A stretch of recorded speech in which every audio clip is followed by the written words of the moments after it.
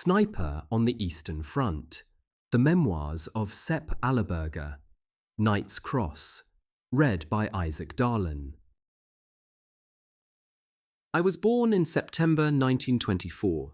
Our home was in a small village on the Austrian side of the Bavarian Alps near Salzburg. On leaving school, I was apprenticed to my father, a master carpenter who ran a small workshop with a couple of employees. Notices of eligibility for conscription into the German Wehrmacht were distributed to our village in the autumn of 1942. It was a red-letter day for everybody. We 12 heroes turned out in our Sunday best. The fire brigade band played a rousing serenade. The Burgermeister delivered a stirring speech mentioning the fatherland and its struggle against world Bolshevism. Afterwards, girls of the Bund Deutscher Mädchen, or BDM, the girls' Hitler Youth, gave each of us a large posy to be worn in the hatband of our Tyrolean headgear, or, if we were hatless, draped over the lapel and left shoulder of our jackets. Then we sat for a group photograph. None of us gave a thought to the possibility of our young lives being cut short in battle. When the war ended, only 6 of our group were still alive. I was able to complete my joinery apprenticeship before my formal conscription into Gebirgsjäger Regiment 144, GJR 144, of 3. Gebirgsdivision, 3rd Mountain Division, in February 1943. The division recruited principally from the Bavarian Alps region. At Kufstein, I passed a sham medical to be declared Kriegsverwendungsfähig, fit for the front, and after the usual entry formalities, received my uniform issue and reported 10 days later to the infantry depot at Mittenwald, west of Berchtesgaden. When I completed training 6 months later, I was a qualified SMG gunner. Never once throughout the basic course did I ever hear the term sniper as a tactical component in infantry warfare as waged either by ourselves or the Soviets, although mention was made of male and female Russian sharpshooters who tended to fire upon us from positions rearward of the front line and who were the primary target for machine gunners. The training was hard, and the discipline, though lacking the chicanery which had characterized it pre-war, allowed no time for innocent loafing. The new recruit had to be brought to the peak of physical fitness and weapons handling. Instructors with front experience were at pains to pass on their practical knowledge. They knew the risks for the newcomer to the front.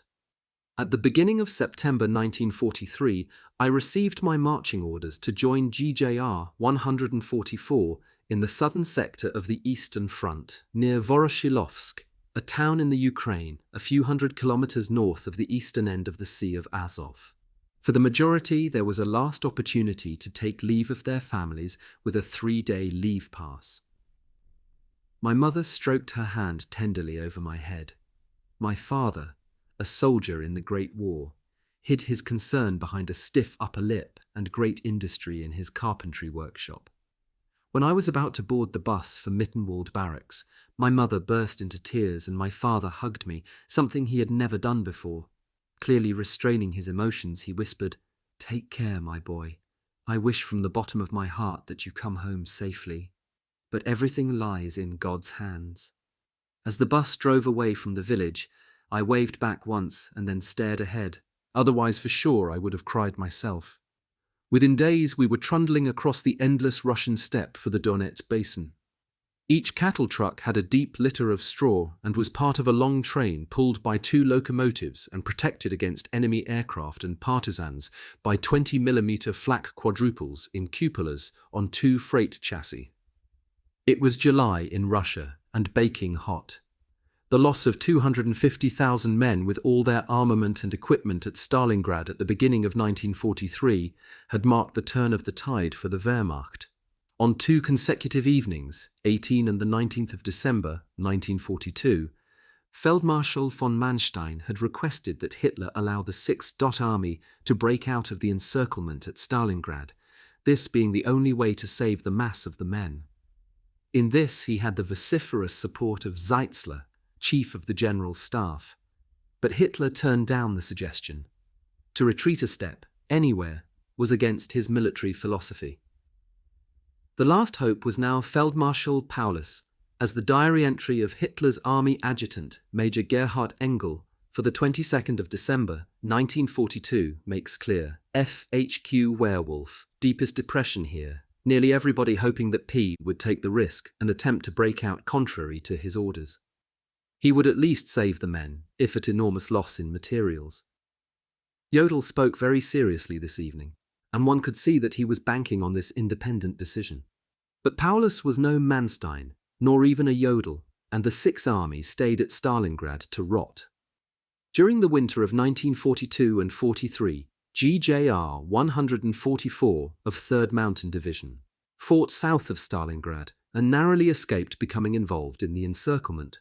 After murderous winter fighting at Milorov and breaking out to join the new front at Voroshilovsk, the regiment had been reduced to a quarter of its authorized strength. The regiment dug in and was reconstituted with men and equipment over the next 6 months. During this rest, it was fortunate to be confronted by little more than nuisance raids, from which the odd skirmish resulted, the occasional artillery barrage and Russian sniper fire. The latter claimed its victims, particularly among new arrivals and the inexperienced. Most of the time the Germans were helpless against the sniper phenomenon due to the shortage of heavy weapons. It was a relatively rare occurrence that a sniper was located and engaged with medium infantry weapons such as mortars, MGs, or the rare PAK anti-tank gun. The German side suffered from a total lack of snipers. I belonged to a group making up the last personnel replacements, bringing GJR 144 to full strength. For 3 weeks, 3rd Mountain Division had been watching with alarm as the Red Army, strengthened by supplies of new American weapons, was equipping for a new offensive in the Donetsk Basin and the Ukraine, and so every new recruit arriving at Voroshilovsk was extremely welcome. Upon our arrival, we had the fortune to experience our baptism of fire immediately. Without having an opportunity to acclimatize, we were pitched into the extremely bitter and bloody fighting in the Redkiner Gap a day after arriving. We had been dealt a bum hand from the bottom of the pack, and for the remainder of the war, 3rd Mountain Division was used purely as infantry, always present at the hotspots of the fighting in the southern section of the Eastern Front. Our losses were enormous, and in the final reckoning, exceeded by several times the authorized personnel strength. The Donetsk Basin, with its extensive coal mines, was an important supplier of raw material. This ensured it was a focus of great interest to the opposing belligerents. The mines, with their huge gallery systems, had not been investigated and mopped up during the German advance. Whole Soviet battle groups lurked underground, allowing Wehrmacht units to pass overhead. Wherever they were in a position to do so, these Russian forces would appear suddenly, as if from nowhere, to attack the German line from behind. Such encounters developed into fearsome hand-to-hand engagements, which often spilt back down into the galleries. With great energy, the Soviets had already breached the German line and were now attempting to widen the bridgehead. The 3rd Mountain Division commander considered the situation to be so dangerous that he launched an immediate counterattack without prior preparation or the regrouping of his forces. This succeeded, but amounted to a Pyrrhic victory. At first light on the 18th of July 1943, we Jaeger moved stealthily towards our forward trenches. Tension and nervousness etched into hard facial features.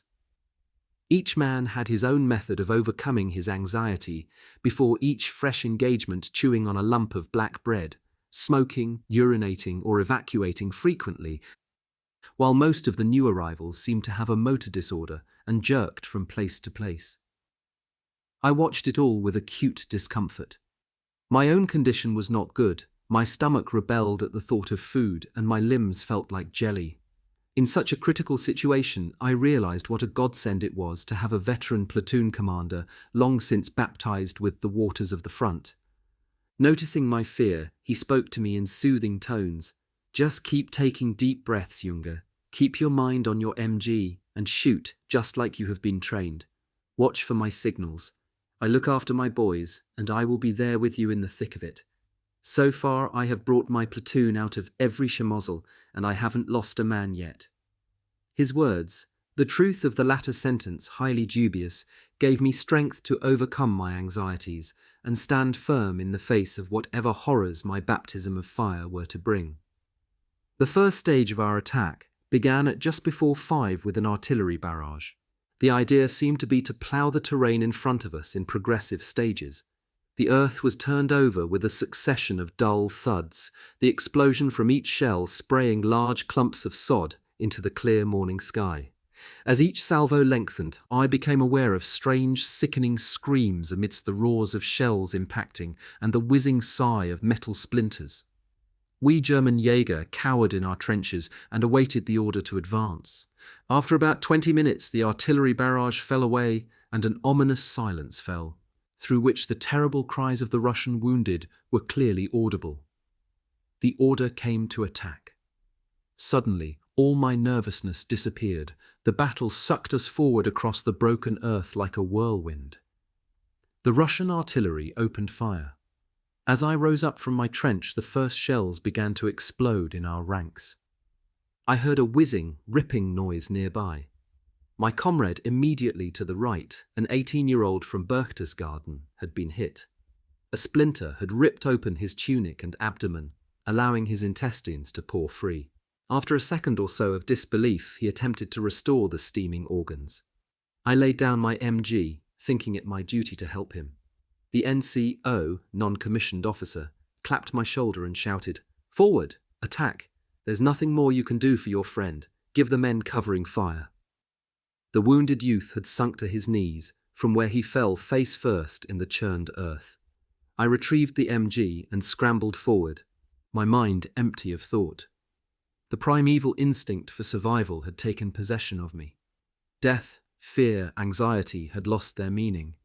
Shoot, reload, move forward was the only reality. Seek cover, search for the enemy like an animal of prey. Within me, a strange metamorphosis was taking place. The lowbrow who had risen from the trench would, during the next few hours of violent battle, become an infantryman, better still a warrior in the original sense of the word. Fear, blood, death were the ingredients in an alchemy that intoxicated and drugged its participant. It marked the end of my personal innocence and swept away all visions and dreams of my future, swept away my life. I was being forced to kill.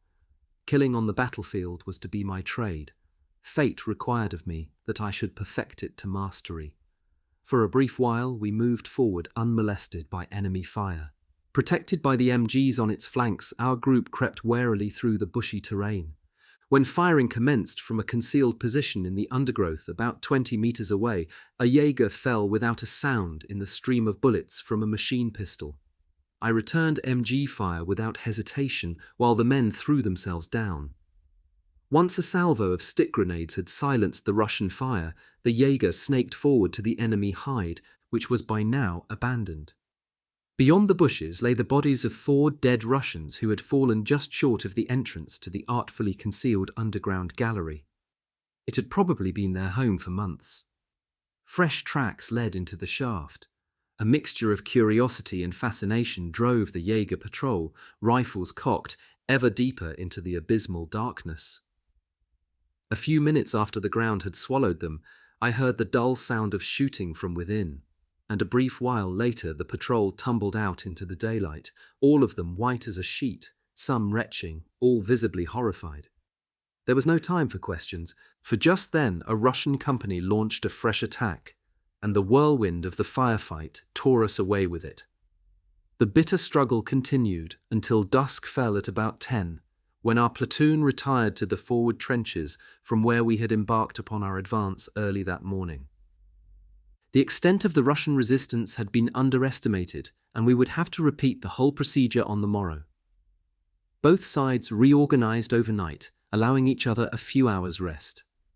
The pause was also used to distribute ammunitions and rations, and bandage the walking wounded still able to fight. I considered it a minor miracle that I had spent the day without incurring a scratch, in contrast to many of my comrades. Squatting with a chunk of bread, a tin of sardines and a cigarette, we reviewed the events of the day in brief snatches of conversation. I asked about the occurrence in the underground gallery. In pithy sentences filled with undisguised disgust and horror, The two surviving Jaeger told their story. It involved an event, irrational and incomprehensible, such as often occurs in war, which gave us an insight into the type of enemy, the type of human beings, if you could call them such, that the political commissars were. Gingerly feeling their way forward through the gloom, our patrol had progressed about 50 meters, when they came to an ill-lit alcove around which wafted a bestial stink.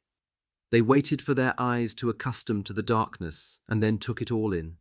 In one corner cowered two Russian soldiers, youths who appeared to be about 16, huddled together for safety.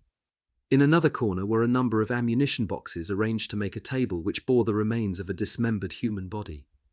The cadaver had apparently been smoked over a fire for preservation and later use as rations.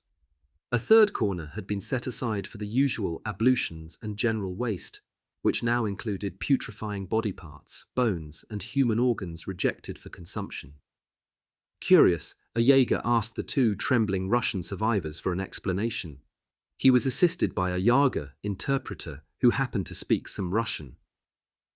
The two young Russians stated that during the Soviet retreat in August the previous year, when German panzers, rolling forward towards Maikop and the Russian oil fields, had overrun Voroshilovsk, 35 Russian soldiers had been left behind, with strict instructions to occupy this gallery unnoticed for as long as possible, or until the Russian counteroffensive succeeded.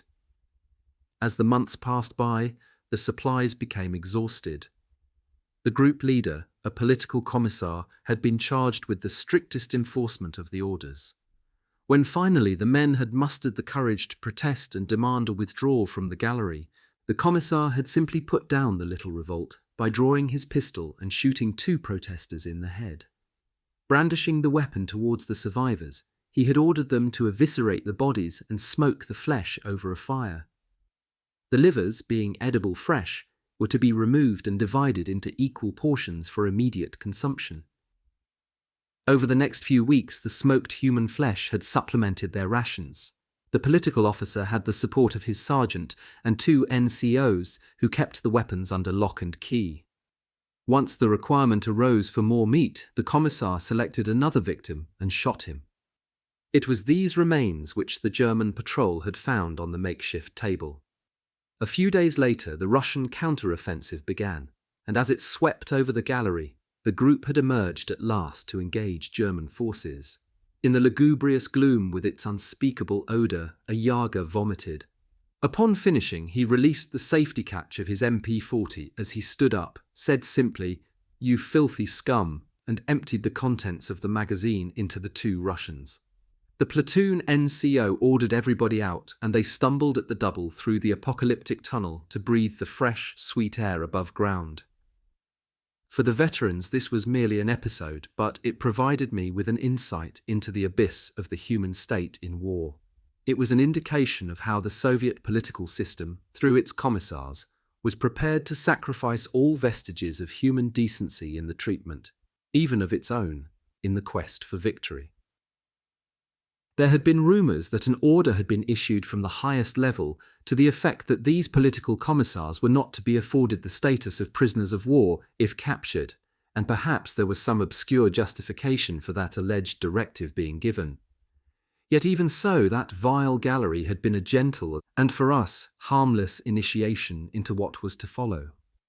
There was no time for deeper reflection. The important things were food and sleep, and precious little time remained before daylight came. Supported by artillery and self-propelled guns, it took us another 4 days to wear down the Russian resistance. We retook the high ground at Voroshilovsk, but it cost us the lives of 650 German soldiers to do so. By the end of these 5 days, I had lost what remained of my youthful innocence. The experience of the fighting to regain Voroshilovsk left its mark on my now pinched features. To judge by my reflection in the mirror, I had aged 10 years. At the outset, my platoon had consisted of 20 men, of whom the NCO and myself were the only survivors. I had lost the feeling for time, anxiety, fear, compassion. I was a living football of events, propelled by the boot of an archaic survival instinct fueled by the interchange of fighting, hunger, thirst, and exhaustion. On the 22nd of July 1943, we re-established the German front line. The Russians fought with a courage born of desperation. Well camouflaged, they often displayed tremendous discipline in the field, refusing combat until within 50 meters, at which distance the survivors inflicted significant casualties in our ranks, and their snipers in particular wrought havoc among the Jager. For myself, I was uncomfortably aware that the SMG gunner at the front was on a suicide mission. The tactical importance of MGs meant that they were pinpointed as priority targets in battle and received the attentions of heavy infantry weapons such as mortars and infantry guns, not to mention snipers. The losses in machine gunners were therefore disproportionately high. The first few days at the front had made it obvious to me that my chances of surviving to my 19th birthday were rather slim and depended largely upon whether I could exchange my work as a machine gunner for another line of business at the earliest opportunity. That same day, I received a splinter wound to the left hand. One accepts such things with cool fatalism as an occupational hazard of war. To my surprise, it gave me no pain and hardly bled. After testing the flexibility of my hand a few times, I withdrew behind my MG to apply a field dressing. My number 2 helped me to quickly wind the thick gauze over the gaping wound. As soon as we had finished, he yelled a warning, "Sepp, ahead, they're coming, shoot, shoot!" The pain did not set in until several hours later, by which time my platoon had been pulled out of the line and could enjoy a little peace. The field hospital assembly point was near the field kitchen. A surgeon, accompanied by several assistants, waited to make a preliminary inspection of reported wounds. I was directed towards a small thatched farm cottage set a short distance from the regimental HQ. Entering the field dressing station, a large marquee, I registered without emotion the groaning, whimpering, a few cries of pain and the smell of raw flesh. One of the Medical Corps NCOs sorted the arriving wounded according to the severity of the wound. A very young soldier was carried in on a stretcher, his now paraplegic body wobbling below a boyish face, from which issued repeatedly the words, "I can't move anything, oh God, I can't move anything." The medic sergeant raised the upper body, which was uninjured, to the front. Between the shoulder blades gaped a wound of 2 hands' width, through which some splintered backbone and rib segments were visible. Carefully laying the patient to rest, he said, "He is beyond help, Junge. With these injuries, death will come as a blessing. Take him to the clergyman in the barn over there." The barn was where the hopeless cases were brought to receive, from a visibly overcome Wehrmacht Catholic priest, the last rites and spiritual help in their final moments. My own injury was classified as minor, and I had to queue to be attended to. There was little privacy. A sergeant was seated nearby, his right arm bound in a handkerchief and stick tourniquet. The hand was attached to the forearm by a few tendons. He was clearly in shock. Whether this was considered a minor injury, I had no means of knowing. My turn arrived after 3 hours. The duty of the medic sergeant was to cleanse and stitch flesh wounds. Without speaking, he removed my dressing, examined the wound for possible foreign bodies, and cleansed it with a sulfonamide solution. A very muscular medic private then seized the arm in a judo hold and turned me to obstruct my view of the wound. Immediately, and without any anesthetic, deftly and with great skill, the sergeant began cutting the wound edges clean before stitching. Still holding my arm in an iron grip, the private advised me, "Cry out quietly, it will help." All my tensions and self-control now fell away, and I became fully aware of the pain. As I cried, I gave vent to my fury at all the inhuman experiences I had endured over the last 5 days. The wound required 14 days convalescence. I was sent to regimental reserve, where I could perform light duties during the healing process. GJR 144 had suffered heavy casualties and was in the rear at Voroshilovsk for replenishment in personnel and material. As an apprenticed carpenter, I was assigned to the regimental arsenal and given the job of sorting through a mountain of captured Russian weapons. In the second week of my convalescence, I worked at repairing the stocks of damaged German carbines. In the relative quiet and safety of the rear area, I determined to accept the first chance that offered itself to avoid being returned to the front as an MG gunner. Who knows what quirk of fate operated that I should discover in that great heap of Russian weapons a sniper's rifle which had been captured by my company and, overlooked, had not been sent on to the rear collection centre. It was a Moissin Nagant 91/30 model. At once, I petitioned the chief armourer for permission to practice with the weapon. There was Russian ammunition available in plenty, and the far-sighted warrant officer said, "Show what you can do. Perhaps you're a born sharpshooter. We can use men like that to keep Ivan on his toes. You know yourself how their snipers make our lives a misery." I grasped the opportunity gratefully, and that same evening began to practice. After a few days, I found that my aim was unerring. Apparently without effort, I could hit a matchbox at 100 meters and the wooden lid of an ammunition box with sides 30 centimeters long at 300 meters. The chief armourer confessed himself impressed. My wound was healing well, and all too soon my 14 days' convalescence came to an end. With orders to return to my company, I reported to the chief armourer to take my leave of him. Handing me a PU 4x magnification telescopic sight of Russian manufacture, he said, "Sepp, I have spoken to your company commander and told him about your shooting ability. He has no objection to your testing your luck as a sniper. So, Junge, show Ivan what you can do." In the first days of August 1943, I rejoined my company, my Russian sniper's rifle under my arm. When I reported to the company commander, he presented me with the wound badge in black and a citation saying, "Allerberger, don't think it's all behind you now. That was just a foretaste. Whatever else you do, remember to keep your arse down, particularly as a sniper. Now fall out and get Ivan annoyed." The front was relatively quiet, activity being limited to the occasional minor artillery duel and skirmishes with reconnaissance patrols, although the pressure from Russian snipers was enormous. It was very dangerous to expose oneself momentarily, and despite the greatest precautions, they regularly found a new victim. My company commander was a very open personality, convinced of the advantage of having his own team of snipers, and who complained bitterly at the lack of them. His was not a generally held opinion. Many officers considered the sniper to be no better than a blackguard, and his craft a dishonourable and perfidious form of warfare, and thus refused to have any. An officer of 3rd Mountain Division set out his objections in his memoirs thus. Was he perhaps one of those marksmen who at daybreak or dusk slunk out and lay still, his gaze like that of a cat observing a mouse hole, waiting for a shoulder, a head to appear, just for a second but long enough? A shot cracked the stillness. From a hand slowly losing its grasp, there fell an empty fruit tin, the basic need which cost a man his life. Is that warfare? In the Second World War, a major problem for soldiers on active duty living rough in a confined space such as trenches was the disposal of solid excrement. It was frequently not possible to dig some form of latrine trench, and so the practice of infantrymen was to have a personal camping loo, usually a large tin, which would then be emptied over the trench parapet. This action tended to expose some part of the body, and an enemy sniper would have no hesitation in accepting the opportunity to fire a bullet into it. The lines written by the 3rd Mountain Division: "Officer, do not reflect reality." When night fell over the respective trenches, it did not bring with it a truce. Patrols tended to wander abroad at night into no man's land.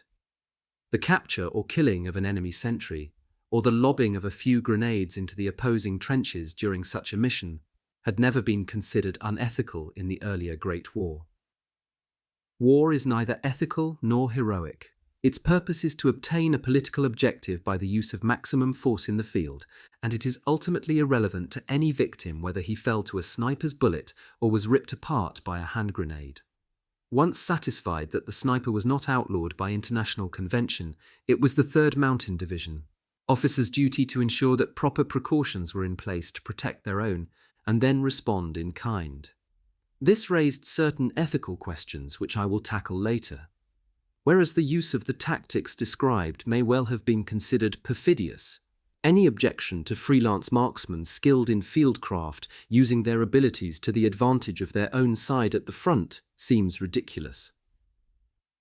I had managed to shed my suicide job as an SMG gunner. I was now directly responsible to the company commander, and as the situation at the time was one of defending the trenches, I was given free rein to fire at whatever target I thought fit. By instinct, I did the right thing, and on the first day went from trench to trench interviewing colleagues on their impressions of enemy activity, and in particular about anything observed in the adjacent 300 meters of no man's land. Everywhere I was met with a sigh of relief. "At long last a sniper, show them Sepp!" An MG platoon commander took me by the sleeve and led me to a sap. For protection, the forward edge of each trench had a parapet of logs. Through a small chink between two sturdy logs, he indicated the lie of the Russian trenches and told me, in no man's land ahead of their lines there is a sniper. He has been there several days. He shoots at absolutely everything. Look, he even holed the cooking pot we raised above the parapet. Think you can get him off our backs? 1. Here is Adjutant Bay Hitler, 1938-1943, Aufzeichnungen des Majors Engel from the Quarterly Journal of the Institut für Zeitgeschichte, or CFZ, number 29, Deutsche Verlagsanstalt, Stuttgart.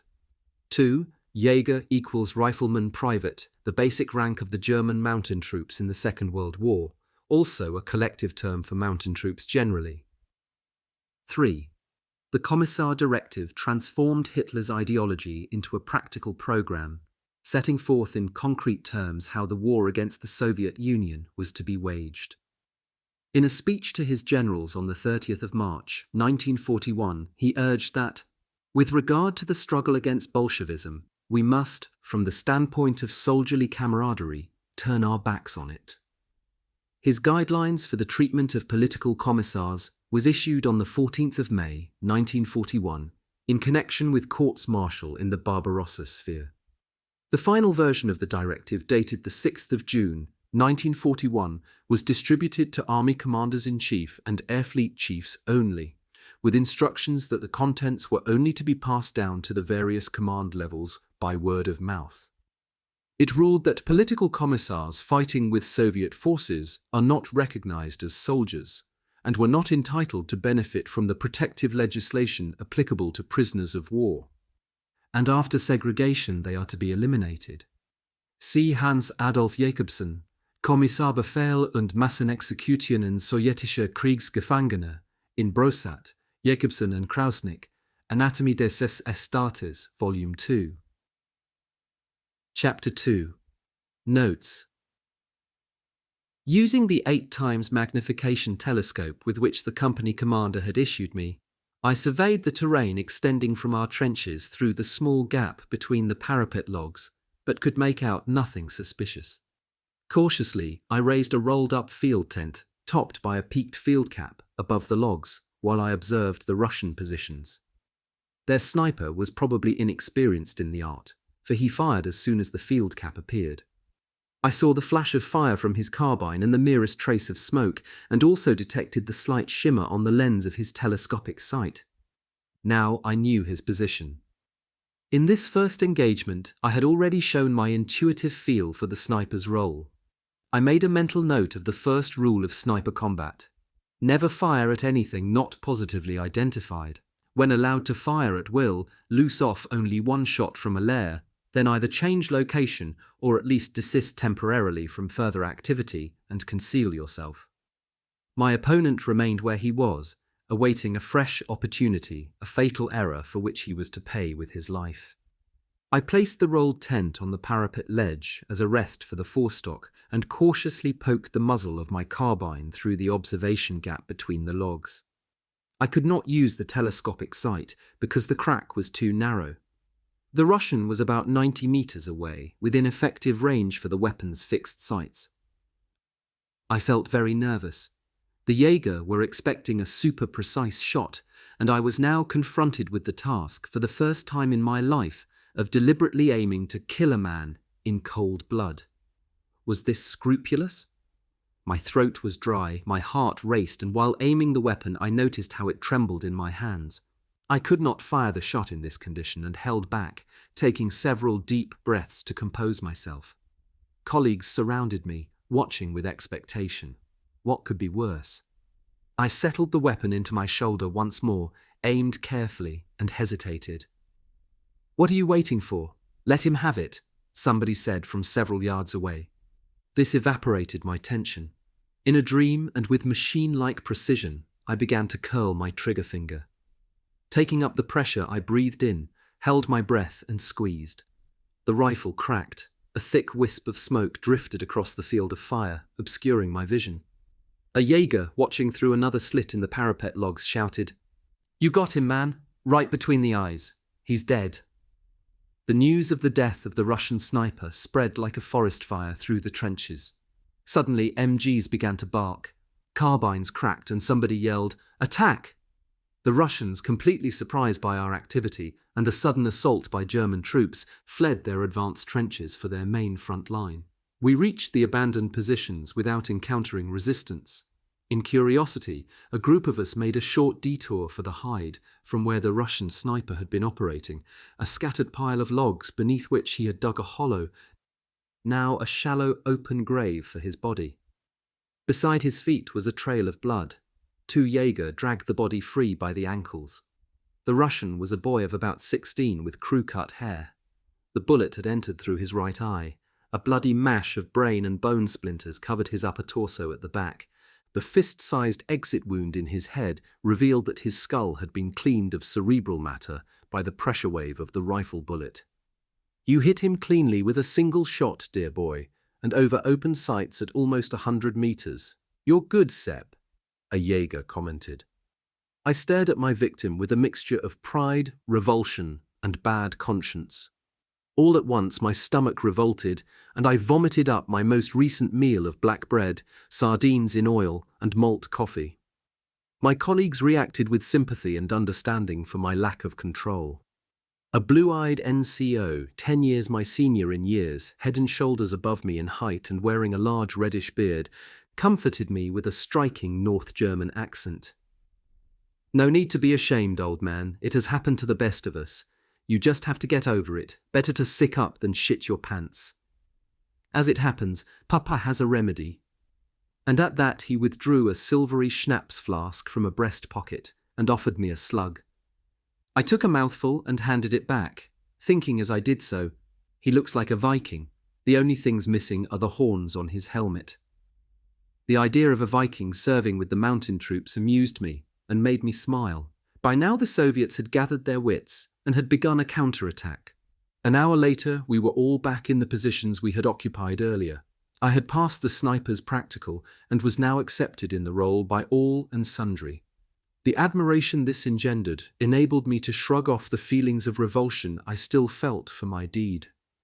I made a mental note of the second rule of sniper fieldcraft. War is a merciless system of killing and being killed. In action, sympathy for the enemy is ultimately suicide, for every opponent whom you do not kill can turn the tables and kill you. Your chances of survival are measured by the yardstick of how you compare in skill and objectivity as against your opponent. This was a principle to which I remained true throughout. If I had an enemy in the crosswires of my telescopic sight and a finger on the trigger, his fate was sealed. That same day, I killed 2 other careless Russians. In youthful pride at my success, I used my pocket knife to make 3 notches in the stock of my rifle, a ritual I kept up while I had my Russian sniper rifle, and not until the death of a fellow sniper in action a year later did I abandon this suicidal habit. The same day, the Spice, Company Sergeant Major or CSM, told me that every kill claimed required a witness in the shape of an officer or NCO with the company command. Those kills outside offensive and defensive maneuvers in the fighting for trench positions would not count. I had to keep a small pocketbook listing my kills, and these also had to be confirmed by an officer or NCO.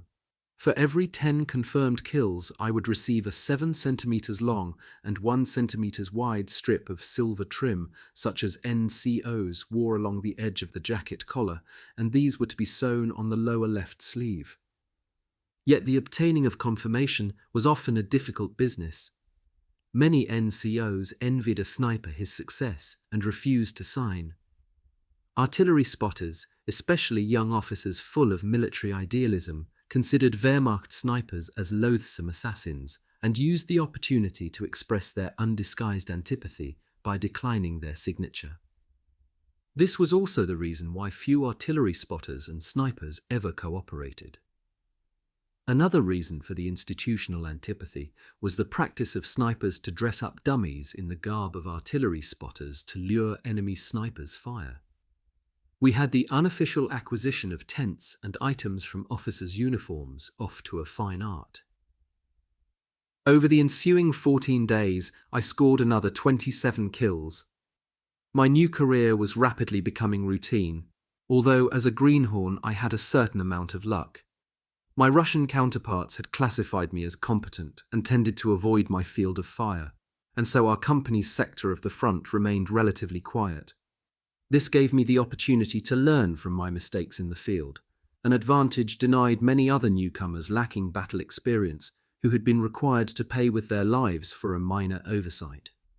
On or about the 18th of August 1943, the long days of waiting came to an abrupt end.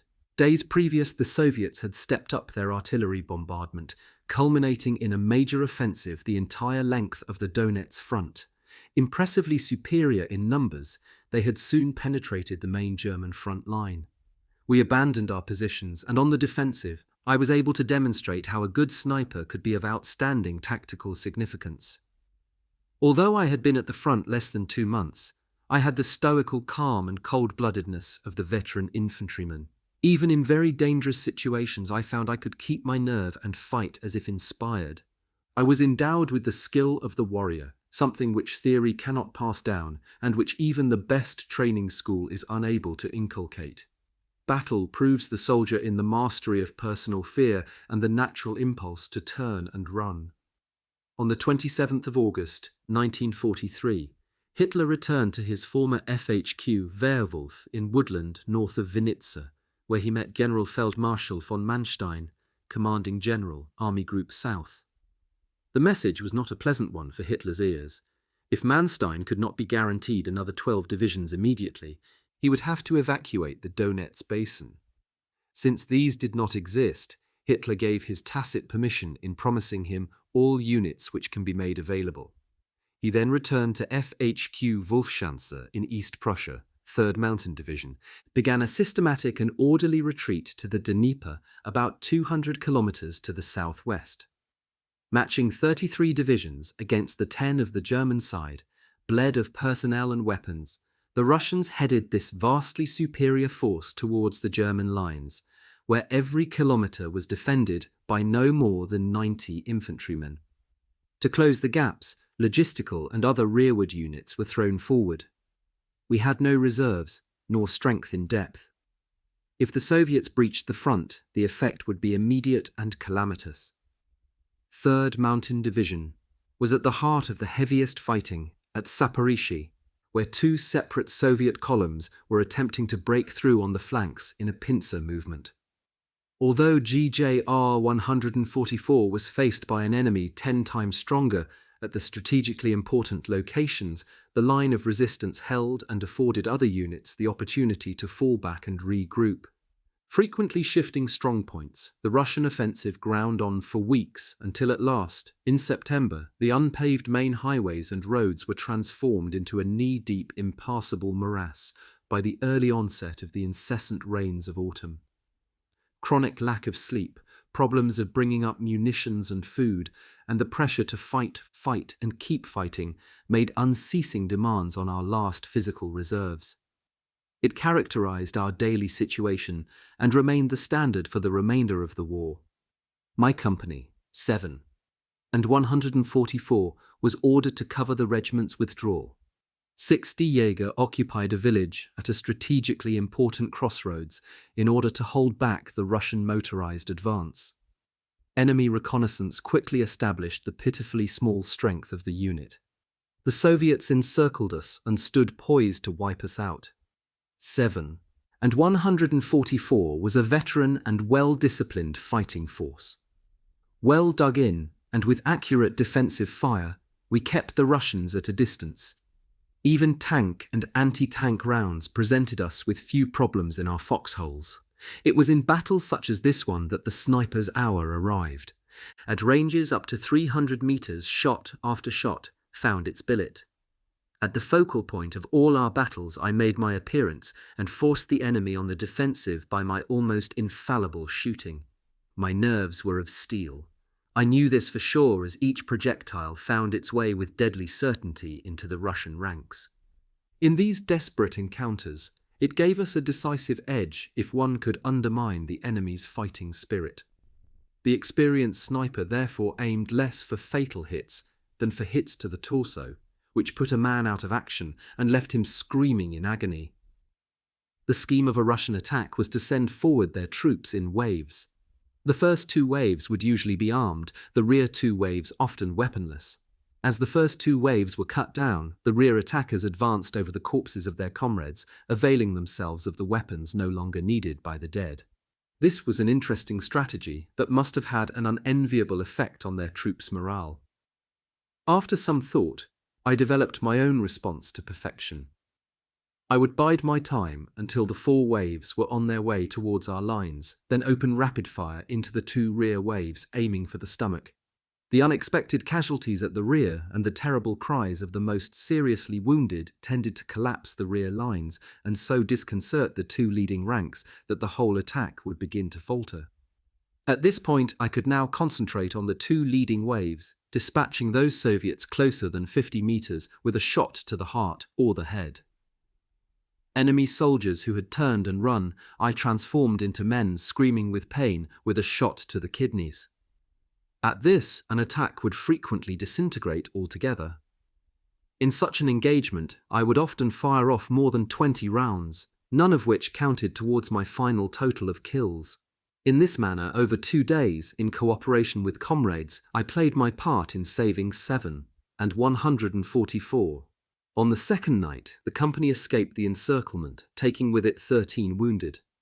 I held the rear, keeping the pursuers at a respectful distance with accurate sniper fire, until, at first light, we re-established contact with our main front line. The question of ethics and honor involved in my tactics is open to question, but against such an enemy as the Soviets, who had no hesitation in slaughtering the prisoners they took and outnumbered us 10-1, I considered it justified in the circumstances. Reaching the precarious safety of our battle line did not mean that we could have a good rest. At daylight, the Russians attacked anew, although they seemed cautious. They had a new ruse, sending forward 3 T-34s supported by infantry, and from cover we listened to the monsters trundling in our direction. I had dug a hollow along our defensive line of improvised positions, which the infantry had done their best to camouflage. At about 150 meters from our trenches, the leading T-34 jolted to a sudden stop. The turret rotated with an audible hum, and the gun swept the terrain as if sniffing for us. When the turret stopped, the hatch opened a few seconds later. I aimed the crosswires of my telescopic sight at the lid. A head protruded 2 hands' breadth above the rim, and a pair of hands raised binoculars to the head's eyes. I had calibrated my weapon on a pinpoint at 120 meters. If he raised himself much higher, I would be bound to score. In this situation, it was absolutely essential that the shot was good, for it would signal the firefight to begin.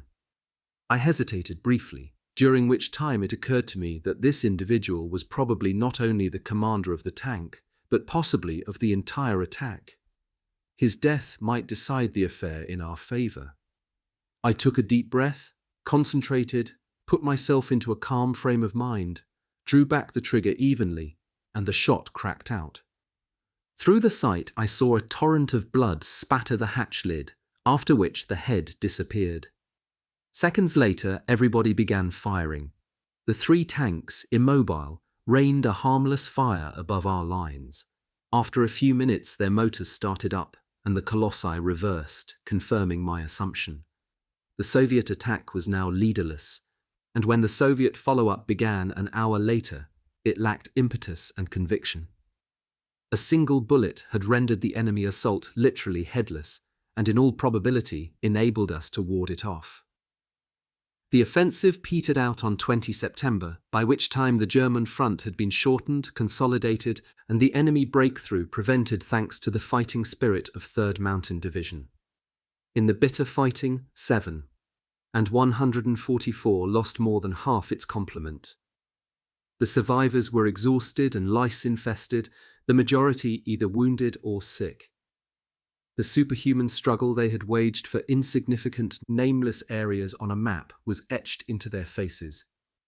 Personally, I had come through unscathed, except for the lice, and diarrhea occasioned by a recent staple diet of salted gherkins found in an outhouse on a Russian farm.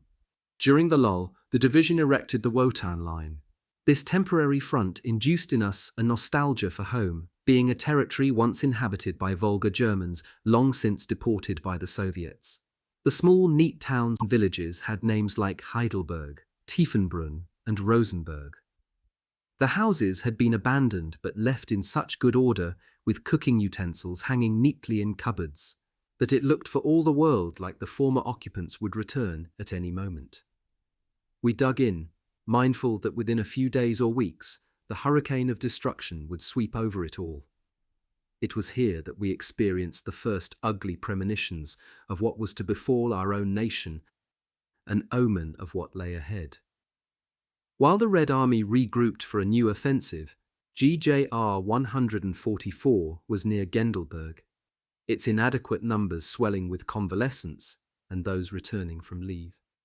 The supply of weapons and ammunition to us was well below expectations.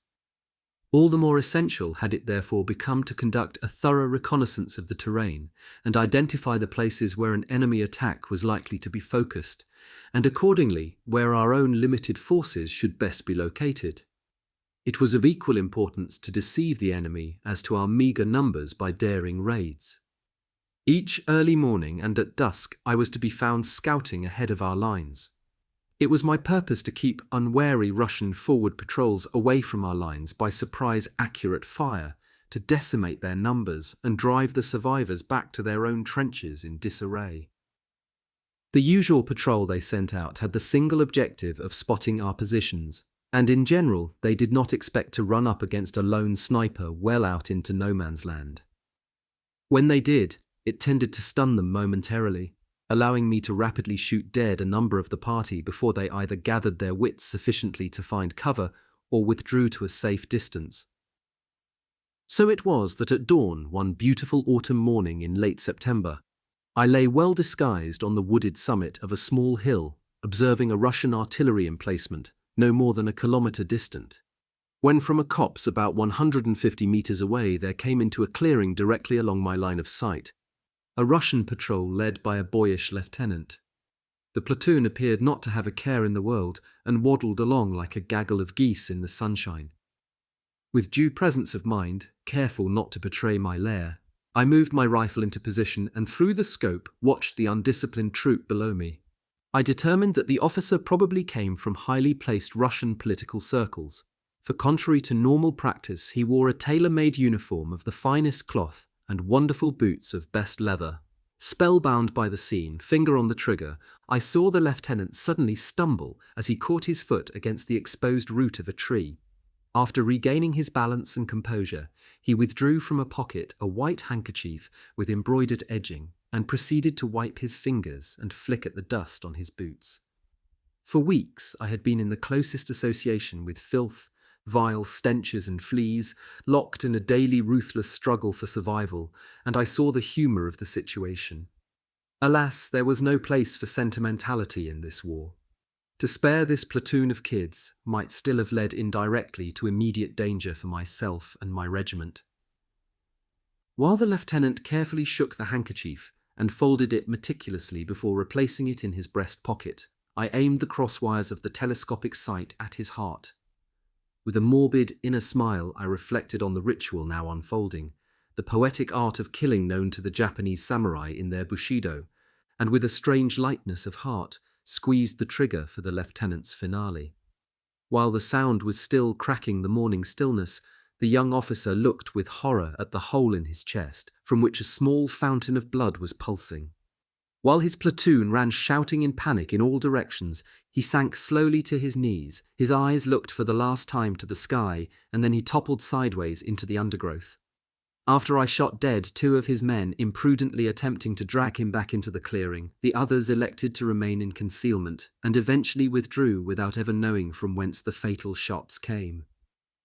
I knew, of course, that my lair had outlived its purpose and, like the phantom of the woods, quickly made myself scarce.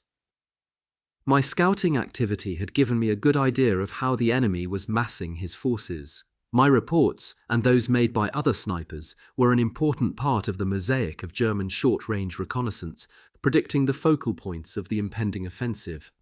At 8, on the morning of the 26th of September, 1943, hundreds of lightning flashes lit the eastern horizon with a diabolical light. A growling howl neared the German positions and swelled to a deafening roar as the abyss of hell opened.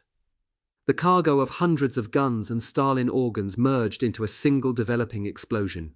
The air sighed with splinters and flying chunks of earth. Gas and dust made it difficult to breathe. As the first wave of explosions died away, a maximum of self-control was required as we heard the shattering screams of the wounded and mutilated. We cowered into our trenches and foxholes as deeply as we could. Some offered prayers or silent petitions for mercy, others grabbed at hysterical comrades bent on making a run for it in the open. Under the impact of high explosives, the earth trembled. The air developed into a suffocating mix of dirt, gases, and metal splinters. Helpless as a child, I assumed the fetal position in my foxhole. A gigantic explosion nearby deafened and confused me momentarily. I looked up to see a great shower of earth and a dark object flying towards me over the trench parapet. Instinctively, as I ducked my head, the object thudded down in the filth. I recoiled in horror. The steaming remains of a comrade from the adjacent trench, a torso without limbs, its chest, neck and face ripped by metal splinters into a bloody amorphous mass, had come to join me. The mouth of the thing, surprisingly unhurt, began to groan, and a guttural voice spoke as if from another world. What happened? Why is it so dark? Why can't I feel my body anymore? Unable to understand, the stumps of the upper arms shrugged helplessly. Help me, the remains implored with a gurgle. Panic seized me.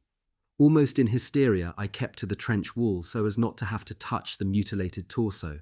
The moribund object began to cry, but in answer to my prayers, he soon died. Deaf to the hellish backdrop of tank guns and mortars, I attempted to compose myself, for the infantry attack was imminent. As abruptly as it had begun a half-hour before, the barrage stopped, to be replaced by the rattle of tank tracks and the hurrah of the approaching Russian infantry. In a split second we emerged from our shock. While medics attended the seriously wounded, those of us still in a condition to fight raised our rifles to the trench parapets and returned the Russian fire. With deadly accuracy, round after round from my carbine found a billet in the ranks of the attackers. The barrel grew so hot that the anti-rust grease melted and dripped over my fingers.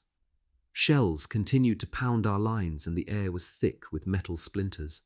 I was mobile, moving from trench to trench, always seeking cover, snatching ammunition from dead Russians who had almost made it. Along a small sector of the front there seemed little sense to it all. Our objective was mere survival. The individual soldier knew nothing of the greater scheme in which this Russian offensive was linked to their attempt to break through our lines at the lower Dnieper. For 8 long days the battle raged, constantly switching between attack, defense, and counterattack. German companies and regiments melted away, lacking reserves. The dressing stations worked day and night. An unending chain of buckets full of human tissue and amputated limbs made the trip to waste trenches behind the operating tents. Hundreds of men waited for their turn under the knife, groaning, crying, dying. The medics were quite ruthless in segregating out the hopeless cases. Some met death in a state of morphine intoxication, but the majority died alone and in agony. Many of the most hopeless cases were put out of their misery where they lay, if the danger existed that they might fall into Soviet hands, for the enemy practiced diabolical tortures of the wounded as a matter of routine. It was in this environment, as a youth of 19 years, that I lost what remained of my innocence. I determined to sell my life as dearly as possible, and in doing so developed an extraordinary professionalism. I kept my nerve where others succumbed to panic. I used my sniper's rifle as a surgical weapon with deadly precision. I had the feel for battle, knew the rhythm of defense, cover, attack. My lack of fear for injury and death amounted to a state of mind that one calls bravery. It is one of the strange things about war that a few soldiers appear invulnerable to serious injury or death. I was one of these, and there can be no doubt that Hitler also had this same gift of avoiding serious injury at the front, living a charmed life in the trenches of the Western Front from 1914 to 1918. On the 4th of October, 1943, the fighting abated, allowing our exhausted and much reduced force a few days to regroup. 5 days later, the Red Army resumed its attack on what remained of 3rd Mountain Division, which it outnumbered by 20-1. The obligatory artillery barrage began at 10 in the morning. 400 batteries and 220 Stalin organs pounded our lines, with 15,000 exploding projectiles per hour. The division went to ground, and when it stopped, men came forth like zombies out of the steaming sulfuric air and churned earth surrounding their positions. In despair, they readied themselves, each Jaeger a true soldier hewn from the granite rock of self-control, battle experience, dourness, and determination to come through. Like a flood wave, the Russian soldiers of foot came towards them. Their reserve of expendable men seemed inexhaustible, while the Wehrmacht units, composed of all there was and no reserves, shrank ever smaller. The Red Army grew ever larger. In this, it was helped, in no small measure, by the Japanese decision not to pressurize the Siberian frontier and so allow its defenders to be transferred to the Russian Western Front. Moreover, every male aged between 14 and 60 was conscripted without exemption. Many of the units were intended as simple cannon fodder, being stuffed into an army greatcoat over their civilian clothes and given 2 days weapons training. So hasty was this process that there were insufficient arms to go round, and there came into being the tactics whereby the leading attack wave would be armed with rifles or machine pistols, while the rear waves left the trenches unarmed, being required to pick up the weapon of a fallen front wave soldier on the traverse towards the German lines. The danger in this proceeding must have been obvious even to the simple-minded, and the Russian Army Command solved it by having NKVD Secret Service troops, the secret police, on hand to forcibly clear the trenches at the word of command. During this attack, I witnessed at first hand how the Russian waverers and doubters were simply shot down from behind, while the others headed for the German lines, as if confronting nothing more worrisome than a heavy shower of hail. For us, it was a rabbit shoot, the terrain before us a killing field of indescribable size, with walls of Russian dead and seriously wounded, the corpses piled up, often towering higher than the height of a man. The rear-wave attackers had to climb up the dead, who were incidentally useful as bullet traps since they provided cover, and prevented us continuing to fire into the rear ranks. Sometimes the dead were stacked so high that the attack would begin to peter out, and tanks had to be brought up to plough a way through, no consideration being given to the screams of the wounded during this activity. The tracks of the T-34s squashed down the cadavers, cracking bones like dry twigs. It was like watching bulldozers flattening a rubbish tip composed of a humanity, some of which was still living, and screamed and cursed in its death agony. The battle escalated. When some of the attackers finally got through after we ran short of ammunition, they were repulsed with bayonet and sharpened entrenching tool. Our defense was berserk enough to ensure that by evening the Russian attack, lacking numbers, disintegrated. 1. If this tradition had been maintained, leading sniper Hetzenauer would have had 34 and Allerberger 25 such strips on the lower left arm of the uniform jacket by war's end. 2. 3rd Mountain Division was mainly Austrian and not German. 5. SS Div. Viking, composed mainly of non-German volunteers, made the bitter complaint about having this same firefighter role foisted upon it, giving permanent cover, and so allowing other racially German forces the opportunity to escape. Chapter 3. A Taste of Trench Warfare at Nikopol. I was under the immediate instructions of my company commander, and found myself repeatedly at the centre of the fighting. The distance between ourselves and the enemy, often shortened so swiftly that I put aside my sniper's rifle after a few rounds in favor of the MP40. I always carried the machine pistol slung across my back for those difficult situations in which the front lines dissolved into a general melee. Under 30 meters, the telescopic sight was only of limited use because the visual field it offered was too narrow. Aiming over open sights below the telescopic mounting was also impractical because the sight masked most of the field. These situations were very awkward for the sniper. He had to keep a close hold on two weapons, and because of it ran a special danger of being identified as a sniper and accordingly a priority target. Fighting would die down towards evening, but the tension rarely fell away, for the Russians made no secret of their moves to reorganize, and we knew that a resumption of activity was only a few hours away. Here the sniper was particularly valuable, for with the occasional well-aimed long-range shot, he could force the enemy to maintain his distance.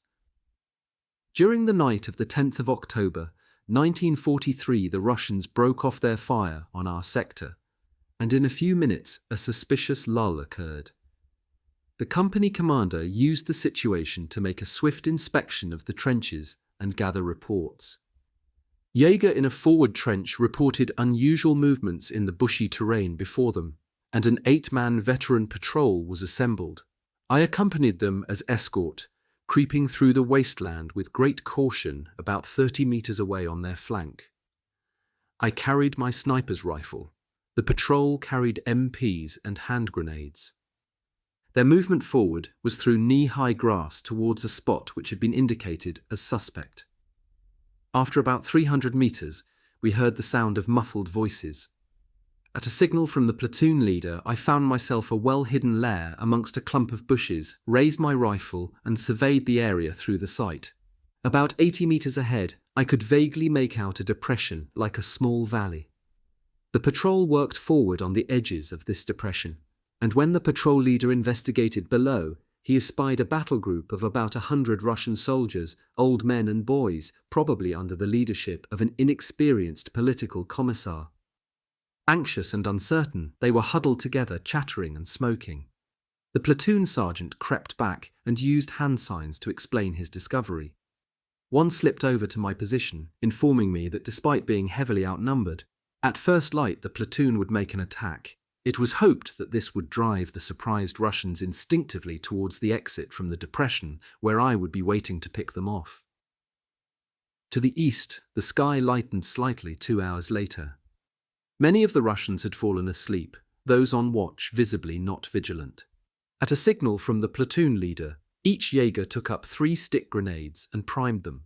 As if from nowhere, the 24 grenades exploded virtually simultaneously among the Red soldiers, who at once broke out in panic. Those who had not been seriously wounded ran blindly in all directions, firing into the darkness, which resulted in further casualties to their own side. The screams of the wounded rent the air. Calmly, the Jaeger aimed and fired their machine pistols into the leaderless rabble. As expected, the Russians slowed towards the exit to the depression and straight into the crosswires of my carbine. It was a routine massacre. Aim at the chest, quickly but smoothly pull the trigger, repeat, aim, fire. Round after round found its goal with deadly certainty. 5 were already dead, sprawled across the grass. When the others hesitated, it gave me time to reload another clip. Before they could recover, the next 5 joined their comrades. The remainder turned back to be met by the MP fire and grenades of the patrol. It moved back and forth like this between the depression exit and the sink for several minutes before the butchery reached its conclusion. We had sustained no casualties or wounded. We left behind us a heap of mutilated bodies and the cries of the wounded and dying. Patrol and sniper vanished without a sound, like spirits of the mist in the grey light of early morning. This brave surprise raid, not without its share of luck, afforded our decimated company a few extra hours of deceptive peace. But at midday the Russian counterblow hit us with undiminished force. With courage born of despair, we held out until evening. The Russians called it off at dusk, and shortly before midnight we learnt that the Russians had finally broken through along another sector of the front and were assembling their forces to concentrate on widening and deepening the breach there. For our company, it meant salvation. We had become so weak that we would not have been able to withstand a single extra day of it. Hunger, exhaustion, wounds and infections had all taken their toll, and we needed rest desperately. For days we had feasted on nothing but salted gherkins and apples discovered in Russian farm outhouses, and the toughest intestines were no match for this lethal mixture. Everybody had diarrhea. We were given a week to take a breather, sleep, clean ourselves and our apparel. Hygiene is an aspect of military good order that cannot be underestimated. During basic training and while in barracks, the Wehrmacht had regular and unannounced hygiene inspections, which included the genital region. These were carried out by a staff surgeon and several medic NCOs. In the dining hall, we paraded and stripped naked. The doctors were especially keen on detecting the earliest indications of sexual diseases, inflammations, and conditions caused by uncleanliness. To have unclean genitals was a disciplinary offense, and if an impending inspection was suspected, no effort was spared to bring the region involved up to scratch. In action, every opportunity had to be taken to maintain bodily hygiene, the alternative being a number of unpleasant medical conditions and tiny unwelcome visitors. On the 21st of October, 1943, the Russians launched a fresh assault. Despite a number of successful holding actions and counterattacks, they gained territory. Throwing the main German battle line into chaotic disorder, contact was lost between units, and a highly unstable situation developed. For me, the picture was totally confused. In my dugout, in a mixture of fascination and fear, I watched two Red soldiers enter a neighbouring trench, whose occupants had run out of ammunition. The first Russian fell when an entrenching tool split his head open, but the other proved himself a fantastic bayonet fighter. With cat-like agility, he parried every effort of the 6th Jaeger to put him down. In the wild melee, I was never able to obtain a clear enough view of the Russian soldier to shoot him, and I witnessed how one after another he disposed of his opponents.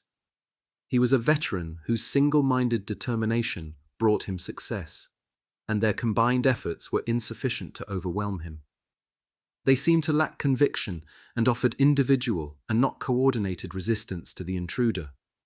It seemed almost as if they went to their doom spellbound. The last survivor put up the best struggle, and this gave me the opportunity to shoot. As the Russian lunged with the final deadly thrust, his face passed momentarily into the crosswires, and I fired. The German infantryman stared almost incomprehendingly at the burst head of the Russian, destroyed by an explosive round. Bone fragments and strips of cerebellum had sprayed the German's face and uniform. A combination of fear and relief at his unexpected salvation seized the man. Inspired by a new will to live, he sprinted for my dugout and made it. This incident exemplifies what is required of the good sniper. More than practical shooting ability, he needs a high degree of self-discipline, enabling him to respond correctly to apparently hopeless situations.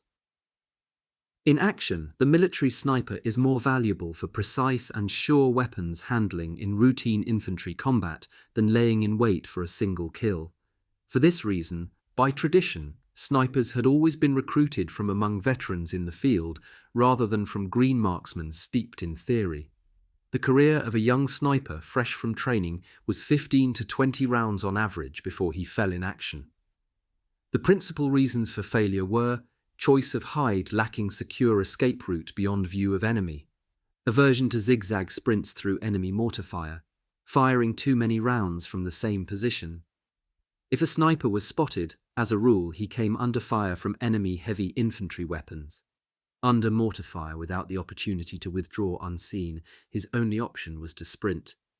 This was dubbed Hassensprung, the hare's jump, and involved suddenly leaping up to dart in wild, irregular zigzags to the nearest dugout.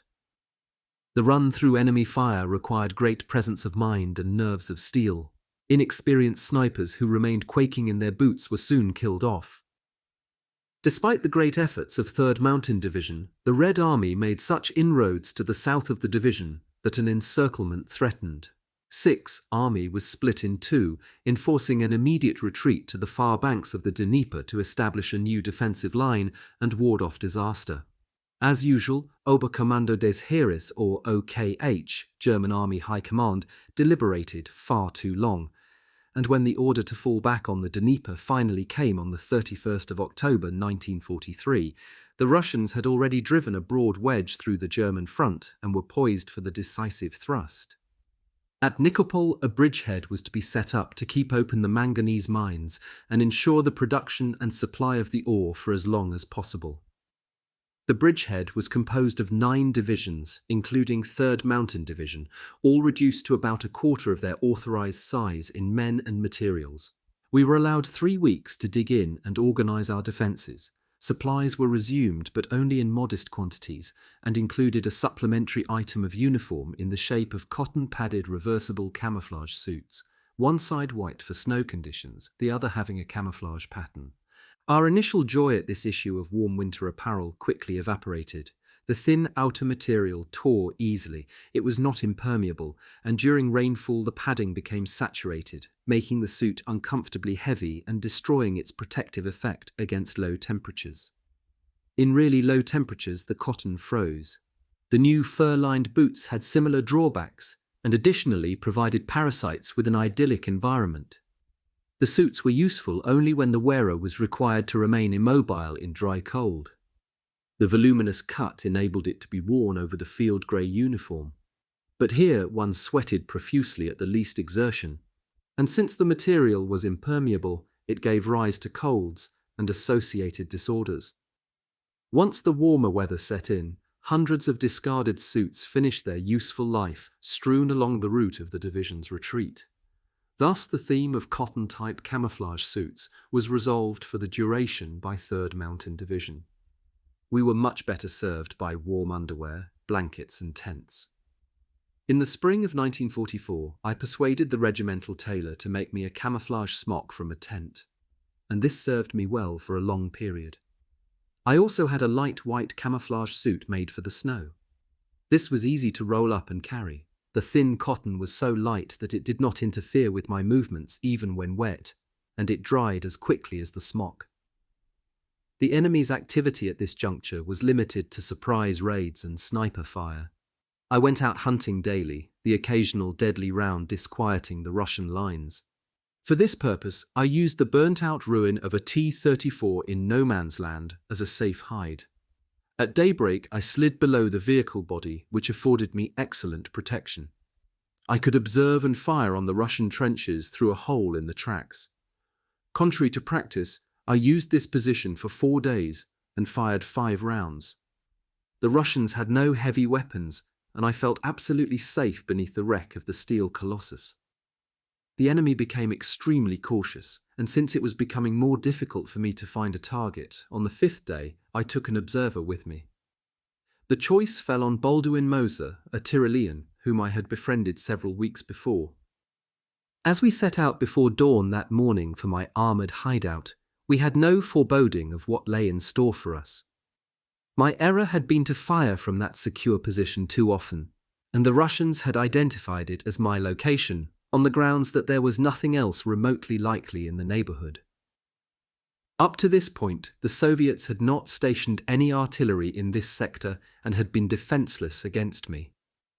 However, in response to their discovery, they had called on a sniper of their own to nail me. He was now lying in wait for his opportunity. The morning sun glinted as it rose above the eastern horizon and threw its first rays across the barren steppe. Balduin and I had settled in below the T-34 and were now carefully scrutinizing the enemy positions for a victim, perhaps one recently arisen from his sack and emptying his fruit tin over the trench parapet without a thought for the possible dangers. Probably it was no more than the merest reflected glint of sunlight from binoculars projected a little too far forward, which alerted the Russian sniper to the fact that our position was occupied.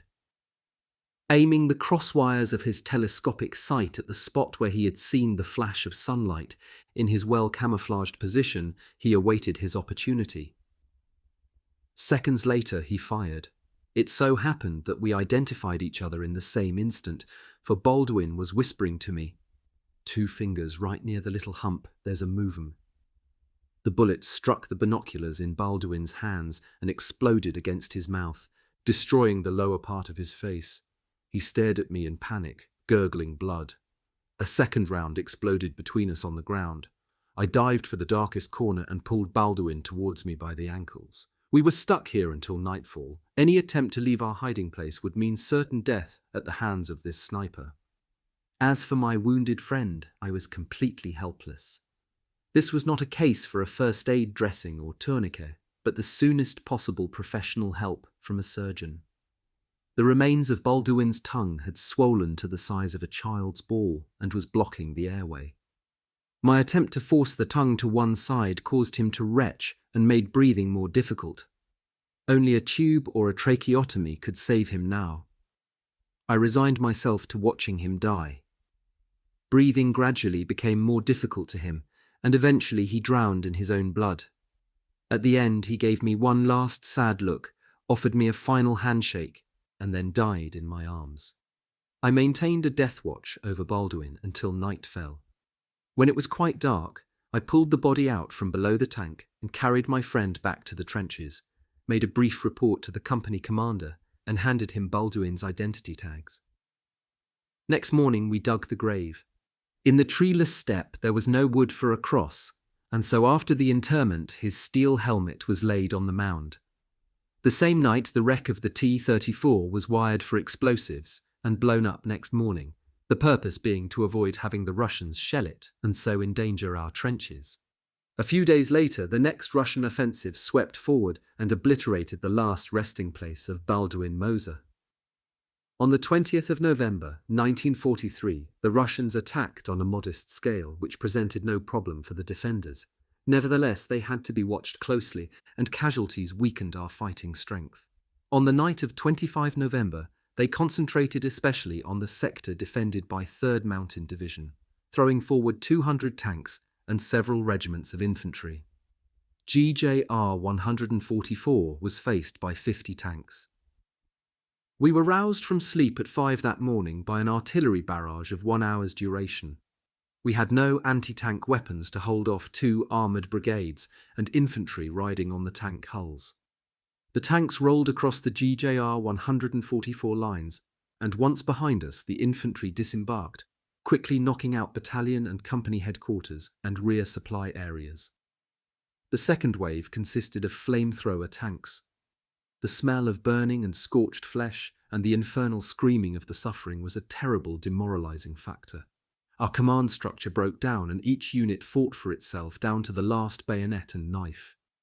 For hundreds of Jaeger, death came in the cruelest circumstances.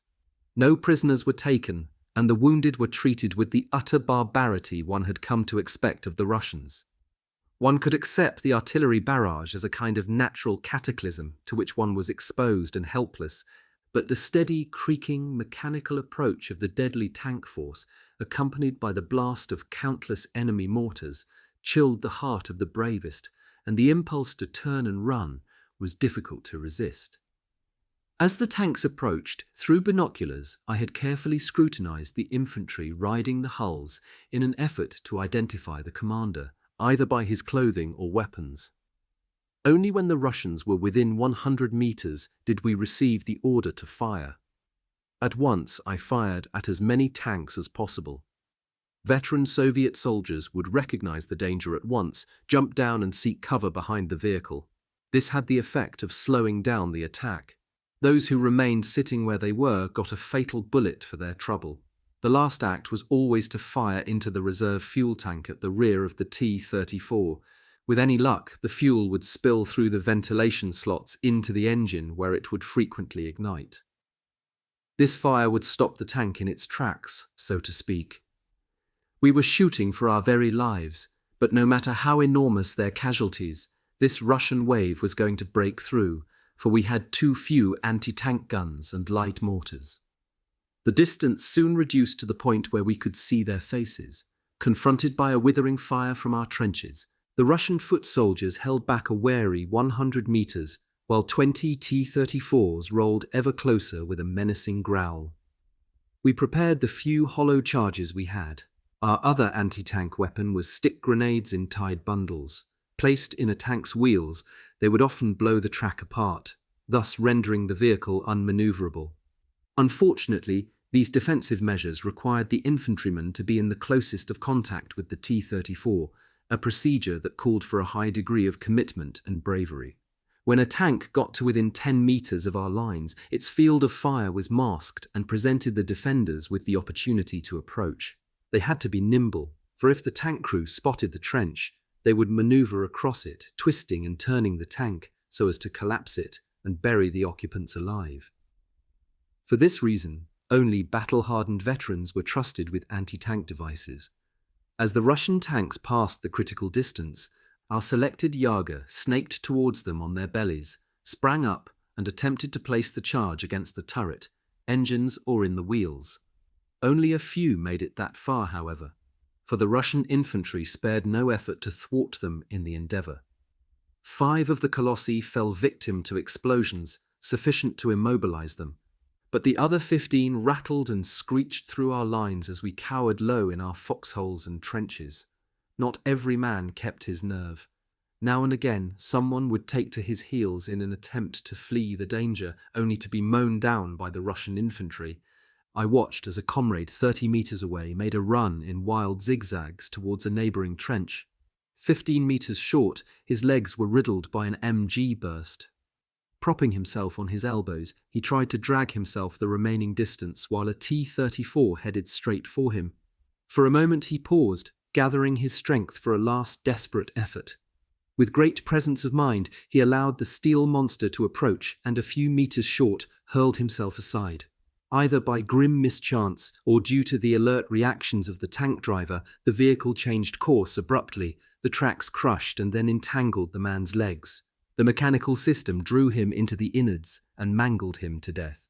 To our bewilderment, having crossed through our positions, the T-34s kept on going instead of turning to sandwich us between Soviet armor and infantry as expected.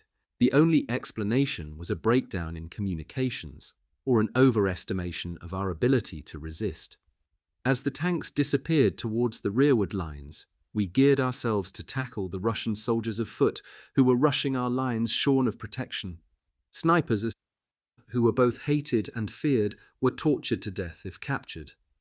Accordingly, at every impending attack, I decided how I would get rid of my sniper's carbine with its telltale telescopic sight should the need arise, and I had prepared a hiding place for it among some ammunition boxes. Shortly before the wave of Russian attackers reached our trenches, I concealed it and took up an MP-40 instead. With a rousing hurrah, the Reds threw themselves upon our positions and merciless hand-to-hand fighting broke out. Driven by a primeval instinct, we embarked upon an orgy of infighting. Here a rifle butt smashed into a face, an MP burst transformed a stomach into a bloody, steaming mass, a shovel edge clove a man's shoulders, bayonets and knives stabbed and ripped. Against a backdrop of death cries, groans, screams, the occasional pistol round, gun smoke, sweat and blood, we abandoned our humanity. Like a sack of potatoes, a mortally wounded Russian fell into the trench. His ribs intercepted a bayonet jab from a comrade, which had been intended for me. The bayonet tangled in his body, and the Soviet tugged to free the weapon a second too long. Pushing the first Russian away from me, I let the second have the full force of my iron-capped mountain boot in his testicles. A crack told me that I had split the pubic bone. Screaming, his face contorted with pain, the Russian fell on his back. I fell on him, pressing my thumbs to his windpipe. In response, he gurgled, eyes bulging from their sockets. From the corner of my eye, I saw a dark shadow lunge at me. Ducking instinctively, my steel helmet took the force of a blow struck with the butt of a rifle. Slightly stunned, I rolled to one side and crossed my arms in front of my face to parry the next jab. A burst of MP fire raked his back, spattering me with blood and ribbons of intestine. As I jumped up, I saw a Russian bayonet stab into the kidneys of the Jaeger who had saved me. In terrible agony, he froze like a column of salt. The rifle of the dead Russian was at hand, and snatching it swiftly, I rammed the iron-ended stock into the face of the third enemy soldier before he could free his bayonet. Blood seeped from the amorphous mass which had once been his face, and it was an easy job to deliver him the coup de grace. Amid this raging carnage, I lost all sense of time, horror, and pity. Shortly before, I had been sprayed in the face with earth when an enemy grenade exploded nearby, and felt a light blow to my nose and jawbone. Only now, as the fighting ebbed, did I taste the blood and become aware of the sticky mass on my face and neck. A handful of German infantry stood surveying a medieval-like battlefield of groaning, crying, dying, and dead soldiers. "Sepp, you've been hit. Let's have a look at it," a comrade said. My right nostril had been split, and a number of tiny metal splinters had lodged in my lower lip, but there was no time to seek medical aid, for with shouts of "Hurrah!" the next wave of Russian infantry was approaching from afar. The few of us still able to fight closed ranks. Gathering up the weapons and ammunition of our fallen, we occupied an earth bunker about 200 meters behind the front line. Prudence dictated that I should leave my sniper's rifle behind in its hiding place. In the ensuing melee, we succeeded in holding the bunker, but another group was not so fortunate. 20 Jaeger had been cut off and were forced to occupy a forward trench, from where they offered stout resistance until their ammunition ran out. The 5 survivors surrendered to the enemy, and we watched as they were hustled away with kicks and blows from rifle stocks.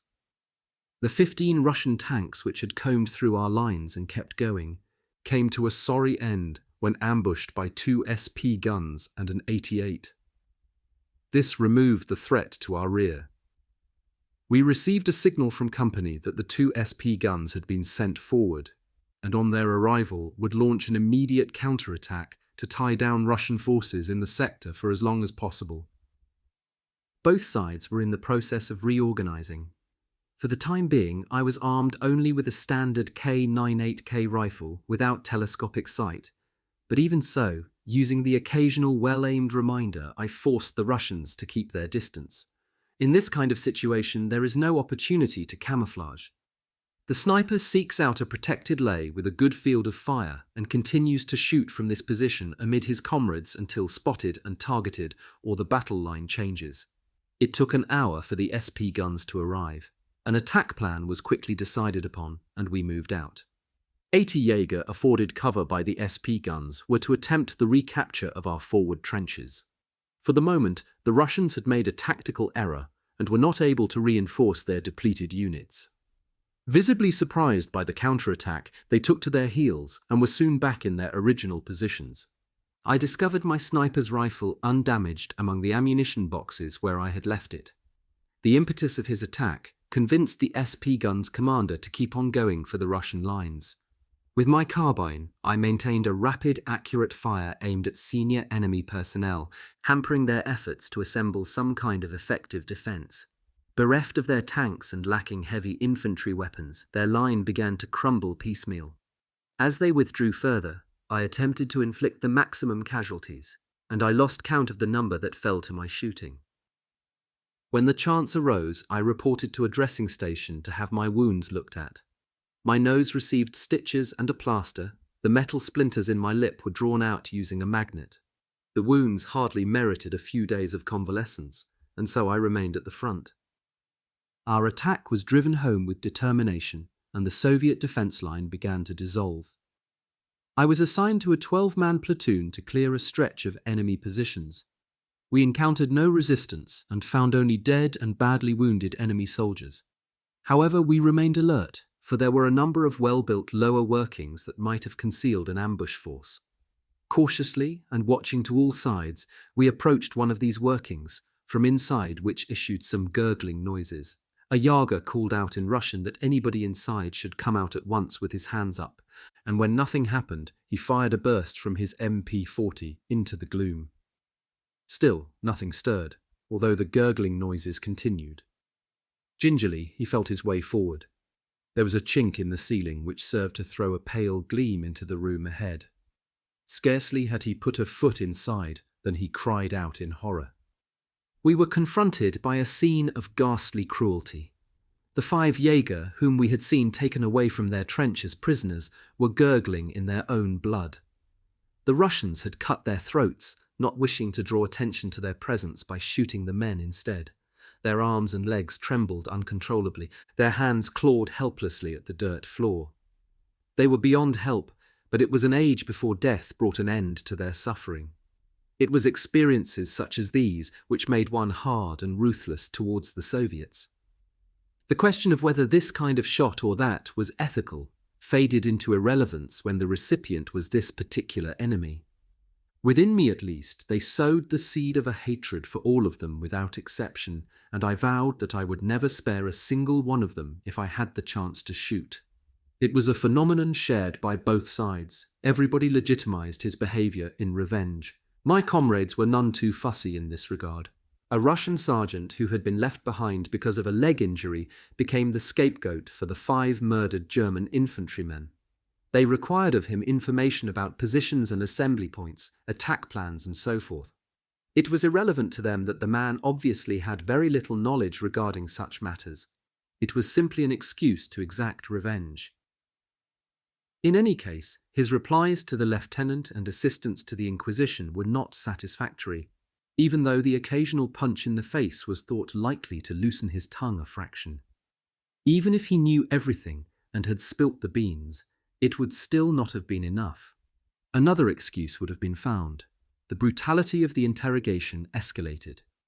Finally, one of the assistants decided that sharpened matchsticks should be driven below the fingernails of the prisoner to make him talk, and the screams of pain this induced seemed to egg on the torturers.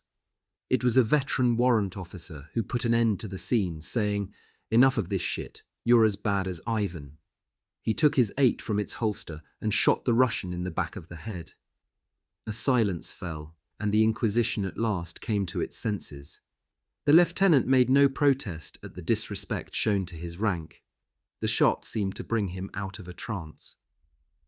While German losses in men and material were never fully made good, the Russians could call upon seemingly bottomless reserves from the hinterland, and on the 19th of December 1943 they unfolded a fresh offensive against the Nikopol bridgehead.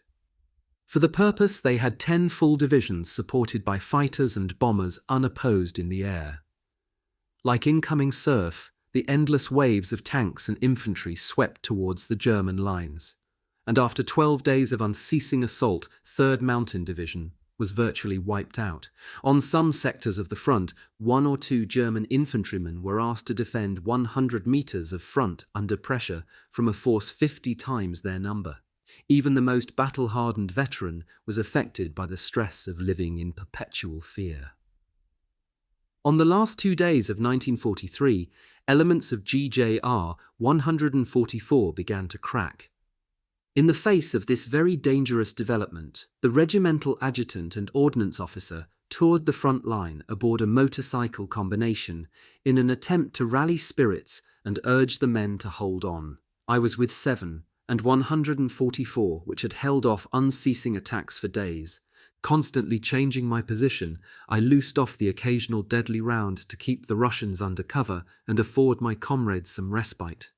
By some miracle, I continued to survive all bombardments unscathed, aware of our horrifying casualty rate. It was when isolated singly, or with only one comrade in a trench complex, the lines of communication and supply having broken down, that panic would suddenly seize the occupants. Anything could be the catalyst: lack of ammunition, the sudden realization that one was totally alone, the loss of contact to the command post, the wounded left untreated, the sight of other trenches being abandoned. Even though I had the invaluable advantage of being at liberty to wander our sector, now and again I felt the almost irresistible impulse to get away from the front line to the relative safety at Company HQ. Whenever I dropped in on a stretch of trench, the relief of the occupants was only too visible. Their garrulous talk and questions as to how things stood where I had just come from had about them the stench of imminent disaster. I found a dugout staffed by a solitary MG gunner. His nerve had gone. "Sepp, take me with you," he begged in despair. "Shit, they don't come for the wounded anymore, and we get no ammunition or food." At that instant we heard the snarl of an approaching motorcycle and watched as its Hauptmann rider laid the machine on its side and sprinted in a zigzag towards us. His arrival coincided with the decision of 5 men in a neighboring trench to give up and head for the rear. Realizing at once that if not nipped in the bud it could start an avalanche, he tore free the MP40 slung round his neck and fired a burst over their heads. The group paused and turned to stare at the officer. They seemed thunderstruck. Suddenly, one of the group raised his rifle and fired, the bullet narrowly missing the captain, who retaliated by aiming his machine pistol at the rebel, lining him up in its sights. "Weapons down and back in the trench, you scum!" he bawled. The men came to their senses. The officer lowered the MP40 but kept it ready. As he strode up to the 5, a Russian mortar bombardment began, forcing everybody low. The officer was in the vacant trench before its former occupants made their scrambled return. 10 minutes later, filthy and exhausted, he arrived at my side as a salvo of light mortars sighed overhead. The 3 of us, the captain, the MG gunner and I, watched as they fell long, exploding into the ground, where they threw up a great spray of earth. A few seconds later, clumps of turf pattered down around us.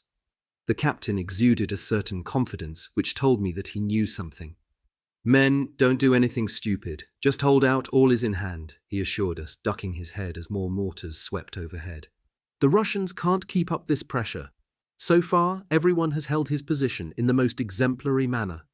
We are in the process of constructing a new defensive line and will soon fall back in good order.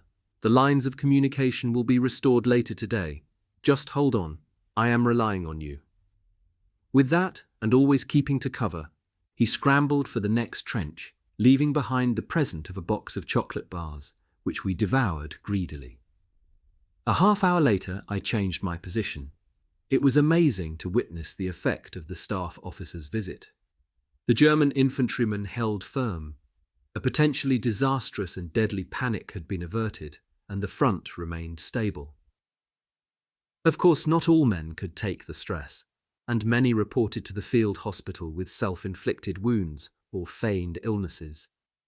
It was an art in which a number of men specialized, imparting their secret knowledge of techniques only to a select few. I found out that eating Nivea cream brought about symptoms identical to yellow jaundice. To avoid powder traces and burns at the edges of self-inflicted wounds to hand or foot, the round had to be fired through a loaf of black bread. Feigned illness became prevalent before major offensives, under battle stress of long duration, or where general environmental conditions were bad. Even officers and NCOs could succumb in this way, and occasionally segments of the front were left unattended after more senior ranks abandoned their charge, leaving subordinates in the lurch. Surprised by the degree of bitter resistance they encountered, the Russians finally gave it up as a bad job and transferred the bulk of their force to the northeast, reinforcing an offensive that held out more promise. German reconnaissance had been on the alert for such indications, and the change in objective was quickly spotted. At last, the survivors of 7 and 144 could be withdrawn to the rearward assembly area, acknowledging with satisfaction that Herr Hauptmann had stated the truth when he forecast that a new defensive line had been set up. In temporary safety, we lay strewn on the floor of the earth bunker in utter exhaustion, when a medic sergeant aroused us from our stupor. "Men, here's ink for your fountain pens," he proclaimed as he passed from one man to another distributing small glass phials of tablets under the label Pervitin. These were methamphetamines which suppressed hunger and the desire to sleep, increased psychic resistance, and induced a slight euphoria. Just what the doctor ordered. "When you feel run down," he explained, as though he were addressing a bunch of the over-50s, "just pop one of your pills and your inner motor will run a little better. But a word to the wise, don't overdose, or you will flake out quicker than you can say peep, and that's the last thing we want, isn't it?" Evidently, these pills were the priority, for only after he had finished the distribution and pep talk did he turn his attention to the wounded being brought in. After a few hours' comatose sleep, we were shaken awake and ordered to take a pill. Afterwards, we were served hot coffee and a couple of slugs of schnapps. This mixture was making itself felt by the time we were on the road for the defensive line, and to burn off the worst of our strange mood, after half an hour we were ordered towards the Russian offensive at the double. The men of an infantry division were in urgent need of support, and 7 and 144 was going to provide it. The only thing was, it meant that we had a very long march ahead of us. Chapter 4. Retreat from Nikopol. A thaw had set in, and we were obliged to force a way through an often knee-high quagmire. Boots and socks were saturated and then weighted down by thick mud. In total exhaustion, our progress forward was mechanical. It was not uncommon to come across a man who had fallen asleep upright in the place where he had come to a standstill. A comrade would take his hand and drag him onwards. Minutes later, he would come fully awake and, in shock, remember nothing. The effort required on this march was so enormous that it virtually defeated the Pervitin tablets. I carried my sniper's rifle slung across my back, the weapon wrapped around by a thick strip of tent cloth to protect it against the mud. My MP-40 dangled across my chest. I had developed the habit of chewing dry biscuits to stave off lethargy. I had a store of them for which I traded my cigarette ration. More lay behind the Russian maneuvers than a mere transfer of the weight of their attack strongpoint. Their operation developed into a major offensive which on the 30th of January, 1944 drove a great wedge through the German lines, threatening to double round 2 German armies at the Basaluk estuary on the Great Bend in the Dnieper. As was so often the case, the OKH dallied until it was almost too late before ordering an urgent shortening of the front. Our forces were saved only by the incompetence of the Russian commanders, who, at the decisive moment, elected to rest and reorganize away from the critical area rather than mass for the crucial thrust to the Dnieper Bend. More by luck than judgment, therefore, the OKH succeeded in arranging their forces in such a manner that the Russian operation, when it came, ran up against enough resistance to stifle it, and it was to support these positions that we ploughed our way through the mire.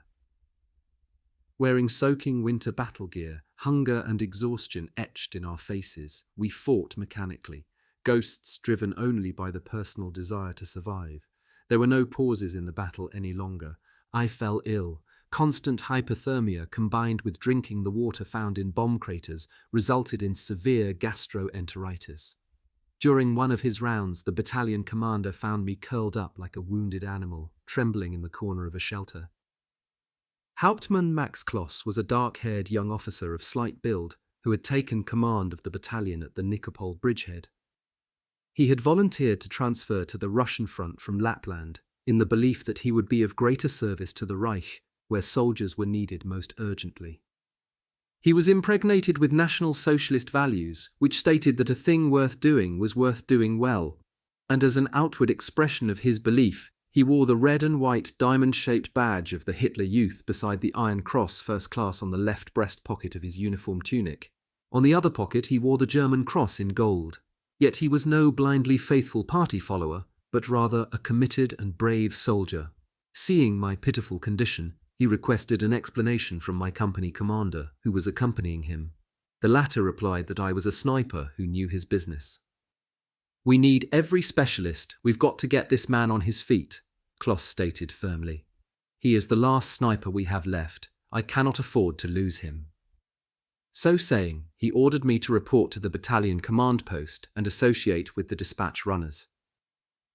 "Tell them to look after you," he said, adding as he turned to the other officer, "I hope you have no objection, Herr Oberleutnant." The latter shrugged his shoulders. Trembling, I rose and dragged myself off. It was a kilometre, and after a series of toilet stops on the way, I arrived at the runner's lodge, a hole excavated into the ground with a roof of logs, threw myself into the sleeping area, and groaned. "The commander says you're supposed to look after me. To start off, if you don't mind, I need new trousers." "Certainly, Fräulein Allerberger. The professor will be along shortly to powder your tender little arse," one confirmed. But all the same, they really did look after me, supplying me with tea without milk and an extremely effective diarrhea preventive called Dolantine. This was an antispasmodic analgesic developed by Hochst in 1939 and used to suppress the pain from wounds. In the early 1940s, Hochst chemists succeeded in increasing its effectiveness 20-fold, the new drug having the name Polymidon. In 1944, Germany produced around 650 tons of analgesics. Dolantin, bed rest, and proper nutrition restored me to health within a few days. The nursing care lavished on me by the dispatch runners was a tremendous help. The battalion commander visited me occasionally to inquire after my progress, and during our talks it emerged that we saw eye to eye on many things. On the day I regained mobility, albeit still shaky around the knees, Kloss told me, "It's high time we got you back to work. There are 4 new NCOs coming. I have put them with your company. I was thinking you might show them what you know. My driver will take you." 15 minutes later, I was in a Kubelwagen, spluttering down a dirt track to company. We were less than 3 minutes out when the left side front wheel hit a landmine. The steering wheel was knocked from the driver's grasp and the vehicle sheared to the left. I heard a cry of "shit" and found myself hurtling through the air alongside the driver, the pair of us making a soft landing in the quagmire skirting the track. The Kubelwagen tipped over and came to rest on its side minus a wheel. Neither of us dared move, and we remained pressed to the ground. "That shit thing must have been one of ours," the driver said. "Yesterday it was mine-free here, and Ivan hasn't been near the place for days. Are you hurt?" Apart from a few bruises, I had escaped scot-free again. On all fours, feeling our way gingerly forward with our fingertips, we made our way back to the car. While discussing our next move, we saw a column of engineers pionnier approaching. "What are you people doing here?" the corporal cried. "And who gave you permission to set off our carefully laid mines?" Their gentle cynicism failed to mollify us. "You assholes are supposed to tell people where you are putting your mines," the driver retorted. "Well, now you know," came the response, "and if you're rude, we'll just leave you here. I suggest that you 2 gentlemen tag along behind us," the platoon corporal said, leading off smartly. "That Kubelwagen's not going anywhere, so we might as well follow," my driver muttered. The road to company was barriered off, and we were soon back at Battalion HQ to deliver our report. The outcome was that Kloss placed me under his direct command and lodged me with the dispatch runners. The latter shaved every morning, a ritual I had attempted to observe for some time, lived beyond the direct line of fire, wore clean uniforms and ate regularly, and I considered this a great improvement to living in a trench at company. The Russians threw everything at us in the attempt to achieve their objective. On the battlefield, we wanted to fight by rules and so avoid all-out mayhem. Our attempts to convince the Soviets met with little success. The Soviets set the ground rules from the beginning and repaid our initial success with barbarity. Particularly incomprehensible, however, was their unspeakable bestiality to civilian populations, not only enemy and neutral, but Russian as well. Despite heavy bombardment, we succeeded in transporting 2 desperately needed batteries from GAR 112 Artillery Regiment into the Nikopol bridgehead by rail. There was an immediate threat of encirclement, and it had been decided to evacuate the seriously wounded. Only 1 locomotive had survived the incoming endeavour undamaged, and it was to return to the west, pulling an ambulance train composed of cattle trucks painted with the Red Cross on a white background on the side panelling. That morning, when in a platoon marching to our new positions, our route took us past the loading bay. Hundreds of wounded, many wearing only the scantiest field dressings to cover terrible injuries, lay around the wagons. We were appalled at the numbers of dead and horribly mutilated. Upon seeing us, hope revived in the eyes of the moribund. Many made the same plea, "Hold off Ivan until the train has got clear." The words struck a chord in the hearts of 1 or 2 riflemen and ignited in them a spark of motivation to do the best they could to comply. In reality, the situation was desperate, for the Soviets had come to within 1,500 meters of the loading bay. Upon leaving the area, we came under fire. Vastly outnumbered, our resistance amounted to little more than a delaying tactic. Meanwhile, the ambulance train had managed to pull away, but the Soviets switched their priority to destroying it by artillery bombardment, and a few minutes later it was strafed and bombed from the air by fighters. The truck carrying the medical personnel received the first direct hit, killing all but 2 of the surgeons. An explosion derailed the train, the trucks piling into each other at crazy angles, spewing out the wounded in all directions. The magnitude of the disaster was such that the few surviving surgeons and medics were utterly overwhelmed. We held the front line ahead until the following morning. The route of our withdrawal brought us once more to the ghastly place. Hanging from the wrecked trucks, limbs in crazy dislocation, were the dead. Arms and legs were strewn across the terrain, their bandages fluttering in the wind. In their panic, most of the wounded had attempted to drag themselves clear on all fours, but the majority lacked strength for the effort. Their wounds had reopened, and they either bled to death or their circulatory system collapsed. The radius of the killing field, littered with corpses, extended 300 meters from the train wreck. The handful of medics and doctors had done what they could. Hope grew at our approach. A group of 50 German riflemen, half of them in need of proper medical attention themselves. The Russians were hot on our heels and would arrive within the hour. We helped by improvising stretchers and agreed on a cruel selection process, picking out those still able to walk or who had a realistic chance of surviving a stretcher journey. The remainder would be left behind. 24 hours previously, we had to some extent envied the wounded, since at least theoretically they had come through and were now headed for home. But now the war had seized them back, restored them to our ranks, and given them the task of fighting for their lives should they wish to continue living. A pistol shot rang out. Instinctively, all looked towards the report. A Jaeger, 8 in his hand, was standing over the body of one of the wounded. I strode over and asked the man, "What the hell have you done?" With a sob, he sank to his knees, and it was a few minutes before he composed himself enough to reply. I looked at the body of his friend and neighbour, both legs amputated, the stumps ripped apart and bleeding, the upper torso riddled with steel splinters. It was incredible that he had survived so long with such injuries. The man knew he would be left behind to fall into Russian hands. When the two friends met, he had pleaded for a last act of friendship, a bullet to bring his suffering to an end. He implored so passionately that his friend fulfilled his request. This kind of thing was absolutely contrary to regulations. As we trudged away from the grim location, we hoped that the Russians, when they arrived, would care for the wounded, or at least put them swiftly out of their misery. It was an awful lot to expect. Often they tortured the wounded, and had there been no surgeons present, very possibly we would have performed a kindness for all the living we had to leave behind. I prepared my sniper's rifle and brought up the rear about 500 meters behind the main group. We had been no more than 30 minutes on the march when I became aware of a Russian assault troop not far behind. I concealed myself amongst undergrowth and rested the barrel of my rifle on the thick forked branch of a tree. My field of fire was obstructed by bushes which the Russians used skillfully for cover. Routine, intuition, and the feel for a situation inbred in the born hunter paid off in such situations.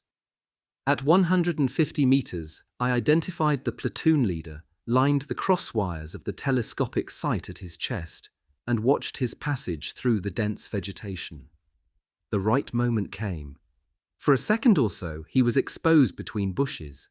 I squeezed the trigger and saw the impact of the projectile hurtle him backwards into the brush. His platoon was sufficiently astute to recognize the work of a sniper and sprayed out in all directions for cover.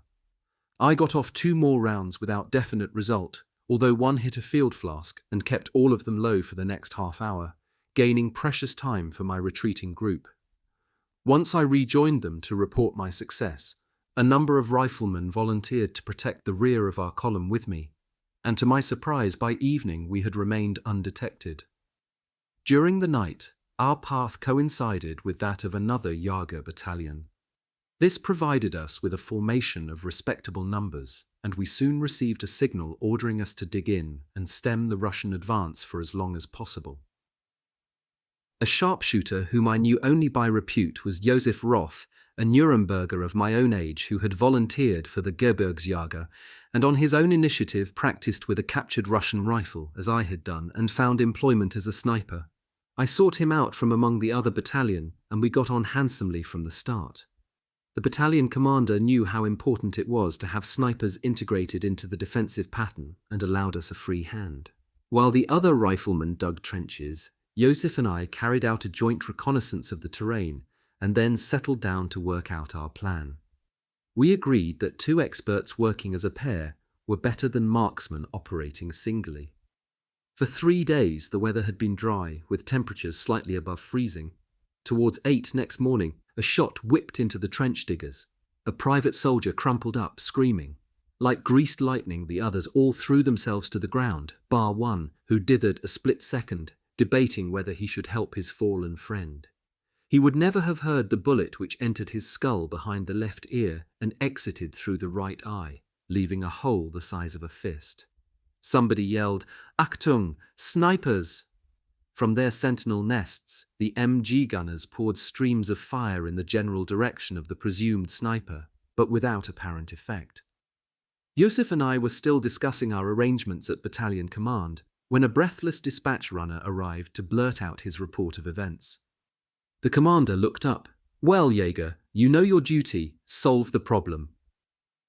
At a trot, keeping carefully to cover, we followed the runner to a recently finished stretch of trench where a sergeant elaborated the details. A shallow gallery led from one end of the trench into a skillfully concealed observation post amongst a clump of bushes. From this lookout position, we scrutinized the terrain for all possible sniper hides, but failed to identify a spot, even though we were suspicious of one particular region, because it matched the angle of fire at the end of which our 2 comrades had been felled. We kept a watch in vain for hours. Yusuf said there was no position opposite that looked remotely ideal. At midday, while emptying a fruit tin of excrement over the trench parapet, a 3rd Jaeger fell victim to the Russian marksman. He was somewhat luckier twice over than the other 2, however, for the projectile was deflected from the rim of his steel helmet into his upper arm, where it opened a gaping wound only. Contrary to practice, the Russian had not used an explosive bullet. At that very moment, Joseph and I were observing the enemy front line through binoculars. We both noticed how the tall grass fronting a low undulation parted briefly under the pressure wave of the shot. We had to admire the ingenuity of our opponent in creating such a neat lair. He must have burrowed through the elevation from the back. The question was, did he have enough experience to abandon the position, or would he stay? The latter seemed more likely, since all 3 of our victims had been hit from roughly the same direction. We had to get him to show himself and decided on the use of a lure. Joseph would take up a position about 50 meters along the trench while I remained in the observation post. We would aim and fire simultaneously at the spot where the grass moved. A scarecrow dressed in camouflage jacket and peaked field cap was prepared, and while sneaking to his position, Joseph handed the scarecrow to a rifleman, halfway along with the instruction that in exactly 10 minutes' time it was to be raised cautiously until the field cap was visible above the parapet. Our 2 rifles were focused on the presumed hide of the Russian sniper, waiting for the scarecrow to make his debut. When it rose, the Soviet made his fatal error. He was overconfident, and that was what killed him. Clearly he had already dismissed from his mind the idea of a lure and was therefore not even certain of his target when he fired from an unchanged position. Hardly had his shot rung out than we replied, each using one of our precious captured explosive rounds. I watched the drama through the sight, a flurry of hectic activity and then something heavy being dragged away. A Soviet observer offered himself for death by standing up and surveying our lines through binoculars. Both bullets drilled into his head simultaneously, exploding it like an overripe pumpkin. His binoculars dropped to his chest undamaged. Now it was the turn of the Russians to cower in their dugouts, enabling our diggers to resume their excavations. Branching forward from our front line at various distances along its length were shallow communication trenches leading to a pair of MG nests. Joseph and I designed and dug 6 well-camouflaged hides, 3 each, the most forward locations being situated between each MG position. This allowed us to cover no man's land in such a way that no area was obscured from our field of fire. Our plan was to keep up a lethal crossfire, until the advancing Russian infantry was at 100 meters, then changed to shooting directly ahead. Further down each branch were two more rearward positions for the contingency that we were spotted.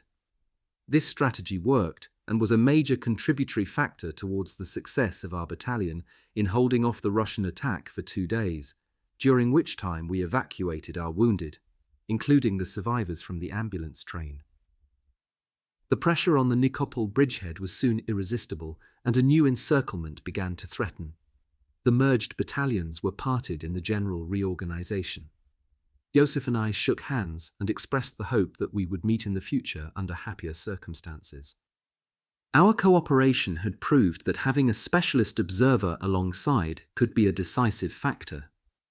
Although after the death of Balduin Moser I had vowed to work alone, I saw that teamwork had definite advantages, a fact of which I managed to convince my company commander to the extent that he assented to my recruiting a veteran helper whenever I considered the opportunity favorable. Our 2 regiments began their bitter struggle to escape the Russian encircling maneuver. GJR 144 was assigned the role of mounting diversionary raids aimed at keeping open important crossroads to be used by our retreating forces. Our numbers severely reduced, and it was close to miraculous that we kept the line intact, and even launched the odd counterattack to give a deceptive impression of our strength. We suffered grievous losses, and the continued existence of our weakened regiment was never guaranteed, for whole companies were wiped out to the last man. On the 12th of February 1944, after 4 days of bitter fighting, the order came down to evacuate the Nikopol bridgehead. By now our regiment had been so long without supplies that we lacked heavy infantry weapons altogether, and every rifleman had a maximum of 10 rounds. Since we were under continuous pressure from the enemy, the situation was extremely grave, and the few snipers were called upon to serve the role of the artillery. We were the last desperate line of defense, the last hope of holding the Soviets at a distance, and every man went to work gathering together all available Russian rifle ammunition. 3rd Mountain Division fought out of the encirclement after great effort and with heavy losses, and reached the new front line at Ingules. We were assisted by severe winter weather, ice and snowstorms which made organized fighting impossible, but did nothing to alleviate our weakened state. In apathy, we staggered across the flat steppe, ice crystals adhering to pinched features like needles. The Celsius thermometer read 50 below zero. Whoever stopped moving or fell in exhaustion had deadly frostbite within minutes. The hobnailed soles of our mountain boots were a conduit for the cold. If one had sweaty socks, often the skin would freeze to the boot, and then the wearer could only creep forward. The medics could do nothing to help, because all liquid medications were frozen in their containers, although for the worst cases they always kept some morphine ampules available in their mouths. Wounds froze at once and became gangrenous. Fights broke out for possession of winter clothing found on stiff, frozen Russian corpses. Happy the man who emerged wealthier by a snow hat or fur boots. Remorselessly the battalion pressed on. On occasion, when I stopped for a breather, I received encouragement to proceed by a kick in the rear or a prod with a rifle butt, and when necessary, I repaid the compliment. Many of our number died of the cold or total exhaustion, reducing ever lower our number of fighting fit. We dragged the wounded along with us so long as any individual retained a prospect of recovery. Otherwise they were abandoned, together with the mules that could go no further, having long since consumed the last of their oats. Our ice-coated weapons were useless. The extreme cold contracted the steel to jam the breeches. The expensive precision work, which was the hallmark of the German weapons manufacturer, was now a curse. Russian weapons, with their much greater tolerances, functioned even in the lowest temperatures. Trench digging in the stone-hard ground was out of the question. Driven on by the instinct to survive, we dragged our way through the pitiless steppe as the snowstorm grew in intensity. Numb from hunger and exhaustion, I staggered through the knee-high snow, my sniper's rifle slung across my back and wrapped in a thick blanket for protection. Over my uniform, I wore a padded camouflage jacket, the large hood covering my head and face. After a while, there emerged through the impenetrable greyness of the storm the silhouette of a gutted farmhouse with a giant haystack alongside it. By now, the cold was almost intolerable. As I turned towards it, the ground gave way. With a cry, I fell into an infantry trench. One of the occupants was still present, stiff as a board, a smile frozen across his features. Like a wild beetle, I scrambled on all fours to the surface. The farmhouse was only 30 meters distant. Suddenly, movement was seen from within it, and we spread out quickly. My limbs were so cold that I could not unburden myself of the rifle. Various gyrations proved unsuccessful. We were defenseless. Scraps of Russian conversation were borne to us on the wind. Fearfully, we awaited the bursts of MG fire that would spell our doom. Nothing happened. Minutes of terrible uncertainty ticked by until it was obvious. The Russians were snowbound and unable to fight. Both sides withdrew gingerly. Night came, and the storm grew fiercer. Getting under cover now meant the difference between life and death. We slunk towards the giant haystack, the only protection far and wide against the rage of nature. We had reached the point where nobody cared anymore. Shelter was all that mattered. We ran the last few meters and burrowed deeply into the warming straw. Abandoning all rules of self-protection and security, we huddled together like piglets and so survived. During the 2 days and nights when it raged with unrestrained fury, we suspended hostilities, for the haystack was the only chance of survival for the Russians as well. Unable to fight, the respective bitter enemies agreed to share the stack, separated by a central demarcation line. The storm abated on the morning of the 20th of February, 1944, by which time our weapons were again serviceable. Nervously, we reconnoitred the giant haystack, feeling cautiously for the Russians. They had decided that discretion was the better part of valor and vanished into the night. A 3-man patrol, waist-high in snow, inspected the farmhouse for signs of life. They came back relieved we had the farm to ourselves. Shortly afterwards, we resumed our trudge across the endless, deathly still desert of snow towards the new strongpoint at Ingulez. We had not eaten for days and were close to collapse when we stumbled into a ruined village held by our troops from whom our regiment obtained ammunition, clothing, blankets and food.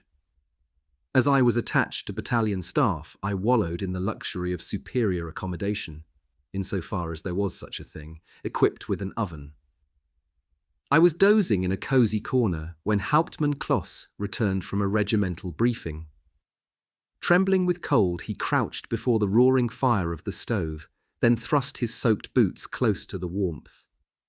A pleasant feeling of relaxation must have crept over him, for he slumped back against the wall and was soon asleep. A short while later, when I happened to glance in his direction, I noticed smoke rising from his boots. Within a few moments, he jumped up with a cry of, "Shit, that's hot!" and began to hop around the room. His efforts to pull off the boots, though assisted by a runner, were unsuccessful. The wet leather had dried too quickly in the heat and, shrinking, had moulded to his feet.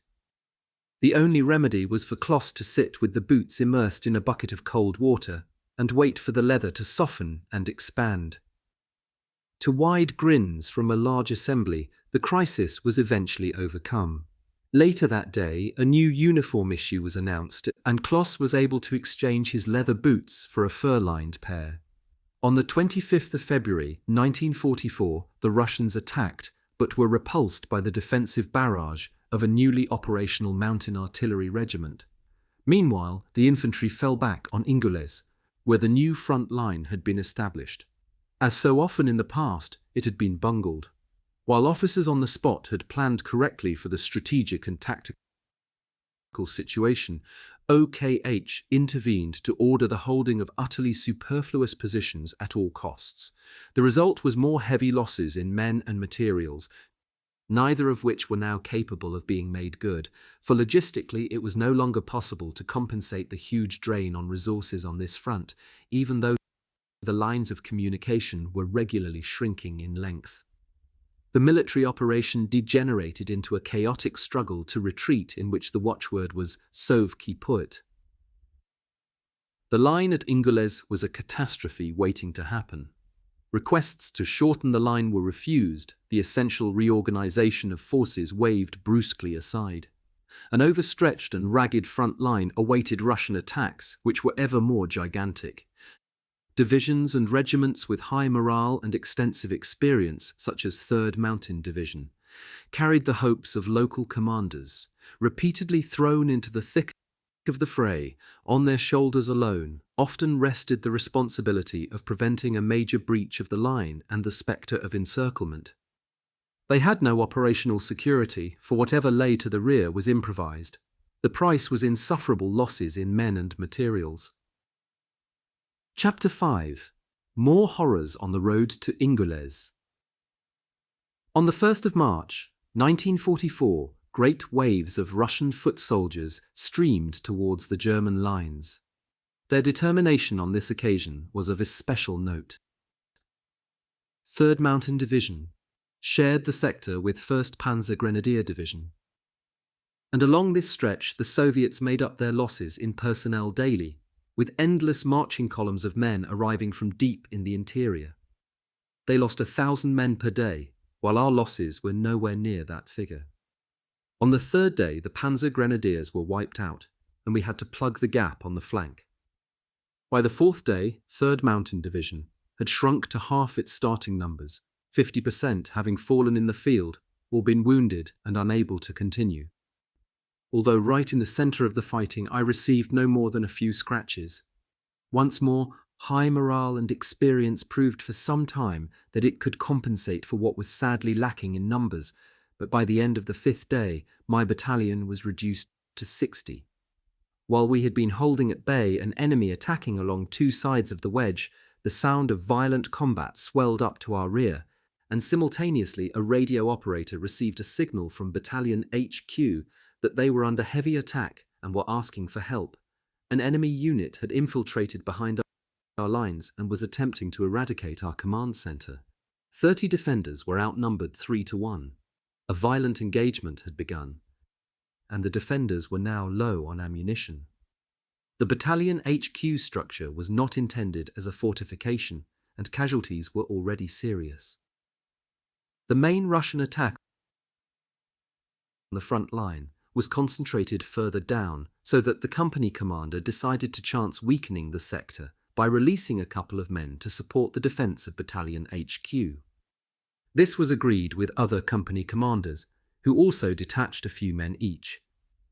Soon the necessary battle-proven platoon had been assembled, 20 of us in all, including myself and a specially chosen observer.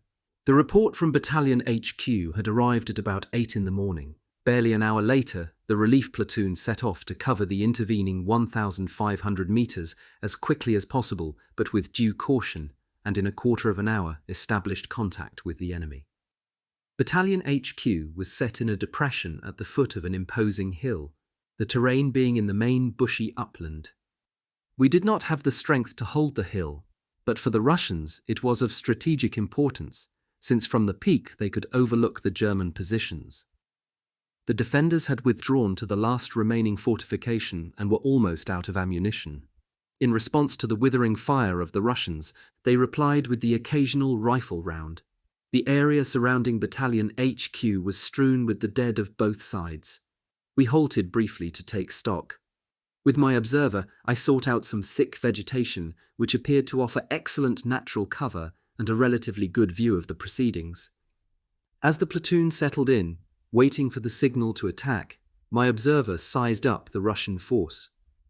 Through his binoculars, he had a very wide field of sight in comparison with that available to me through my telescopic sight, and this was bound to help me raise my score of kills significantly by precise indications of where to aim. I watched as an apparently dead German infantryman with a profusely bleeding head wound tried to push himself up with his hands and was immediately cut down by a burst of Russian MG fire. His head turned into a red mass under the rain of projectiles. "Small wall of earth 10 meters right," my observer muttered. Moving my rifle, I soon had the Russian in the sight, aimed at his chest, squeezed the trigger. Bang! Dead. Perfect shot at 150 meters. This success was the signal to attack. The platoon opened fire. My own projectiles began to eat into the enemy numbers. The skirmish was short and violent. Caught in the unexpected crossfire of platoon and sniper, and horrified by their escalating losses, the Russians lost their heads.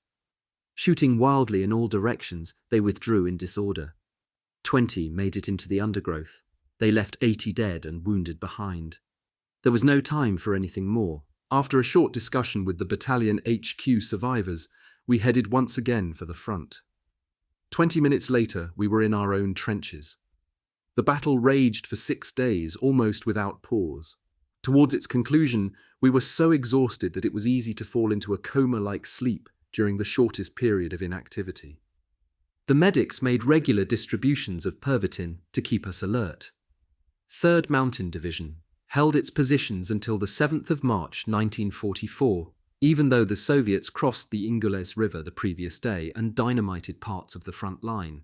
The division became a thorn in their side. To remove us, the usual infantry solution was adopted once more. GJR 144 was at the heart of this pressure. When it got too hot for us, we fell back on the regimental HQ and fought there. The command structure had ceased to function. Each group fought for itself and to survive. During this utter confusion, the order came to retreat across the Ingules forthwith. This was easier said than done.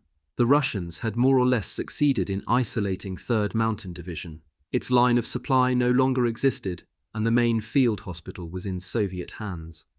All that remained was a defended corridor about 1 kilometer in width through which the retreat had to be funneled.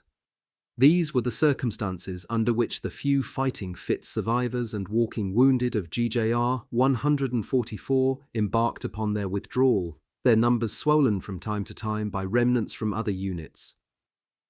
Some of the latter included 4 medics who had fled the Russian assault on the main field hospital. The men were in a highly agitated state and appeared close to mental breakdown, a sign of some terrible experience. A sergeant who asked of them the whys and wherefores received such irrational garble in reply that he shrugged his shoulders in bemusement and passed them to the dressing station with orders that they should be given a meal and a shot of rum. This did the trick, and after a while they were sufficiently calm to be able to deliver an account of their chilling ordeal. We shrank in horror at what they had to tell us, and heightened our will to resist Russian captivity. Not all the wounded had been allocated a berth on the ill-fated last ambulance train out of the partial encirclement. The hopeless cases had been left behind at the main field hospital under the care of a doctor and 7 medics. In order to indicate that the area was hors de combat, it had been staked out with Red Cross and white flags, and all weapons placed in the open. It was a Mongolian unit that captured the field hospital. After moving warily from tent to tent, they surrounded the area and called upon the fascist swine inside to come out with their hands raised. The Mongols approached the medical staff nervously, weapons at the ready.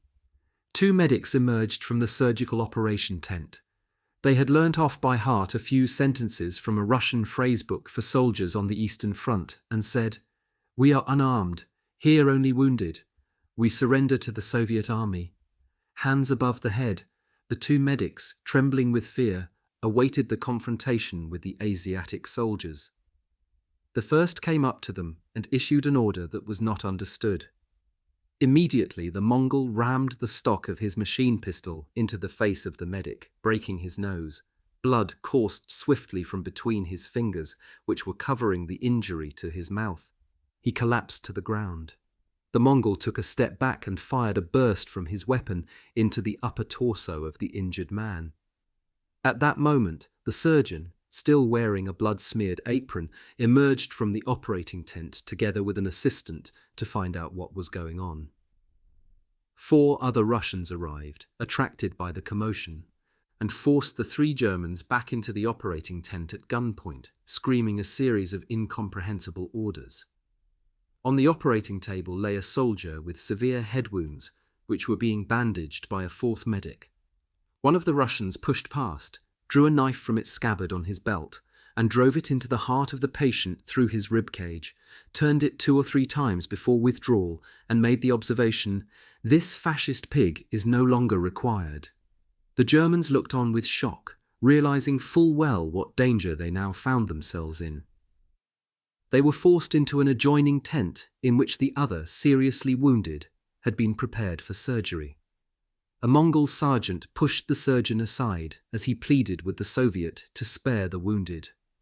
The sergeant said, "Now we will show you what happens to people who invade Mother Russia and kill women and children."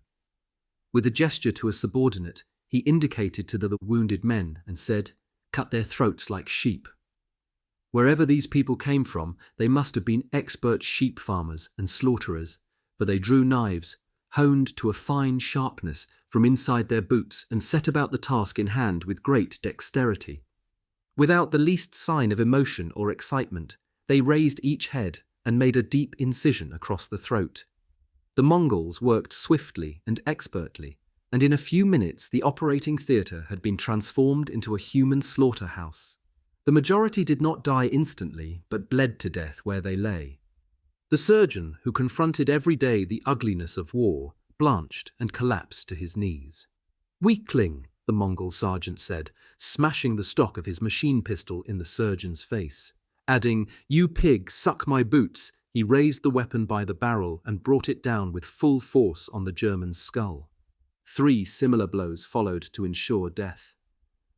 The medics were frozen in horror in one corner of the tent.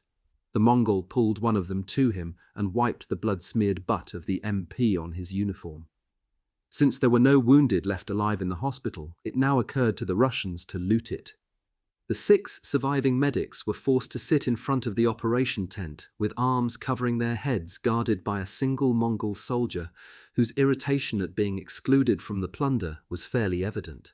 "Shit, damn, why have I got to stay here and look after these stupid pigs? Can I just shoot them?" he asked the sergeant. "Shut your mouth and do what I told you," the sergeant retorted. "The old man wants to have a word with them. Perhaps we can make them sing and tell us where their heroic comrades have hidden supplies." One of the German medics understood Russian. "They are going to finish us off like they did with the wounded," he whispered. "We've had it in any case. At the next opportunity, I suggest we make a fight of it and run. Our people can't be too far away." His comrade nodded. "Okay, I'll kill the Ivan. Then we'll run through the operation tent, jump over the amputations trench, and then dive into the bushes. We'll keep running until we're safe. Each man looks out for himself, but tries to keep contact with the others." The Russians could be heard admiring their booty in loud tones, especially when they found the food store. The Mongol sentry was by now in a passionate torment and had begun to make urgent requests to his comrades to set aside his share. This was the opportunity. The Russians were rummaging through crates and boxes. The sentry watched them in annoyance and was derelict in his task.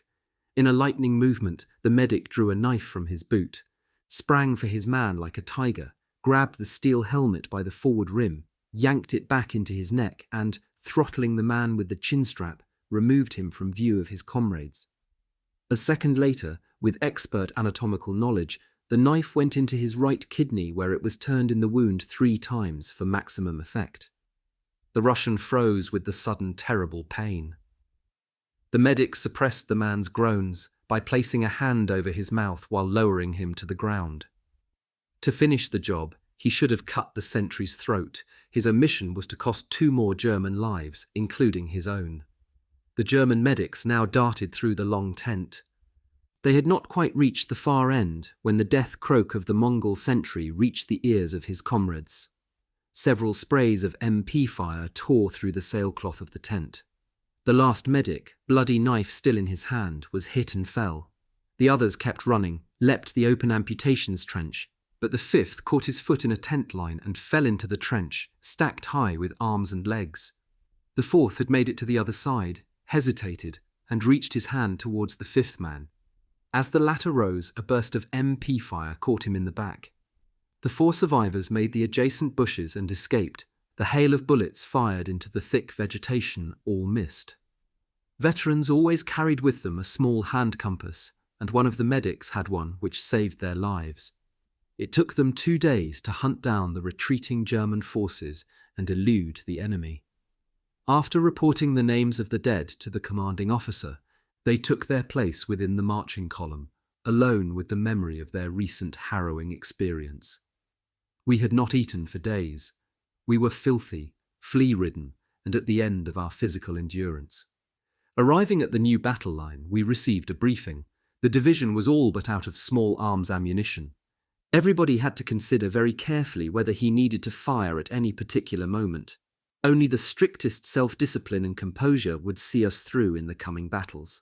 The alternative was the certainty that the front would crumble, and that meant death in Russian captivity. The private soldier needed to know no more. The German front line had developed into a bulge which the Soviets were proposing to tie off rather like a sack. German 6th Army commanders were engaged in a last-ditch effort to stave off the threatened encirclement. However, had it not been for the lack of coordination between the various Russian armies, the pincer movement could not have been stopped. 15 German divisions were now concentrated into a wedge. Their purpose was to break out, cross the Ingulez River, keep going for the Bug River, cross to the west bank and dig in. 3rd Mountain Division had been chosen to spearhead this operation. It was first to the Ingulez and found a suitable crossing point. A battalion of sappers installed a portable dam while Soviet attacks were disjointed and easily withstood. Meanwhile, advance units of GJR 138 and 144 occupied bridgeheads to secure the crossing and fight off any enemy response. On the 15th of March 1944, heavy rains preceded strong winds with violent hail and later a blizzard. Without proper shelter and lacking any hope of medical treatment, the advance guard huddled together in their holes in the ground, feverish and shivering. It was in low spirits that our motley unit plodded towards the bridgehead alongside columns of 3rd Mountain Division. Vehicles, the size of the evacuation, lent a feeling of security. At the approach to the Ingulez, I saw through intense hail the 2 regimental commanders in discussion with their staffs about how to defend the crossing point. I was approaching to report my presence when, while still about 30 meters away, there came a warning shout. Achtung, Ivan, tank! At that moment, a T-34 became dimly visible and opened fire with its MGs. A horse was hit and began to whinny pitifully while our troops dispersed and sprinted for cover. An SP gun attempted to maneuver into position to return fire. The horse was the personal mount of Oberst Graf von der Goltz, regimental commander GJR 138. The animal had a gaping wound in the hindquarters. Instead of seeking cover, the Oberst went to his horse. Some of the regimental staff officers had thrown themselves to the ground as the tank turret swiveled to take them under fire. Flames leapt from the muzzle of the beast's main gun, and the shell, narrowly missing the prostrate officers, turned a group of vehicles into a heap of twisted and burning metal. Metal splinters hummed and whistled through the air. The belly of the horse was ripped wide open. The Oberst fell as if hit by an unseen iron fist. The German SP gun fired at the tank and hit the turret. There was a dull explosion, and the T-34 burst into flame. The occupants were probably fried, for they made no attempt to escape. Within minutes the danger had passed. I saw the Oberst struggle to his feet. His right arm was gone, except for a jagged piece of bone jutting from the socket. Dumbstruck and in panic, he stared at the injury for a few seconds before collapsing unconscious. Then help came running. For me, it was simply another episode in everyday life, but for the division it was a serious loss. Von der Goltz had been an outstandingly competent leader of men and personally brave. An unconventional officer who throughout his career had been continually at odds with his superiors. With the Gebirgsjäger, he had finally discovered the kind of leadership he could live with and the opportunity to develop his abilities to the full. He was also the only 3rd Mountain Division commander who wore the oak leaves. After a few days, I learnt that the Oberst had died of gangrene in a military hospital at Odessa. On the 16th of March, 1944, the Russians intensified their pressure on the bridgeheads held by GJR 138 and 144. The fighting was hectic, but the defenders held out. 3rd Mountain Division was one of the last divisions across the Ingulez, the tail of the withdrawal being covered by a small rearguard. Here the sniper could come into his own, holding reconnaissance platoons and infantry battle units at a suitable distance while obtaining valuable information about the enemy. During this stage of the retreat to the Bug River, our divisions were very vulnerable, and it was essential to keep the enemy undecided as to our true intentions for as long as possible. The purpose of the rearguard was to offer delaying tactics until the bulk of the main force had reached its new position, to deliberately remain in contact with the enemy. To influence his decisions and movements in this manner required a great deal of discipline and heart, and only the veteran MG gunner or sniper could be relied upon for the kind of precision work required. Without doubt, the sniper provided the most effective form of rear guard. In his disguised hide, he awaited the cautiously advancing enemy unit, observed its strength and equipment, then forced it to ground with 2 or 3 rounds of rapid, accurate fire bearing the hallmark of the sniper. This was often sufficient to stop advancing infantry in their tracks for hours at a time. During the Ingles retreat, the German units moved out at night. I remained behind in one of several carefully prepared positions that were not only well hidden, but provided some security against the effects of shelling. The important thing was that they should offer me the opportunity to make a fast escape unseen. If possible, I looked for suitable places in no man's land so that our own trenches and foxholes were included in my general scheme. When I abandoned the area, I left behind booby traps made of hand grenades and tripwires. Here the idea was to sow confusion among the enemy during his advance, forcing him to withdraw or present me with a couple of inviting targets for effect. The sport of resistance and withdrawal went on for 4 days. Each day I noticed how the Russians had become a little more cautious. In the end, I would only manage 1 or 2 successful hits daily, for most of them went to earth and stayed there. They became expert at using cover, their preoccupation being to assume total invisibility. My first opportunity for a precise shot had been about 100 meters from my hide. Probably an observer who had settled behind some bushes, but betrayed his position by moving incautiously. I noticed the unnatural movement of the leaves, and on scrutiny through the telescopic sight, made out his silhouette. I aimed at its center. The hectic trembling of the bush twigs confirmed a hit. I waited on tenterhooks to see what the Russians did next. Nothing. All quiet on the Ingles front. After an hour, I became jittery. Something was not right here. Intently, I surveyed no man's land through binoculars, but found no sign of life. My muscles ached, and I felt the need for a stretch and crossed my legs. I had just laid my right foot on the left heel when I heard a rifle shot from the Russian side and felt a heavy blow to my right heel. I curled up instinctively deep in my foxhole to examine my painful injury. The entire heel had been shot off the boot, and a trail of blood was oozing over the sole. I recognized at once the handiwork of a sniper, and he must have been the best, both by his observation work and marksmanship. It had been a masterly shot. Now, my own thought was survival. Since my hide had been identified, I could not afford to reveal an inch of myself, and remained low. For the moment it seemed that the Russian was uncertain. He had no knowledge about the effect of his bullet, and so we had a standoff. Nobody on the Soviet side was prepared to risk showing himself, and my closest examination of the terrain revealed no trace of my opponent. My hope was that the latter would lie low until the fall of darkness, when I could withdraw unseen. The hours dragged until eventually the onset of night freed me from the trap. I found the exit path I had marked towards the neighbouring company's sector. Next day, I remained particularly alert, but luckily my path did not again cross that of my Russian counterpart. A couple of days later, the rearguard reached the Bug River and crossed to the west bank unseen. Our installations on the riverbank were solid and of good quality, having been set up 2 years earlier during the days of our eastward advance, and little extra work had been required to make them comfortable. Meanwhile, the Russians surprised us by leaving us entirely to our own devices, and we spent a whole week not only recuperating, but rearming and re-equipping. Even some reserves came up. It was like being on holiday. We slept 8 hours per day, had regular meals and the occasional shower. But the idyll was short-lived. On the night of the 26th of March, 1944, using the cover of darkness, Russian assault troops crossed the bug unobserved and set up a bridgehead below the cliff where Battalion 2 and 144 was quartered.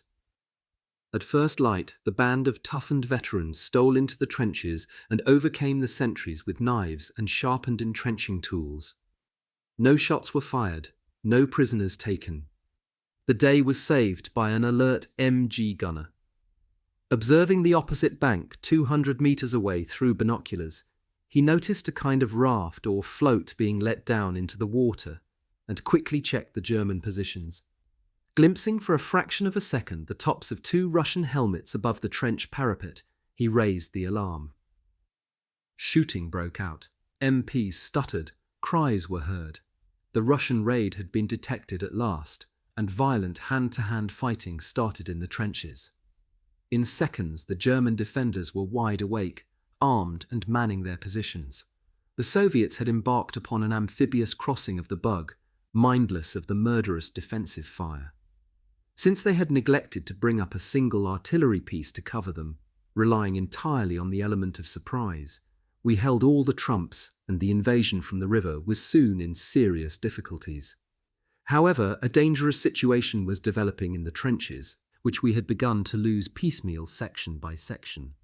A group had been formed to repulse the infiltration, and this had been partially successful, but the Russians were hanging on to what they had captured as if their lives depended on it. I was picking off Russians in the boats one by one when an NCO, watching the fighting in the trenches through field glasses, drew my attention to a soldier wearing a white fur cap, apparently the group commander, who was continually seen in the midst of the fighting and seemed to be animating the fierce Russian resistance. "I think the fine fur cap over there is the leader. If you can knock him out, our people can finish the rest off." I knew how an officer leading his men in the thick of things could motivate people to fight, and the demoralizing effect when he fell. With a couple of strides, I reached a bend in the trench complex from where I had a good field of fire and a place to rest my rifle. With regard to the importance of the task in hand, I decided to expend one of my precious explosive rounds. These were found only rarely in captured ammunition. I prepared the weapon and awaited my chance for the fatal shot. The NCO was my observer, watching the opposite trench through his binoculars. Suddenly, the fur cap appeared above the trench parapet. "There, Sepp, to the right!" the NCO yelled. I swung the weapon, but the target had already disappeared. "Sepp, he's making to the right. Wait a bit and you'll see the cap appear above the trench." I had worked out the rhythm of my opponent. He would soon pass across the sapper's entrance, giving me a split second to shoot him. I aimed the crosswires of the sight on the entrance at head height and awaited the decisive moment. Suddenly, 120 meters distant, the target head filled the sight. My shot rang out and hit. Through our respective optics, the NCO and I saw the white fur cap swell like a balloon, then burst like an overripe watermelon. Deprived of their commander, the Russians appeared at once confused and disoriented. Our own assault force used the opportunity to storm the occupied trenches. In the ensuing fighting, the veteran invaders were wiped out to the last man. I returned my attentions to the river-borne invasion force immediately, and my observer had taken up his carbine. The value of the sniper lies in his ability to distribute a rapid and very accurate fire. The infantry aboard the boats and floats, recognizing that they posed an easy target from the shore, had disembarked very early from the craft in the effort to escape the withering fire. Firing at the heads in the water was just target practice for the sniper. The Russians gave no heed to casualties, and the water was red with their blood, rather like the waste drain at a slaughterhouse. A bloody broth of corpses, limbs, and internal body organs drifted gently down the stream towards the Black Sea. A neighbouring sector of the line was captured by the Soviets, but despite the exposed flank, GJR 144 repelled everything the Russians could throw at it and held its trenches until the 27th of March, 1944, when 3rd Mountain Division was ordered to retire to the Dniester, 300 kilometres to the southwest. This involved a 48-hour enforced march to get clear of the area. But the Russians were wise to it, having learnt their First World War lessons well, and kept on our heels. To add to our problems, the supply line had been severed, and we received no ammunition, provisions, and worst of all, no anti-tank weapons. The last lorry to get through brought 2 tons of bitter chocolate and 500 iron crosses. This kind of administrative lunacy drove us to despair. The daily fare was now half a bar of bitter chocolate and a ship's biscuit, rich in ballast and very good for those vulnerable to loose motions. The 2 days' forced march failed to bring about the hoped-for respite. The Russians maintained their stranglehold on the division, and the retreat soon degenerated into an ugly free-for-all without well-drawn battle lines.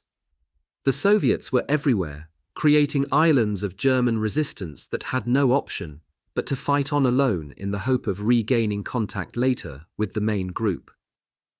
The Russian infantry had a new battlefield vehicle, armoured half-tracks for infantry transport supplied under the terms of the US Lend-Lease Pact. These machines were obviously very useful for getting Russian soldiers into and behind our lines, where they would disembark and immediately start fighting.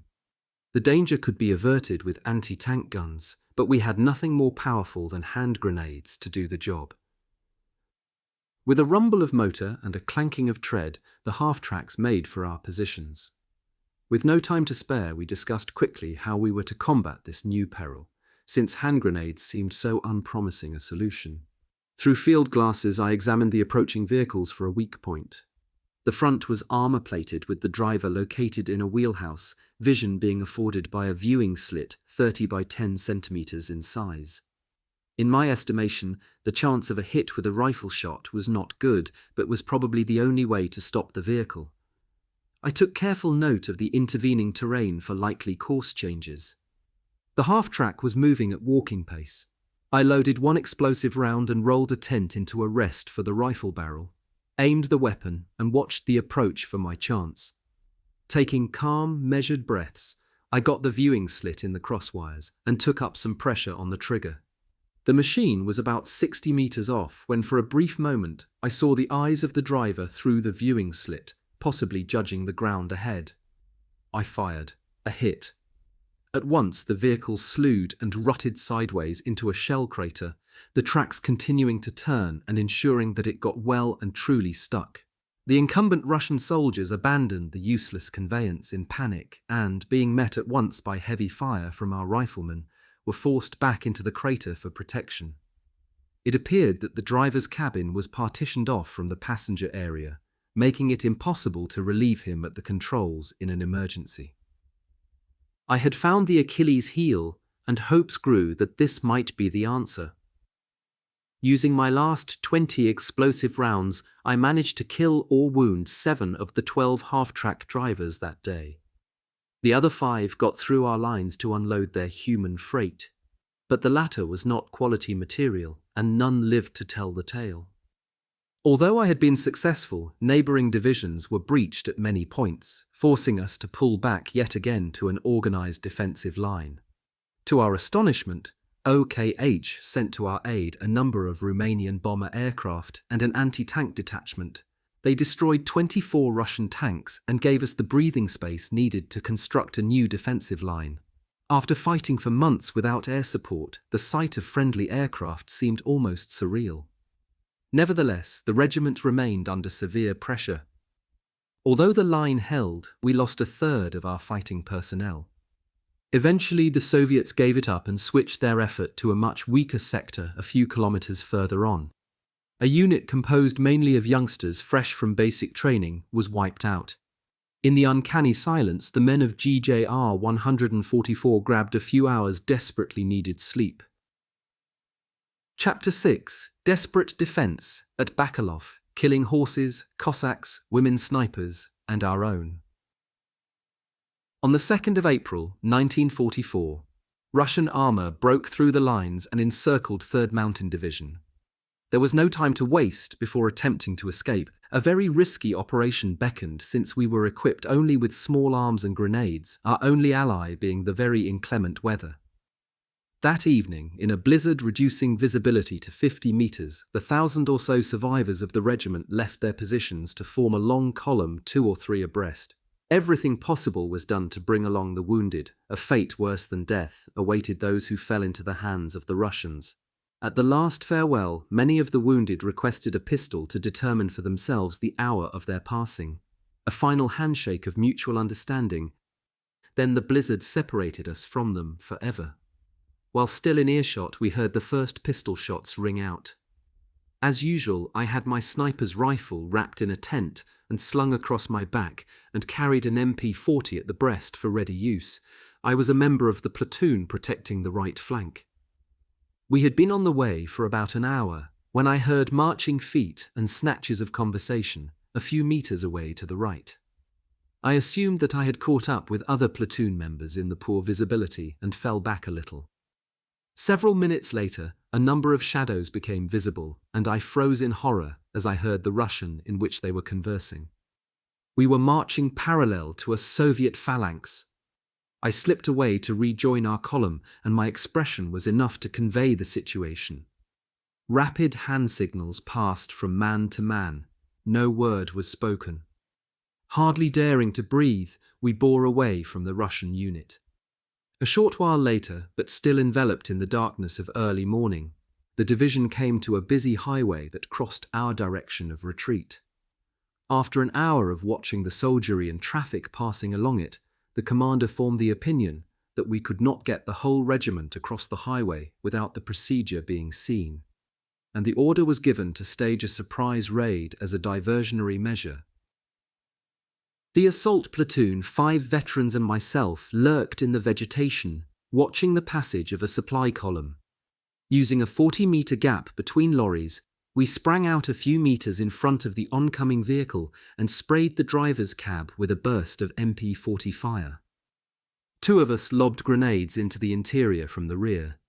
The lorry sheared towards the undergrowth, and as the grenades exploded, came to a rest at an angle straddling a ditch. The cab door opened, and in the pale light of the burning interior, the driver stood for a brief moment, streaming blood and gurgling, before pitching face forward to the ground. At once, we switched attention to the next lorry, while the various companies of our regiment scurried across the highway. Within a few minutes, the darkness had swallowed them up. We suffered no casualties. After regrouping, we continued our trudge towards the estuary of the Kutschurgen River. Our retreat ended 25 kilometers short of this natural defensive barrier near the town of Bakalov. Russian armor had already taken it and encircled 5 German divisions, 3rd Mountain Division, and 17, 258, 294, and 302 infantry divisions in the process. The pocket was 8 kilometers long by 4 broad. Bakalov town was along the western perimeter, the highest topographical point being 140 meters.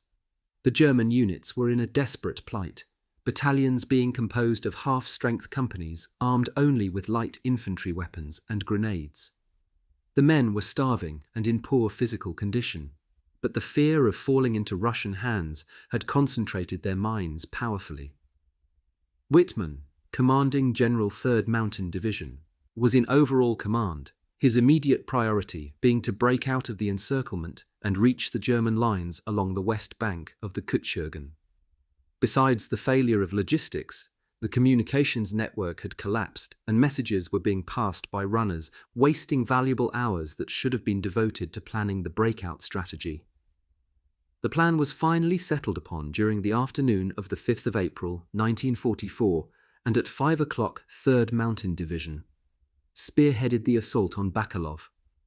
The Russians were clearly surprised at the fighting spirit of these worn-down German troops and offered so little resistance that Bakalov was in our hands by 9 that evening.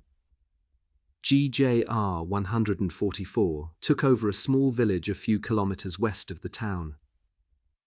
This strategy had come into being following the receipt of information regarding a second encirclement nearby, of which 24 Army Corps was the victim. In order to kill 2 birds with 1 stone and give the breakout operation greater impact, General Whitman decided that the 2 encirclements should be breached in concert, his main fear being that the Army Corps movement would be too slow and stall.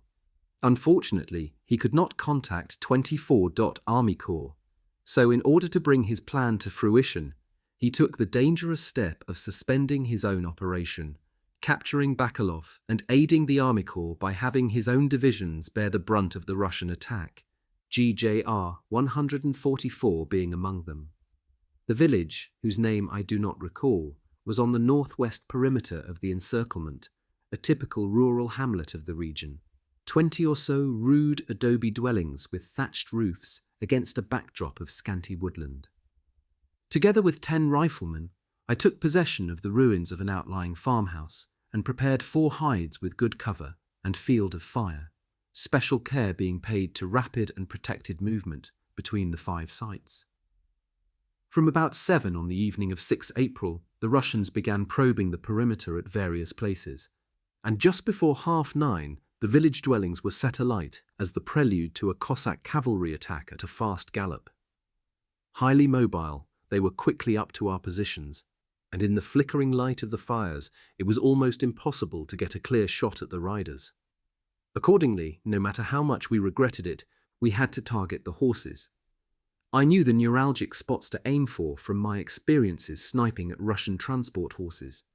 If the bullet hit around the breastbone, the animal would collapse at once, often falling on the unseated rider. If hit in the kidney and intestinal region, the beast would rear up uncontrollably and eventually collapse, death following violent convulsions of the legs. I decided to aim for the breastbone if possible, and the midriff of those horses further away. The riflemen of my platoon would then pick off the Cossacks at leisure. A number of charges ensued, and within an hour the field was strewn with dead and dying horses and Cossacks. By then, I was utterly sick of shooting horses. One Cossack got to within 50 meters of our position. I fired a round into the breastbone of his horse. The instant I did so, the animal jumped over a cadaver, and the bullet ripped into the belly region, spilling out its intestines. The animal stopped, quivering, the rider seated as if paralyzed on its back. The horse seemed to stare directly at me with wide, sad, questioning eyes, almost as if asking, why? I gave the creature the coup de grace in the forehead, while a spray of MP40 fire finished off the rider. The next wave of cavalry made inroads into our positions, so close that I hid my sniper's rifle and fought with the MP40. Our original 11-man platoon had been whittled down to 7, holed up in the rubble of the farmhouse, in acute danger. There now followed a brief period of stupidity. The command centres of both sides, German and Russian, though possessed of only the sketchiest knowledge of the events in the village, opened fire with artillery and Stalin organs respectively. It lasted only a few minutes, wiped out a Cossack battalion which was in the open and unprotected, and claimed a few Jaeger. A short respite of eerie silence followed, and then came the next cavalry charge and death ride. Our numbers, inadequate armaments and equipment, and few medical facilities dwindled under the pressure on our makeshift positions. The regiment, 300 strong at the beginning of the action, had 168 dead and wounded and was cut off from division. Its survival was now in doubt. In this precarious situation, Regimental Commander Oberst Lorsch took upon himself the initiative of an immediate breakout attempt for early next morning. The companies were informed by dispatch messengers. It meant leaving behind the worst of the wounded, but there was no alternative. The few surgeons and medics made the rounds classifying the wounded. Those listed to remain were given a pistol if they requested it. The arrangements were made swiftly and without sentimentality. At midday, the Field Reserve Battalion northwest of Bakalov encountered extraordinarily accurate fire from a patch of dense woodland. Within a few minutes, 11 of their number had fallen to rifle bullets to the head or chest. The cry of snipers drove the remainder to cover. 2 company commanders who rose too high for a peep with binoculars paid with their lives, heads splayed by explosive rounds. The number of hits led to only one conclusion: the battalion was facing a sniper company. We had heard rumours of such a thing, but so far had only ever come up against marksmen operating singly. Lacking artillery or mortars, the battalion was helpless. Fire was coming from the impenetrable vegetation of a small forest of conifers. Bursts of MG fire had no apparent effect, and the devastating response it evoked was usually fatal for the gunner who tried it. The Jaegers fell back on protected positions, such as behind the crumbling walls of a ruined collective. A dispatch rider was sent to Regimental HQ with a report and request for support. The battalion was hoping for a few heavy weapons to destroy the forest and those hiding in it, but nothing was available. My reputation was known even to Oberst Lorsch. but he probably considered it to be little more than a token response when he gave the messenger a written instruction for the 2nd and 144 Battalion Command Center, ordering marksman Allerberger to engage a full Russian sniper company. 3 hours later, I was being briefed on the situation in the ruined collective. The edge of the woods lay about 300 meters from these ruins. Given the depth of the wooded area, I realized I would need to get nearer and tempt the Russians into shooting to betray their positions. This required a lure. I stuffed 5 grenade holders with grass and set a steel helmet on top of each. With a stick burnt to carbon, I applied a nose, mouth, and eyes. From my pack, I brought out an umbrella frame minus the handle. I attached grasses and twigs to the spokes, leaving just a small aperture free for vision. 100 meters to the right of the building was a shallow depression skirted by bushes, an ideal spot for observation, which I could reach by crawling, unseen by the enemy. I agreed a hand signal at which one or other of the lures would be raised cautiously above the wall of the ruin. 20 minutes later, I was in position and set up my umbrella screen very carefully so that the movement and the slight change to the scenery were imperceptible. I could now sweep the wood visually through binoculars. An analysis of the enemy rounds fired demonstrated that they had a good view of our positions. This suggested height, probably the treetops. It seemed unlikely to me, however, that expert snipers would make such a cardinal error and fire from a tree without adequate cover or an escape route. I gave the agreed sign and the helmeted lures made a cautious show. A rain of bullets greeted them from the Russian lines. This provided me with a good view of several tree branches moving unnaturally under the pressure of the muzzle blast. The fact that the enemy was shooting from the treetops and that all 5 lures had attracted simultaneous fire told me these were good marksmen lacking elementary fieldcraft. This lessened my worries somewhat as I contemplated taking on a very large handful of opponents. I crawled back to the ruin at once and discussed the situation with the senior sergeant, who was now commander of both companies following the death of the 2 officers. We set up 5 MGs in positions with a good arc of fire towards the woods and adequate local protection. To the side, some distance away, a rifleman waited to operate a lure. While I observed the woodland through binoculars, on my instruction he raised it from cover slowly. If it attracted a shot, I would identify the location from where it had originated. The MG would then fire a burst in the general direction of the trees, masking my aimed round.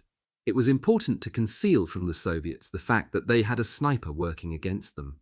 The tactical battle began. The lure rose and received 3 rounds as if to order.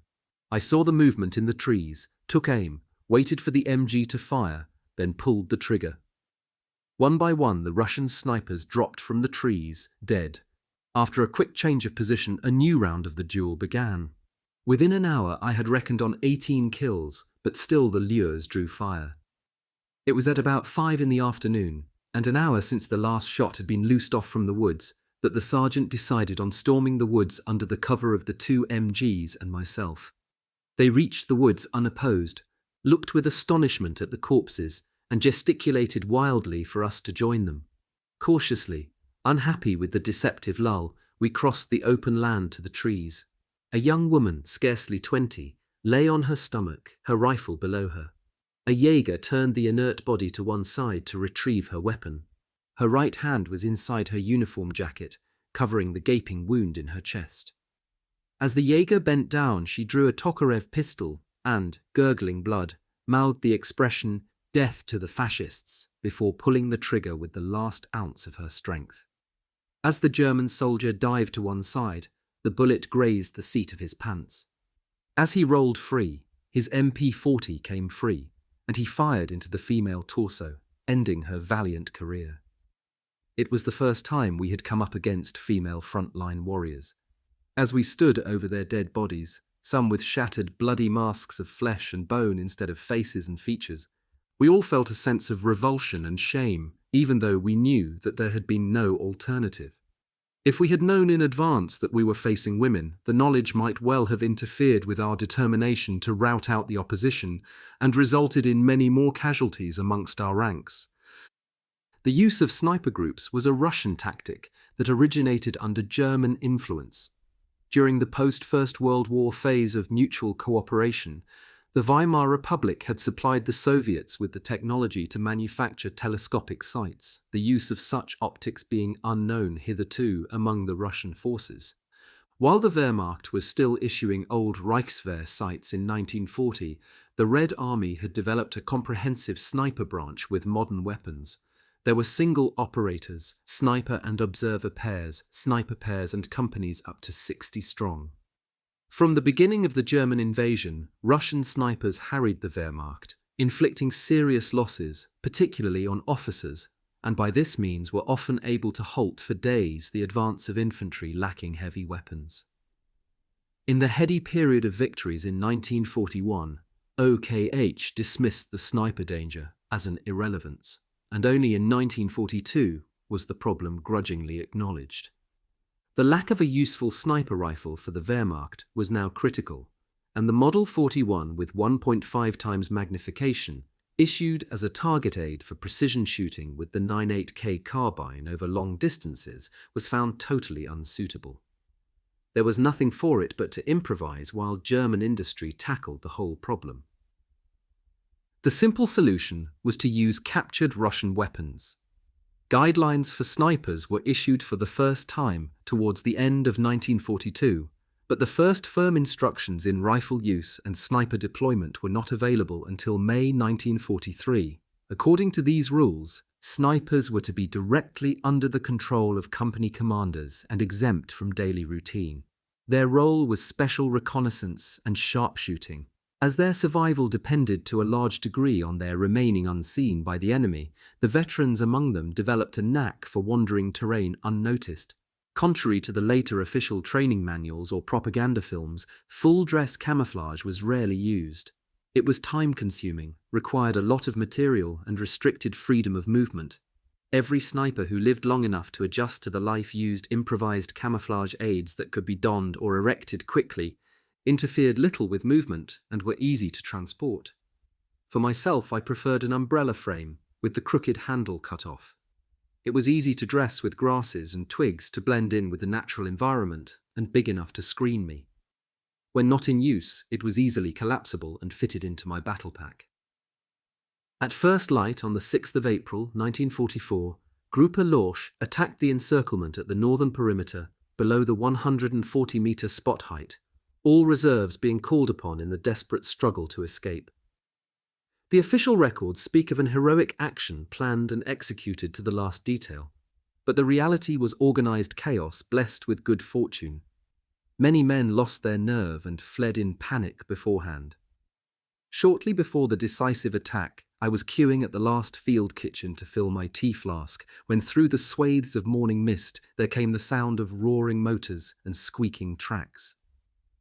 Everybody stared towards the noise, straining to make out the tanks. There was still nothing to see when an hysterical voice yelled, "It's Ivan! He's here! Tanks!" Most of the Jaeger broke and ran. The catering sergeant mounted his horse in a flying leap and whipped the animal into a gallop, tea from the open containers aboard the wheeled field kitchen, slopping in all directions. A few of the veterans tried to halt the panic. A few cuffs to the ear and kicks to the rear brought some of the men to their senses, but more than half had disappeared into the mist behind the field kitchen. The remainder waited for the death-dealing T-34s to materialize through the fog, and a few minutes later, the German SP guns, which had been sent up unannounced in support of the breakout, made their appearance. It was another half hour before the last of the fleeing made their sheepish return, and accepted a kick in the pants as a disciplinary measure for their action. By evening, the breakout by Gruppe Lorsch through the Russian lines had been achieved. The main force, Gruppe Wittmann, forced the Russian encirclement northwest of Bakalov, and German units poured through in disorder. The objective was the Kutschurgen River via the town of Getmansi. It was several hours before fighting units and engineers re-established contact between the respective groups. We had progressed about approximately 11 kilometers westward from the perimeter and had reached the railway tunnel south of the town of Petrovsky when there occurred a most dreadful incident amongst our own troops. My own battalion had been reduced to a pitiful rump of about 60 men. As always in these retreats and common to both sides, scorched earth policy meant leaving the enemy with an infrastructure in smouldering ruins. Orders had been received to blow up the railway tunnel south of Petrovsky, which for the time being was an important conduit for our troops. Our battalion was the last through it, and we saw the sappers making their last preparations to dynamite it. Hauptmann Kloss told the engineers officer that a troop of our own engineers was following as a rearguard, and that the demolition should be delayed until they were safely through the tunnel, but the explosive sappers were jittery, and when the rearguard had not shown within 10 minutes, they dynamited the tunnel. Another 10 minutes had passed when two filthy, dirty and distraught battalion engineers of the rearguard rejoined Gruppe Lorch and reported that the tunnel had been blown up as they were passing through it. The two men had only survived because they had gone ahead as the advance party of the rearguard. The story was received with incredulity, then anger and rage. The battalion marched on, and half an hour later reached the agreed assembly point. A sentry called out suddenly, "Stop! Stand still! Password!" A rifleman of the advance party told him where to stuff his password and kept walking. The following column watched with horror as a machine gunner opened fire, raking the back of the infantryman. Seconds later, all threw themselves prostrate to the ground. Our commander pushed his way through to the front and shouted, "Cease fire, you asshole! This is the Kloss battalion. Fetch your superior officer immediately." A few minutes later, an Oberleutnant appeared and asked a few questions, which Kloss answered in bad humor. Finally, he received the instruction to approach alone. Kloss rose cautiously and, holding his pistol at the ready, went forward. He was trembling with rage. At the feet of the Oberleutnant, Kloss saw the killer gunner sitting behind his weapon. He was no more than a youngster, convulsed with fear. Kloss roared at him, "You filthy shit! You have killed a comrade, and now I am going to kill you, you swine." His hysteria built to a high pitch and became rapidly uncontrollable before he gave a long cry and emptied the magazine of his pistol into the youth, who watched his death at the hands of a German officer with eyes wide in panic. The nearest rifleman wrestled Kloss to the ground, slapped his face, and forced him to calm himself.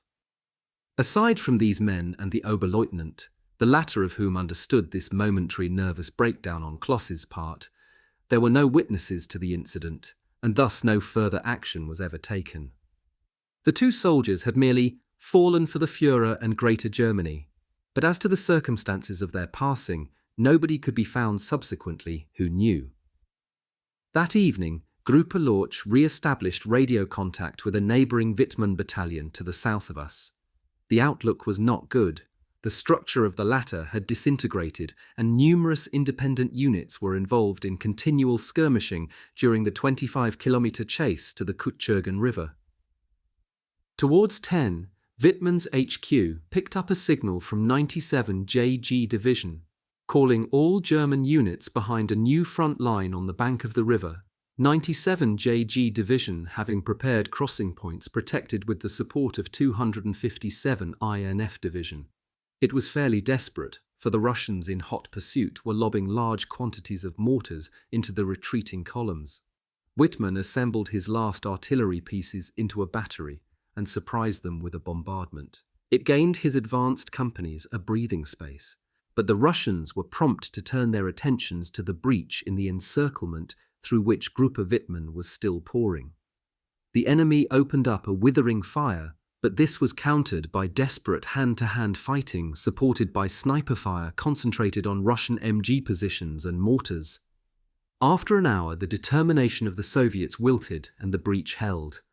It was a moonless night, and little further contact was reported.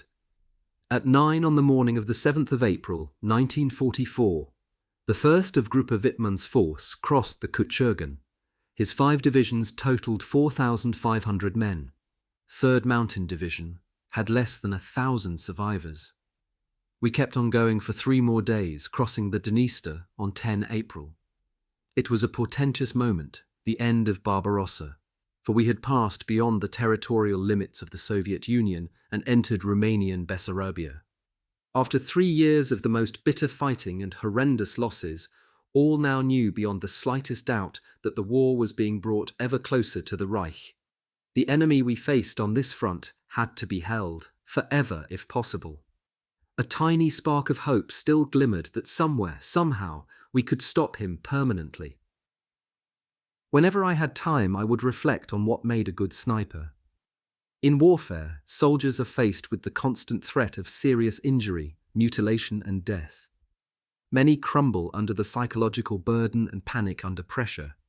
This often manifests in firing off wildly or creating a mental disposition to run once things begin to deteriorate. A soldier's resistance to stress determines his quality far more than his marksmanship or other technical ability. For this reason, a sniper in prospect is difficult to spot away from the front. In particular, the selection and training of a future sniper based only on shooting ability is a grave error, for the soldier must be possessed of a high degree of self-control and have nerves of steel. Good, accurate shooting can be learnt, and the value placed on it by the military in the initial stages of the selection process is exaggerated. The maximum effective range for a rifle under battle conditions is 400 meters, but as a general rule half that when aiming to hit the greatest surface area of the target centrally. Absolute reliability, adherence to military routine, ruthlessness, and the art of sharpshooting make the sniper, not target shooting at 100 meters. So far as I can recall, the only occasion when I dressed in full camouflage gear occurred shortly after our arrival at the Dniester. We set about making our trenches homely and created a sort of village organization based on the regiment. From thin air, all kinds of utensils were produced, washrooms and showers, barbers' saloons. Poultry appeared as if by magic, treasured for their flesh and eggs, and naturally guarded by their owners like the crown jewels. Foxes, the humankind, lurked in the shadows, casting covetous eyes at what was on offer, and the successful poultry thief was a man to be revered among the lower orders. The battalion dispatch runners, to whom I was on semi-permanent detachment, had little opportunity to cultivate company life. Their efforts for a better diet had led them down the slippery road to crime. Their distrustful comrades watched them like hawks. But it was only a question of time before the big coup. Freely wandering the battalion lines, it had come to my notice that the CSM of the neighbouring company owned a hen named Josephine, which could be relied upon to produce an egg daily for the CSM's table or barter. A single bird was an ideal target for abduction, for if one exercised due caution, the danger of a general cacophony, such as one might expect from a disturbed flock, was absent. I was elected unanimously for the job on account of my fieldcraft, since my Red Indian instincts, not to mention cat-like agility, made me the perfect choice. It was a night of the new moon and fully overcast, ideal for a commando raid of this kind. While the others stoked the fire and prepared the cooking utensils, for the first and only time I put on full camouflage dress, blacked my hands and face, and attached leafy vegetation to my peaked cap and uniform until I looked like a bush. After receiving brief instruction from a former poultry farmer in the technique of killing a bird by hand, I disappeared into the darkness, rustling lightly in the wind. Like a fox, I slunk into the HQ of the neighbouring company. The hen was sleeping in her nest, a lovingly furbished wicker basket for artillery ammunition. There was a sentry about 20 meters away in conversation with a friend. They were sharing a cigarette, and every time either took a drag, they raised a steel helmet to their faces so that the glow from the cigarette should not betray them to the enemy. I was more on tenterhooks than normal, for this was looting, and the penalty for detection could easily be the firing squad. Scarcely daring to breathe, I lifted the catch of the wicker basket. The hen was sleeping with her head under a wing. I could not afford to make a mistake. Keeping the lid up by resting it against my forehead, I seized the bird with both hands and swiftly put her to sleep permanently. With a glance at the sentry, who was chatting and had seen nothing, I stuffed the dead Josephine inside my camouflage jacket and disappeared as silently as I had arrived. Within 15 minutes, the bird was plucked and eviscerated, and the inedible evidence carefully buried. On the morning following the grand feast, the CSM appeared and declared that he was in no doubt as to the perpetrators of the crime. "Which filthy swine stole my hen? It can only have been your company, because the thief's footprints lead here. None of my men would have dared lay a hand on Josephine. I would have shot him personally." Our facial expressions of hurt and reproach at the implication appeared to weaken his resolve, and, muttering to himself, the CSM withdrew after making it clear that he had narrowed his suspicions down to one person, but had no proof. He promised not to relent, however, and should the evidence he needed be unearthed in due course, the person involved would be court-martialed and shot for looting. Chapter 7. Balmy Days on the Dniester. 3rd Mountain Division, desperately short of men and weapons, received a token influx, mainly survivors from other divisions, which helped little. We were also given a stiffening of Romanian units. Our Axis ally was very poorly equipped and armed, lacked battle experience, and proved of equally limited value. On the 17th of April, 1944, only 10 days after our arrival on the Dniester, orders came for a third of 3rd Mountain Division to bolster another sector of the front under serious threat. It was my good fortune to remain behind on this occasion, for GJR 138 Kampfgruppe Rote was to suffer fearful casualties with over 800 dead. For a few weeks I enjoyed halcyon days with the remainder of the division. May was a warm, gentle month, and after the troubles we had gone through to get here, our front line with a river view on the banks of the Dniester came as a delightful surprise. Germans and Russians faced each other across the river within the range of heavy infantry weapons, but limited their hostilities to the occasional exchange of mortar and MG fire and the odd commando raid to break the monotony. The river was about 400 meters wide and did not allow for reconnaissance outings by snipers. I visited the battalion trenches daily, but did no more than fire the occasional precision shot at targets spotted by our infantry. Aiming at a Soviet head 400 meters off had a 30% chance of a hit, but the effect on morale of 70% hair's breadth misses from a sniper's rifle made the effort worthwhile. As regular as clockwork, I made my calls on the trenches. The Russians had been lying low for days, for they were loath to show themselves once they had received notice that an expert sniper was present in the German lines opposite. That particular morning, I had been with the MG gunners surveying the enemy positions without finding a worthwhile target, and decided to pass the afternoon at the northern end of the battalion's trenches. I rarely went there, for they overlooked a bend in the river a kilometre wide, and I considered them valueless.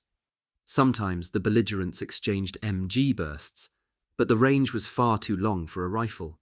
In our positions, the mood was rather like a holiday camp. The May heat wave had gone on, and we had become accustomed to stripping to the waist to soak up the sunshine. Improvised showers had been rigged using the waters of the Dniester, and wonderful small picnics of ship's biscuit, tinned marmalade, and ersatz coffee were quite common. At the northernmost trench, I was invited to partake, the fare being all the more delicious for having been liberated from the Kubelwagen of 2 artillery officers who had visited the area the day before on a reconnaissance outing. During the conversation, an MG gunner mentioned hearing unusual sounds borne on the wind from the Russian side of the river.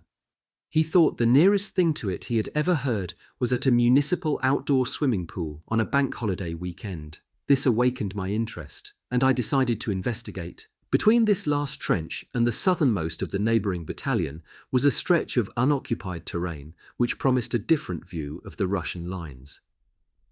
About 1,500 metres further on was a small hill covered with dense bushy undergrowth offering extensive cover for observation purposes. I climbed to the hilltop from behind and peered cautiously through the high grass between 2 bushes. Through my binoculars, I saw an extraordinary scene. Hidden from the view of our positions was a small bay. The Soviets obviously believed themselves so safe there that it was being used as a holiday beach, and so far as I could make out, sentries and lookouts had been dispensed with. I estimated the range as 600 meters.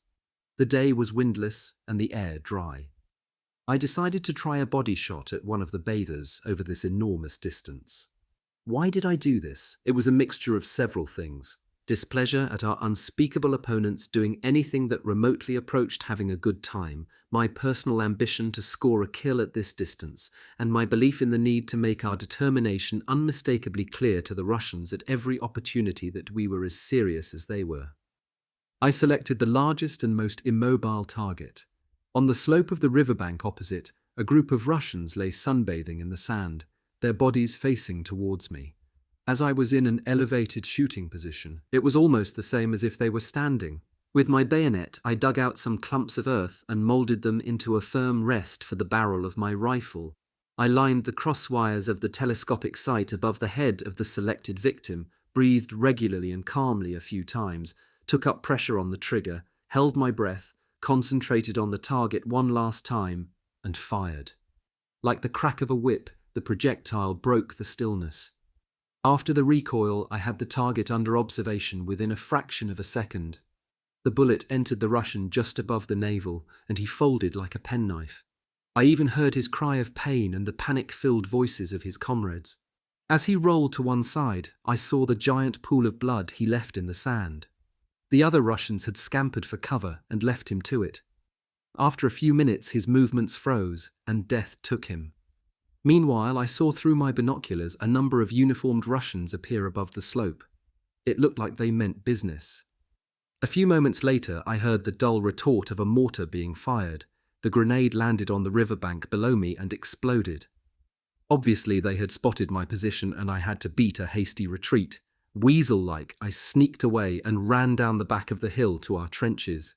As I did so, their mortars got the range of my abandoned hiding place and shredded the hilltop. Upon my return, the host of the coffee hour received me with a certain hostility. "Shit, did you have to?" he demanded, and turning to his men, told them to get their bunks ready, since Ivan is soon going to give us hell, adding darkly, "Herr Fancy Shooter here simply couldn't resist spoiling our idyll." Hardly had the words fallen from his lips than the first MG bursts whistled over our heads, followed by a brief mortar bombardment, which fortunately fell long and caused no damage. During the general hiatus, I made myself scarce, since I had no wish to expose myself to any further abuse.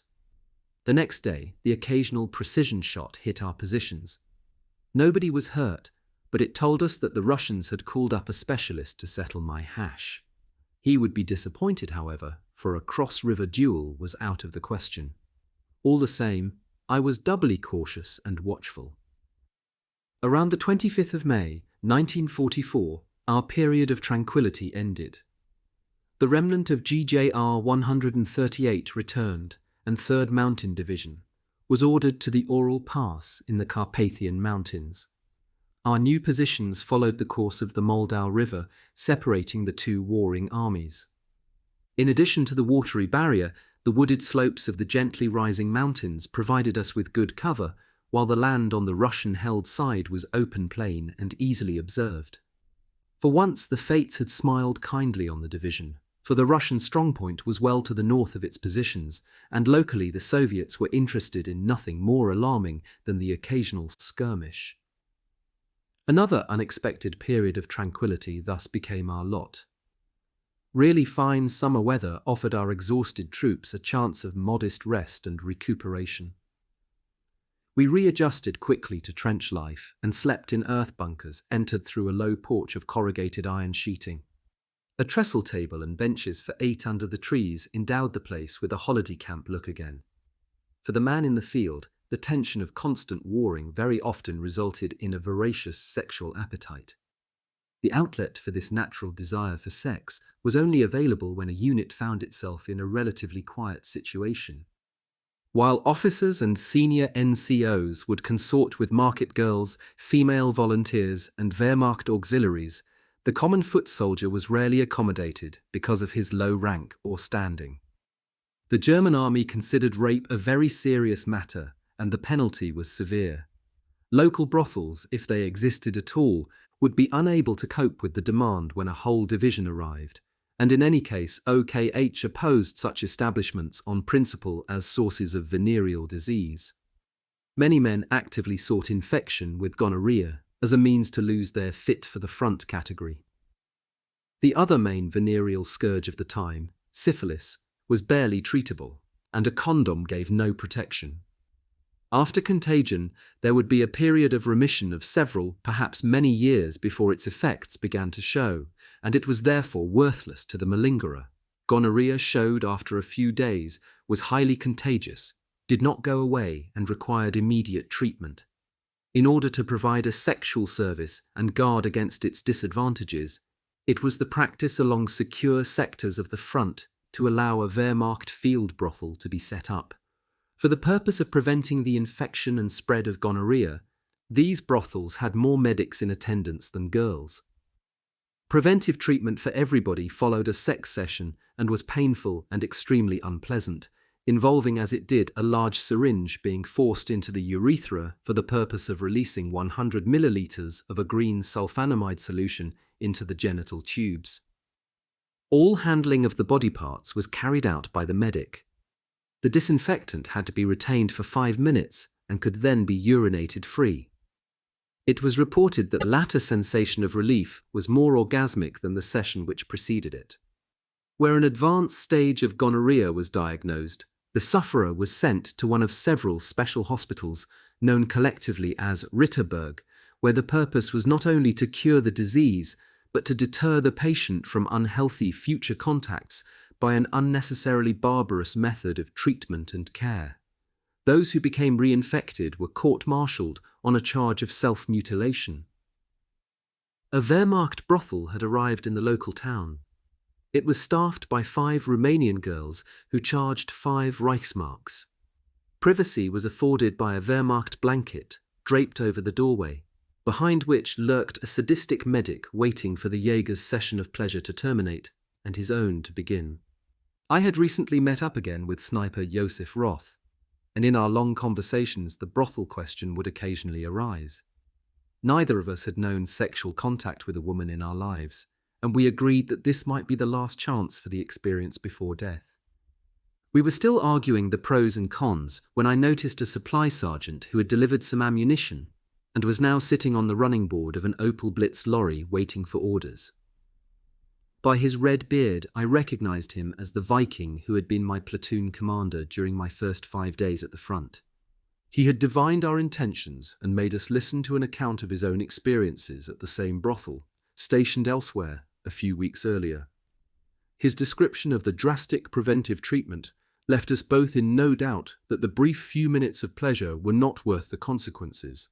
Being of good Catholic upbringing, I was in any case not 100% certain that I wanted my first sexual experience to take place in a Wehrmacht brothel, and by the end of the war had resisted all further temptations. By some miracle, the division had been returned unexpectedly to its full quota in men and materials. The officers probably knew by now that we were at full strength for the last time. They had seen the writing on the wall long previously.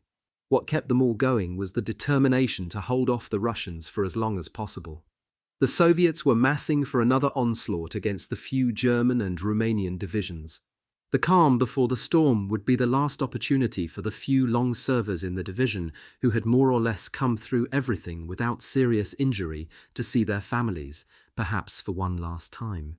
So far as possible, they were granted leave. At age 19, and having served 10 months on active frontline duty in the German army, I amounted to a veteran, but had a lower priority for leave than fathers of children and men with 2 years in the army. Moreover, snipers could not be spared from the front. Theoretically, my chances of leave were nil until Hauptmann Kloss, my battalion commander, who held me in regard, found a way to resolve my difficulty. In the last few months of 1943, at the larger military depots, firing ranges were introduced for sniper training. The course lasted 4 weeks. Those taking part were recruited from recent conscripts, but also included veterans from the front who had been identified by their company commanders as good prospects. They would receive a sniper rifle with telescopic sight and instruction in the art. In Austria, Gebirgsjäger sniper training was held at the Sepp Allerberger military depot near Judenburg. This was not too far from my home village. Hauptmann Kloss had downgraded me to a sniper prospect, in need of honing to a fine edge, and thus suitable for training at Sepp Allerberger. Since I was almost at home there anyway, 10 days leave had been added, to be taken at the end of the course. A few hours before my departure on the 30th of May, 1944, I handed my Russian rifle and telescopic sight to the regimental armourer. In my hearing, he passed it to another young Jaeger, saying, "You see all the little notches carved in the stock and handguard. Each is one less Russian. To receive this weapon is honour and duty. Do your best and show Sepp on his return that you have been worthy of it." Hearing these heroic words, the young rifleman looked rather embarrassed, and I laid my hand on his shoulder, saying, "Don't go mad, just remain on the alert and keep your head out of sight making the rounds." From a breast pocket I produced a handful of bullets carefully wrapped in a handkerchief, my little stock reserved for special cases, and pressing them into his hand, said, "I probably won't be needing these anymore. They are explosive rounds, so go easy with them. The supply is limited to what we can steal from the Russians. Keep on the armourer's good side, and he will keep his eye open for captured ammunition and put it to one side for you. Tell me in 6 weeks how you got on." The engine of the Opel Blitz lorry roared up impatiently, and I hoisted myself over the tailboard, the last of 11 leave-takers to board. When I shook the hand of my replacement in parting, an indefinable presentiment of his death made me shiver. The thought came to me suddenly. Poor devil, he isn't long for this world. "Are you ladies through with your fond farewells yet?" the driver bawled from his cab, and without waiting for an answer, stepped on the gas pedal. Our comrades disappeared behind a thick cloud of dust and exhaust fumes. A feeling of light-heartedness swept over me at my temporary release from the war. But it was tempered by bad conscience at leaving my friends in the lurch. The past year had blotted out my former existence, and the daily struggle to survive had become my only reality. Chapter 8. Respite. Sniper Training at Judenburg. Summer, 1944. It took a few days to realize for sure that the war had turned its back on me. The peaceful landscapes through which the train puffed its way on the 5-day run to Judenburg seemed like an anachronism. When I alighted at the station, a driver on an errand gave me a lift to the depot in his Kubelwagen. I viewed the course with mixed feelings, for my recollections of basic training, with its endless shouting and purposeless drill, were not my fondest memories of the German army. I had only agreed to accept the course because it offered a couple of weeks of proper nutrition, regular sleep, and the chance of a few days' leave with my family. Therefore, I was all the more surprised to receive an almost cordial welcome from the CSM in his office. No standing stiffly to attention, no heel-clicking, just a friendly introductory talk about the course and accommodation. It was clear that this was an advanced course for specialists and not the brutal indoctrination of course material by rote. The army depot occupied a large area of terrain, the sniper school nestled in a remote barrack complex. I shared a hut with 4 18-year-olds from Mittenwald who were fresh from basic training at Kufstein and had been sent from there directly to sniper school, having impressed instructors with their stoical calm and outstanding faculty of observation. My glance fell at once upon a text in Gothic lettering nailed to a wall. These heroic words did not leave me unimpressed, and I felt a certain pride rise within me, yet at the same time I remembered the reality of war and its merciless nature. As you die, I thought, all these fine words mean nothing. Next day, Monday the 5th of June, 1944, the course entitled Scharfschützen Ausbildung Kampagne WK-18 began with instruction on rifles with telescopic sights. Our instructor was a sergeant minus a leg, and nearly all the staff were experienced campaigners with partial invalidity.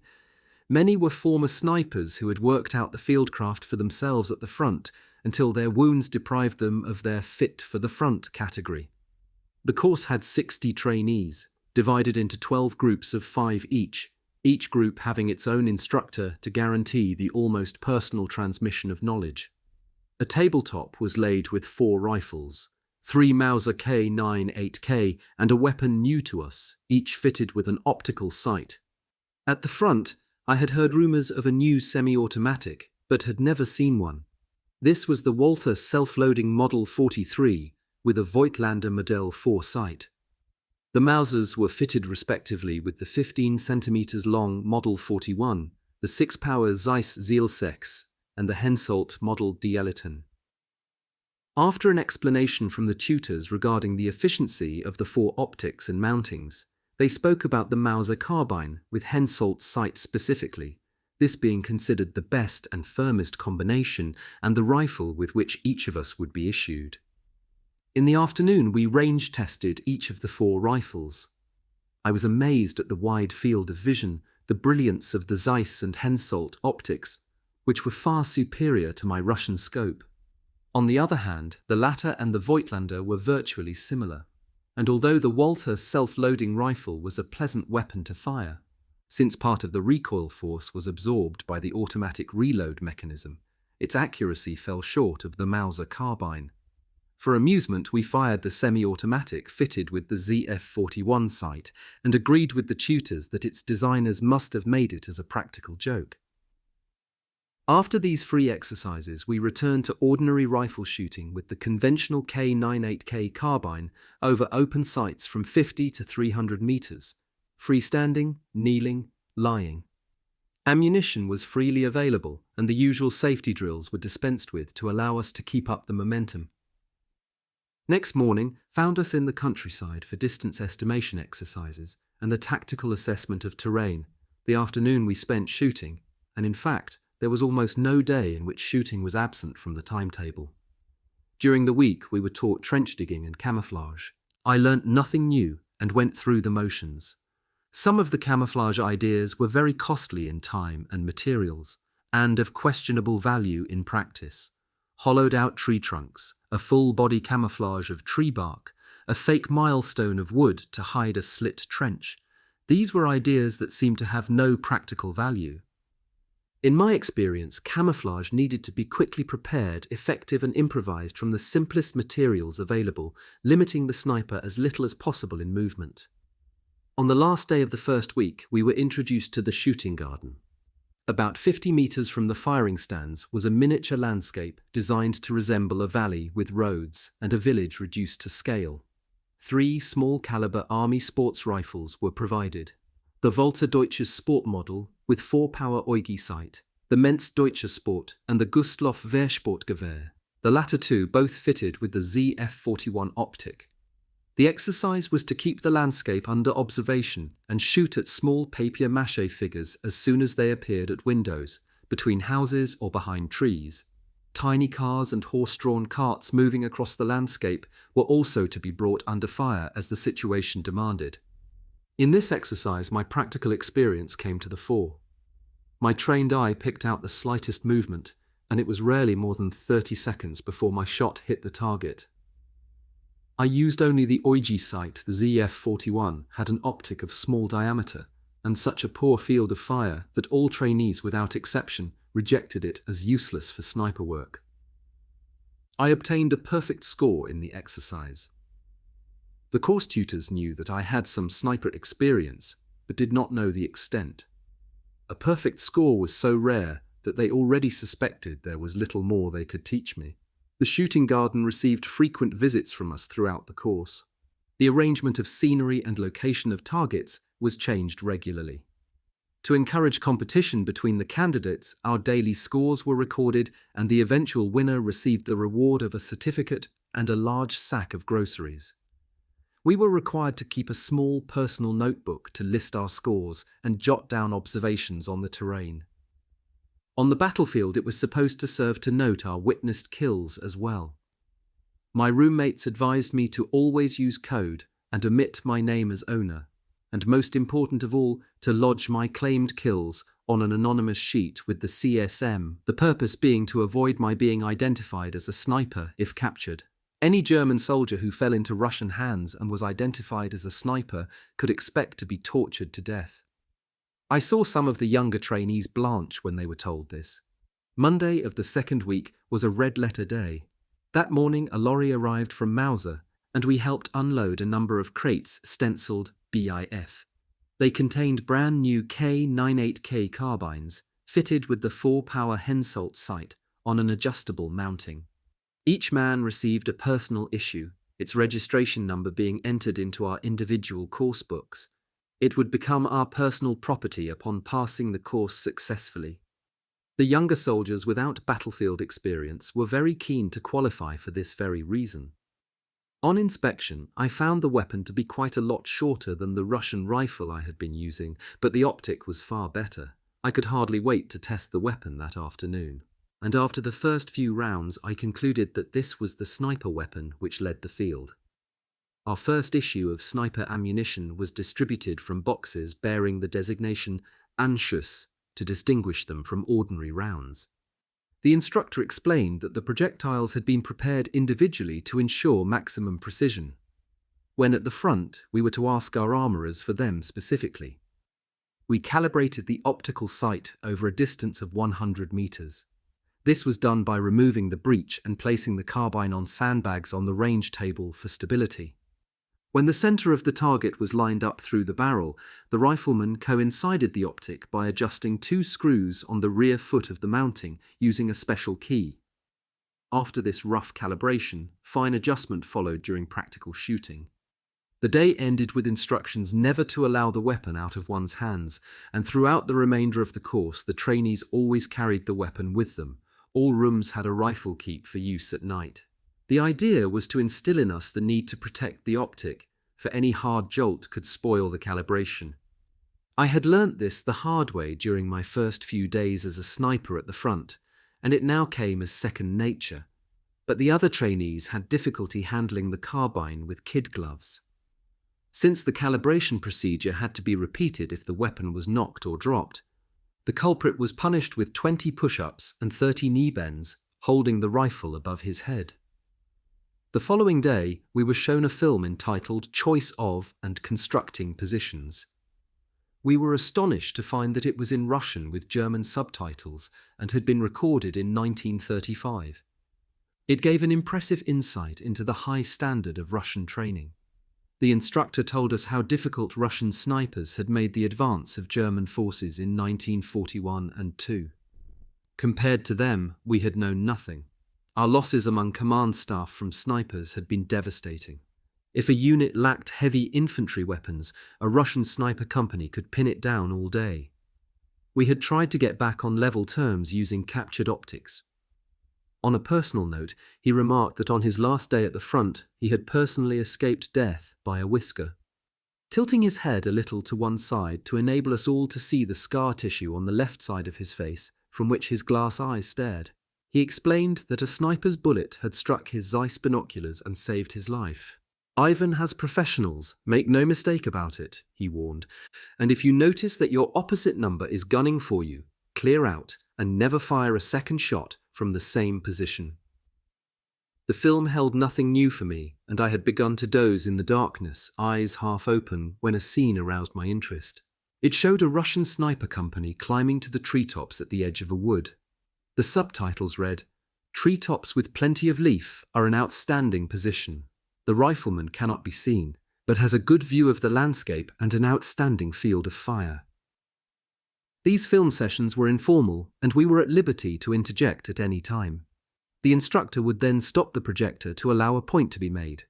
Indicating that I wanted to speak, the film was stopped, and I recounted my tale about the female sniper company at Bakalov. After I had finished speaking, the instructor broke the silence and said, "Listen closely, Junge. The Jaeger knows what he is talking about. He has already spent a year at the front. Get it into your heads that you make a mistake only once, and in 90% of cases you have shit your last. So, note well everything you hear on this course, that something may well save your ass in the field." To be on the course, eating and sleeping regularly, and not in constant fear for my life, was a delight. My thoughts often strayed to 3rd Mountain Division, but the censored newspaper reports gave no clear picture.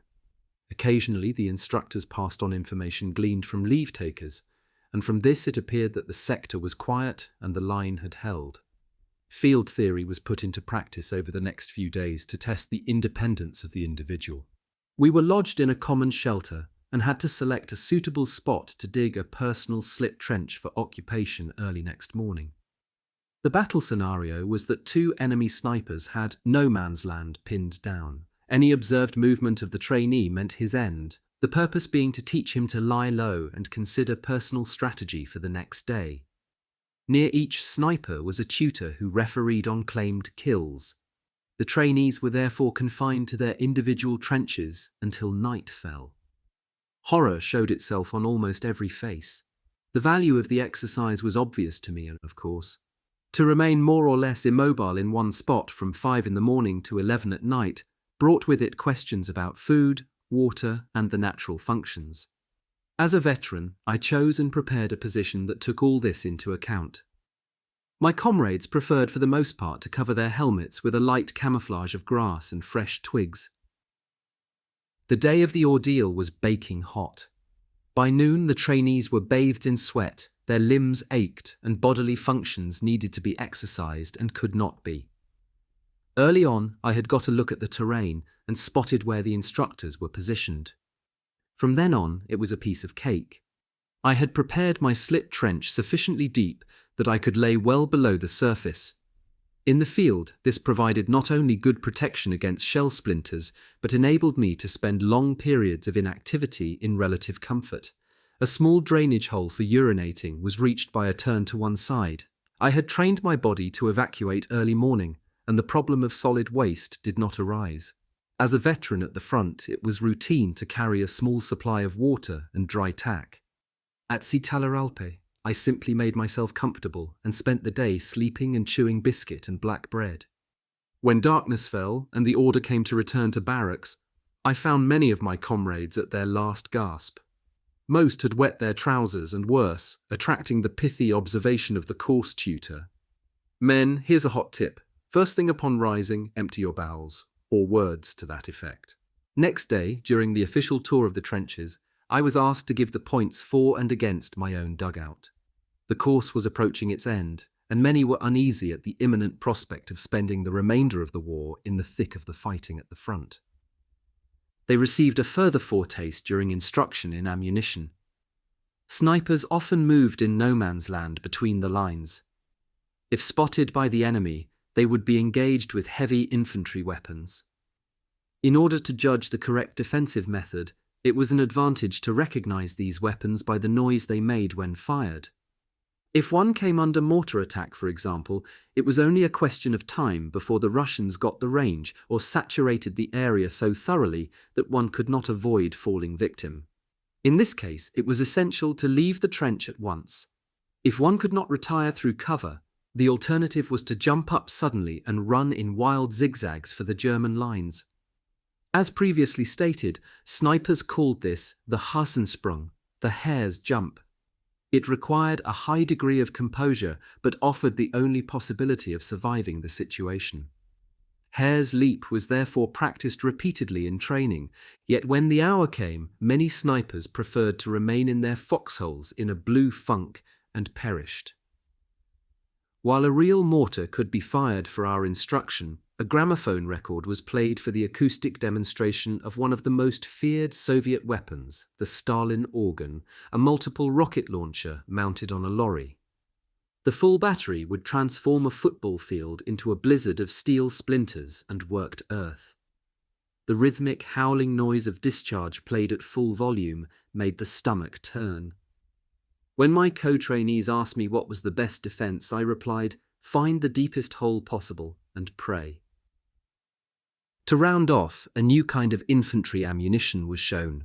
This was known as the B-Patron, B-bullet, B standing for Beobachtung or observation. It had been developed originally as a tracer round for calibrating fighter weapons. The round exploded on impact and indicated the accuracy of the burst. Aerial MG gunners were able to calibrate their weapons relatively quickly using this optical aid. The ammunition was very expensive, however, and its use limited to the purpose for which it was designed. The Russians, on the other hand, had issued it to their troops from the onset of the Barbarossa campaign. It was much feared by the German infantry because of the terrible wounds it inflicted. Russian snipers were particularly keen on it. I had already had experience of explosive bullets, and to the extent that the enemy had no compunction in putting it into general use, I considered it justifiable that German snipers should receive the issue. The munition used in small arms was illegal under the Geneva Convention, but the Russians had obviously waived the right to object, and the war was at such a desperate stage for ourselves, having regard to the type of people we faced in the East. that the end practically justified any means. During a short demonstration with these bullets, trees 5 centimeters in diameter were felled without difficulty. During the last 2 weeks of instruction, the course concentrated more on the practical. Besides the daily visits to the firing range and the shooting garden, we concentrated on movement in the field, passing unseen through military exercises held by other units, or infiltrating between the lines. Later, the principle of the shooting garden was transferred to open terrain, and a time limit imposed for spotting and shooting at the papier-mâché figures. For failure, points were deducted from the scorecard and death awarded. My inexperienced colleagues quickly came to understand the dangers of the life they had embraced. When these drills began, they died like flies, and I was not a stranger to error myself. Yet it was not quite so bad as it looked, for official sniper tactics were permanently offensive, while in reality on the battlefield, many difficult situations resolved themselves by a healthy dose of caution. A good sniper had to know when it was best to vanish, but the training program did not teach discretion. The course concluded on Saturday the 1st of July, 1944, with a celebration party, the CSM having conjured up a few barrels of beer, schnapps, and some sides of pig for an outdoor grill. Beforehand, our group of 60 fell in to hear their results. Each man was called forward individually, first the 4 who had failed and were being returned to unit, then those who had passed, beginning in reverse order with the 56th. After a handshake from the CSM, each man received his personal rifle with optic, a Wehrpass bearing the registration number of his ZF Gewehr, a certificate confirming his success and final position in class, and a parchment in Gothic lettering reading, German Sniper. Impress upon yourself these 10 rules. Your goal should be the sniper's badge, awarded to the best. I finished in 2nd place, and so won an ammunition crate full of delicacies, wine, cigarettes, chocolate, cold meats, and so forth. At least I would not arrive home for leave empty-handed. The act of receiving the rifle with optic made one a sniper officially. Yet while the inexperienced man swelled with pride at his elite status, we veterans looked ahead with foreboding. Most of the course participants were already rattling to the Eastern Front aboard a supply train next day, while I went home by lorry. I had given my family brief warning of my arrival, and my parents and sisters were expecting me. Once inside the front door, I took my sniper rifle from my shoulder and rested it carefully against the wall. Producing from my rucksack the edible evidence of my success, it was the chocolate wrapped in red tinfoil that really broke the tension of the moment. My father's workshop had ensured that my family continued well fed. Pressed to reminisce, at the table I related a few anecdotes of a soldier's life at the front, which was, so I assured them, an exciting, sometimes tense adventure, spiced with not a little danger at times, in fact the type of life any young man might wish for himself. Afterwards I lay in bed unable to sleep, unable to dislodge the lie stuck in my throat. Next day I helped my father in the workshop to take my mind off the war. We worked in silent harmony. He had served as a Gebirgsjäger in the Austro-Hungarian army during the Great War and understood my mood. He had gone to war rejoicing, only for its iron fist to crush his spirit. He returned home years later, a sober, wiser man. The few days in the bosom of my family flew by. Friends and school classmates were absent, all either in the Wehrmacht or fallen for Greater Germany. Our village families looked towards an uncertain future. The controlled press spoke in terms of eventual victory, but all could read between the lines. A new term, an elastic command policy on all fronts, could only mean retreat. The Western Allies, now radiating out from Normandy, were encroaching towards the Reich from France in the west and Italy in the south. In the east, the Russians had unwrapped a massive offensive against Army Group Center. Within the last 4 weeks, the pressure on the German armies had intensified beyond the point where there was any hope of withstanding it. On the 13th of July, 1944, my father offered me his hand in farewell, his face carved in stone. My mother and sisters had dissolved in tears and were lost for words. Resolutely, I turned towards the east. It was all now in the hands of the fates. Chapter 9. Romania, August 1944. The stab in the back. In a way, it was a relief to get back to the Romanian front. During my leave, I saw a world at peace where there was none. I had become estranged from civilian life. At the front, I knew what had to be done. My company, my regiment, these were the family and the road, if necessary to the bitter end. At the terminus of the line, I alighted together with 7 travelling companions.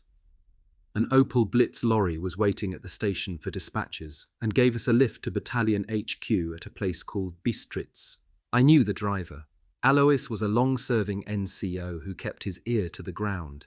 He told me something was brewing. When he fetched the regimental commander, I overheard talk about a Hungarian intelligence report. The Russians were preparing a major offensive, and it was reported that our Romanian ally was ready to defect. Army Group Centre had come under pressure, and 6th Army, which held the line together, was threatened with encirclement. Alois drew out a bottle of Ostler from beneath the driving seat. We drank directly from the neck. The journey continued thus, snatches of conversation interspersed with drink. I could tell that something wasn't right. Alois gabbled about the summer weather they had been having, a nice relationship with the adjoining Romanian frontier unit, and about personnel and material supplies, which had brought the regiment almost back to strength. When we finally reached Battalion HQ, he invited me to meet the Romanian frontier infantry that evening. Occasionally there were girls there. Apparently all I needed was charm and a gift of black bread, and they would be putty in my hands. I promised to think about it. Duty came first. I reported my return from leave to the CSM of the Battalion Staff Company. Hauptmann Kloss was in the room and seemed genuinely pleased to see me. "You've come just at the right time. We need every good man we can lay our hands on," he said. He joked about the harshness of the course having made a good sniper of me, and then suddenly warned that within a few days Ivan was going to turn us into Christmas stuffing. "And another thing," he added, "the Romanians are up to no good. I fear they may change sides." The regimental staff received a telex from Foreign Armies East, which reported Hungarian sources at the highest level, as saying a Romanian resistance group has been formed. Apparently they are negotiating with the Russians. OKH is not convinced, but personally I think there is something in it. So, do me a favour and stay clear of the Romanians. He shuffled through a sheaf of papers and produced a certificate and a small item wrapped in brown paper, which he passed to me, offering his hand with the observation, "I congratulate you on being awarded the Infantry Assault Badge." He slapped my back and sat at his desk. "Have a look round first, then we'll talk again tomorrow." Shouldering my rifle and pack, I wandered through the dispatch runner's bunker, looking for familiar faces. To my dismay, I found few, a mere sprinkling among the new arrivals, half of whom would not survive the coming offensive. At the end of my rounds, I called in on the regimental armourer. My first question was naturally about the young sniper to whom my Russian sniper rifle had been entrusted. "That young man met a bad end," the sergeant replied gravely. "It was fairly quiet here in the last couple of weeks, just the odd reconnaissance sortie. You know the drill, have a snoop round, bring back a prisoner for questioning and so on, convince them we're still up for it. Anyway, he went out alone on the hunt too soon. We don't know exactly what happened, except that he failed to return at the appointed time that evening. 4 days later, one of the patrols found his body, swollen like a balloon in the heat. He must have fallen into their hands and failed to get rid of his rifle in time." He shook his head as he reflected on the horror he was about to convey. Can you imagine what Ivan does to a sniper whom he finds in possession of a Russian rifle with loads of notches on the stock? The corpse was green and blue with 1,000 knife cuts. Finally, they cut off his balls and stuffed them in his mouth. Then they rammed the barrel of the rifle up his rectum as far as the back sight. His death must have been sheer hell. The boys who found him in no man's land buried him straight away. When they got back and recovered, they were all for going out again to take revenge. He paused for breath and continued, "Sepp, can you imagine what it's going to be like when these rapists and murderers get to the Reich?" Laying a fatherly hand on my shoulder, he stared me in the eye earnestly. "We're fighting for survival. to the last bullet, and when that's gone, to the last entrenching tool. Death was routine, and the incident did not disturb me particularly, although in the light of the atrocity, I decided to abandon the practice of notching up each kill on the rifle stock and considered how to remove every outward sign that I was a sniper. The pressure from the north on the Carpathian front was growing ever stronger. 3rd Mountain Division. Commanders were doing whatever possible to strengthen their overstretched sector. The Romanians were integrated into our defensive line. In early August, the Soviets initiated their first systematic nuisance raids, and on the 19th of August, 1944, laid an artillery barrage on neighbouring GJR 138 prior to an assault. The Romanians put up no resistance and were flattened. GJR 138 was pincered. They fought desperately to break free, and the few reserves at division were thrown hastily and at considerable strategic risk into the fray. After 4 days of bitter fighting, the encirclement crumbled and the front line re-stabilized. My battalion, 2 and 144, was not involved and had only a few skirmishes. Almost every night I went out on patrol in no man's land. I often noticed small enemy groups disappear into the Romanian lines. Significantly, this was never followed by any sounds of fighting.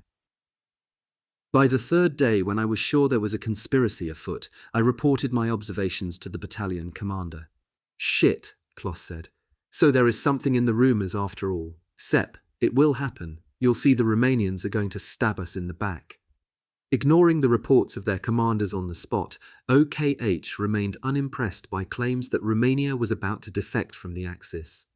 It is difficult to understand how they can have arrived at the contrary conclusion, for a host of pointers had indicated a change in sentiment on the part of the Romanians from the summer of 1944 onwards. Pro-German commanders had been replaced by anti-German, and the flow of information to German command centres had slackened noticeably and taken on a contradictory nature.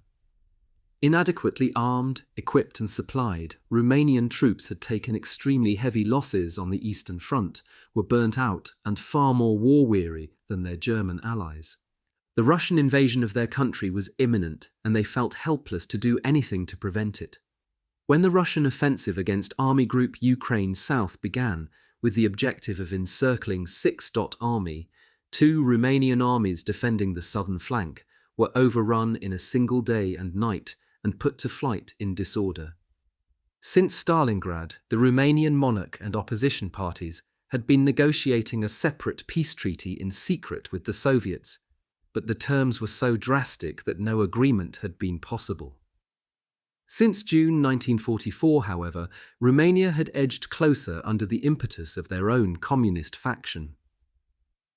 A plan to break with Germany coinciding with the Russian offensive against Army Group South had been drawn up, and on the 23rd of August 1944, in realistic acceptance of the hopelessness of the situation and the threat to Romania's borders, the Romanian king assented to an armistice and switched his allegiance. That same evening, Romanian forces were ordered to cease hostilities against the Soviet Union forthwith, and to pin down German forces in order to prevent their resisting the Russian attack.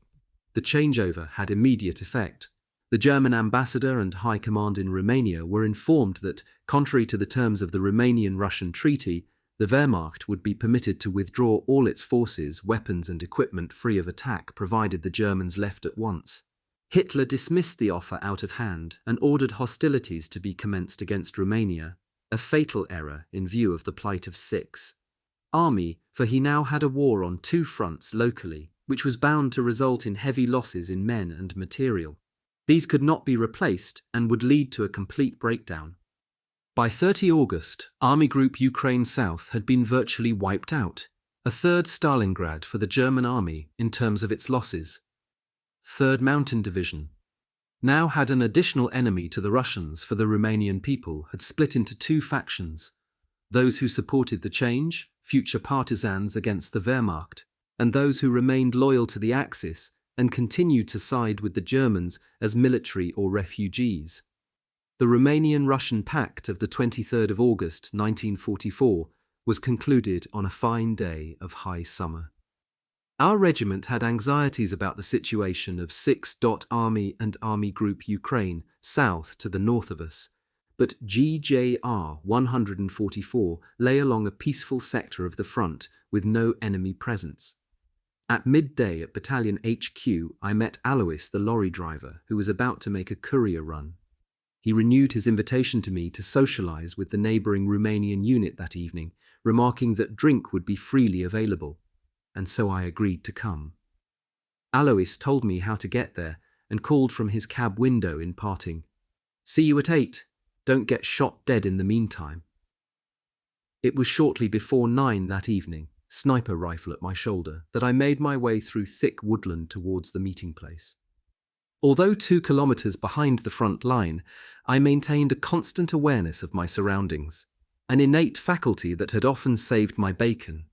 I had reached the bend in the path, which descended into the Romanian positions, when I heard some odd noises, very excited, raised voices, and suppressed cries and groans, which filled the still air of that warm evening.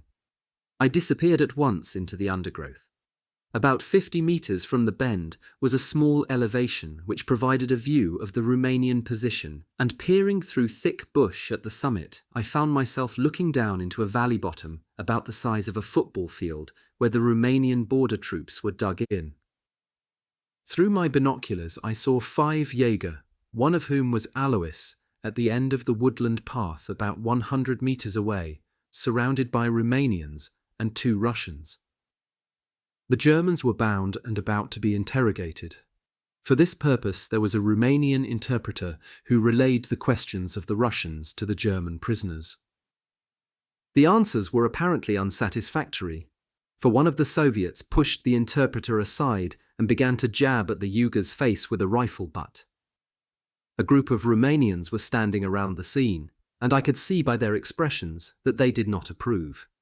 Next, a Romanian officer appeared and remonstrated with his men. This had no apparent effect until he drew a pistol, which motivated the NCOs in the group to drive the remainder back to their positions. The officer then appeared to suggest to the inquisitors that they should conduct the proceedings in a less exposed area. At the foot of the slope to the right of my hiding place was the latrine block, and the prisoners were led behind the weatherboarded rear wall out of sight of the compound, which was better for me. The distance was about 80 meters. The 5 German prisoners were in the hands of 2 Russians and 2 Romanians, plus the interpreter. The captors decided to concentrate on Alois, and after a few violent kicks, punches and more jabs with the rifle butt, he collapsed to the ground. They untied his wrists, dragged him to the latrine wall, and spread his left hand on a ledge. The Russian leader withdrew a pistol from its holster and smashed the stock down on Alois's outstretched fingertips. Alois screamed in a mixture of rage and pain. I felt a wild urge to take action, but suppressed it. I had to wait for the right moment. A hasty reaction could be fatal for us all, and in any case, I had to report the changed situation regarding the Romanians to Battalion HQ. I could not do this if I was dead or captured, therefore I bided my time and considered feverishly how best to help my 5 colleagues, hoping that the other side would see sense and simply take them off as prisoners of war. In order to silence his cries, Alois was gagged. His suffering was obviously the example to the others to reveal whatever it was that the inquisitors wished to know.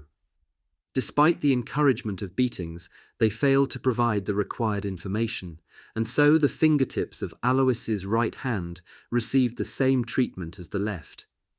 As he writhed in agony, the questioning of the other 4 was resumed. I had prepared a rest for the barrel of my rifle and positioned it to my satisfaction. As I watched, the Soviet torturer ripped open Alois's tunic and trousers, took out a pocket knife and opened it, then waved it threateningly in the faces of the 4 kneeling German soldiers. After some shouting and yelling, the Romanian interpreter shrugged his shoulders in resignation. At this, the Russian bent down to Alois, slit open his abdomen, and through the wound brought out about a meter's length of intestine. Alois's screams of pain were audible despite the gag. I had seen many terrible sights in this war, but this was the worst to date, and it had gone far enough. The situation was too much for the Romanian interpreter, for he drew his pistol and put Alois out of his suffering with 2 quick shots to the head. At this, a shouting match broke out at the latrine between the Russians and the Romanians. Both Russians drew their pistols. The 4 German survivors, hands bound behind their backs, looked on, eyes large in panic, from their enforced kneeling position. The Russian torturer threatened the Romanian interpreter with the pistol, then aimed it at the nearest German prisoner and shot him in the face. The lifeless body remained kneeling upright for a few moments before toppling sideways. The important thing for a sniper in such a situation is to control his emotions. The 2 Russians had to be killed, not in rage, but professionally. I took the first Russian in my sights, held my breath, concentrated calmly, took up pressure on the trigger, and pulled smoothly. The bullet tore through the chest of the target and threw him backwards like a rag doll. The second looked around in surprise. His face came into my sights, and I fired, 2 dead. The main job was completed.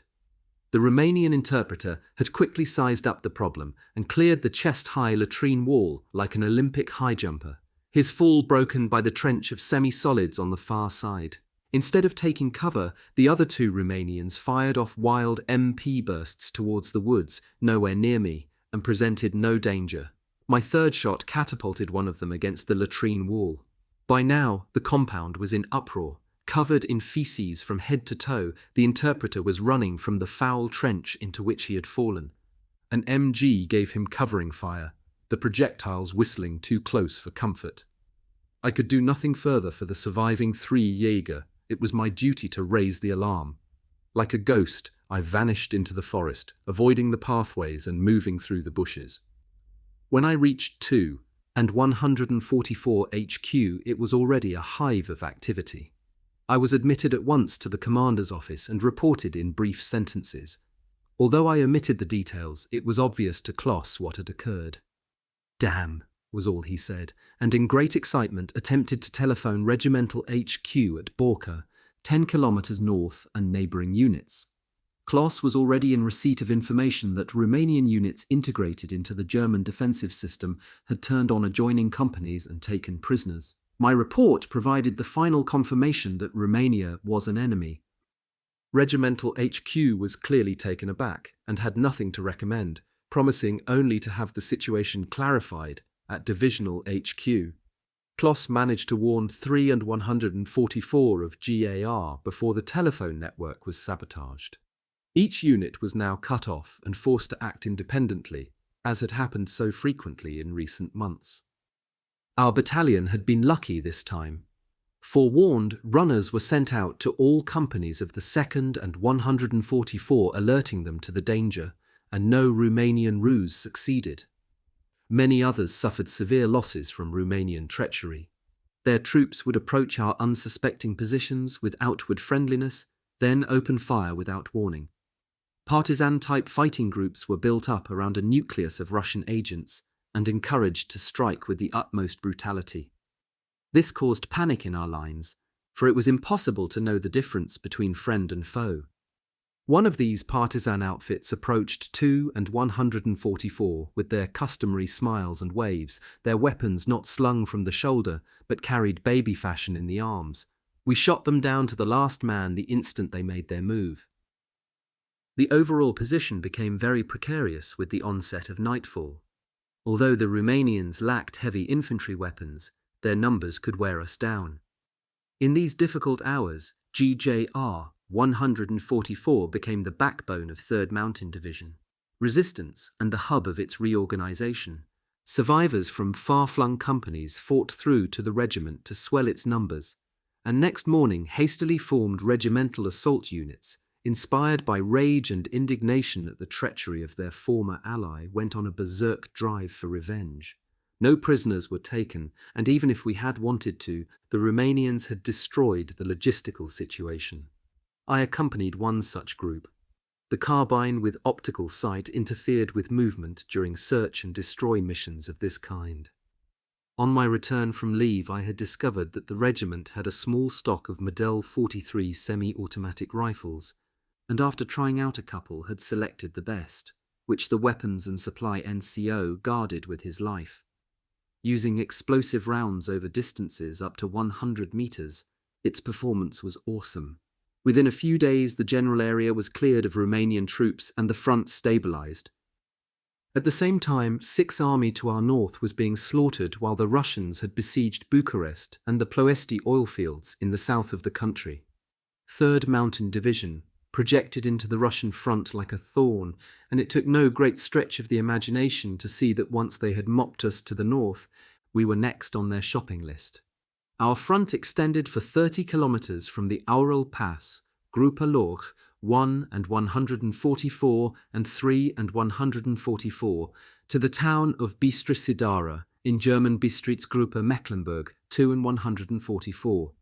On the 27th of August 1944, the Russians attacked along this broad front, and within a few days, their offensive had taken under fire all Carpathian passes to the Siebenbürgen tableland held by 3rd Mountain Division. 2 and 144 was of special importance and used as a firefighting unit, deployed to every hotspot as it came under pressure and forcing open dangerous encirclements to allow trapped companies to escape. Used generally as infantry but trained as mountain troops, our regiment operated over terrain it knew well and had the tactical edge over the Russians. On the other hand, we were outnumbered by 20 to 1, and however well we fought, the writing was on the wall. One of our units had become trapped between Russians and Romanians in a Carpathian mountain pass. An assault platoon had been formed to relieve it, and I came along as sniper escort. The Romanians were 10 strong, armed with a heavy machine gun and rifles. They were inferior to the German force, but had a good field of fire from well dug-in positions. Overall, they must have been very confident of their own safety. We were favoured by thick woodland for our approach, but were unacquainted with the patch of terrain around which the Romanians were lodged. The platoon sergeant and I made an observation of the enemy group through field glasses and drew some comfort from the fact that our arrival had not been detected, giving us the decisive element of surprise. We fell upon our erstwhile ally like a rainstorm from a cloudless sky. Hand grenades followed by bursts of MP fire, and single, accurate sniper rounds transformed their safe position within seconds into a simmering witch's cauldron from which there was no escape. The problem of the German unit ahead was not solved by the eradication of the Romanians, for to retreat they required to cross an open plain 100 meters or so in length, overlooked by the Russians and within range of their weapons. At first, they must have been dismayed to hear the sound of battle at their backs, then overjoyed to see the field-grey uniforms of their relief. I watched their excited conversation and gestures through binoculars. As we tried to envisage a way out of the predicament, a heavy mortar opened up. The Soviets had obviously called up heavy weapons to remove the obstruction to their passage through the pass. The men of the trapped unit threw themselves down as the bombs hissed over. The salvo was aimed at the forward defensive position and fell short. With dull explosions, it churned up the earth. Each succeeding salvo fell nearer and nearer yet. Through binoculars, I saw their panic-stricken faces. We were condemned to inactivity, and the defenders' only chance to escape being blown to shreds was a long dash across open country. Shortly before the first mortars exploded in the main positions, the occupants had jumped up and run pell-mell towards us.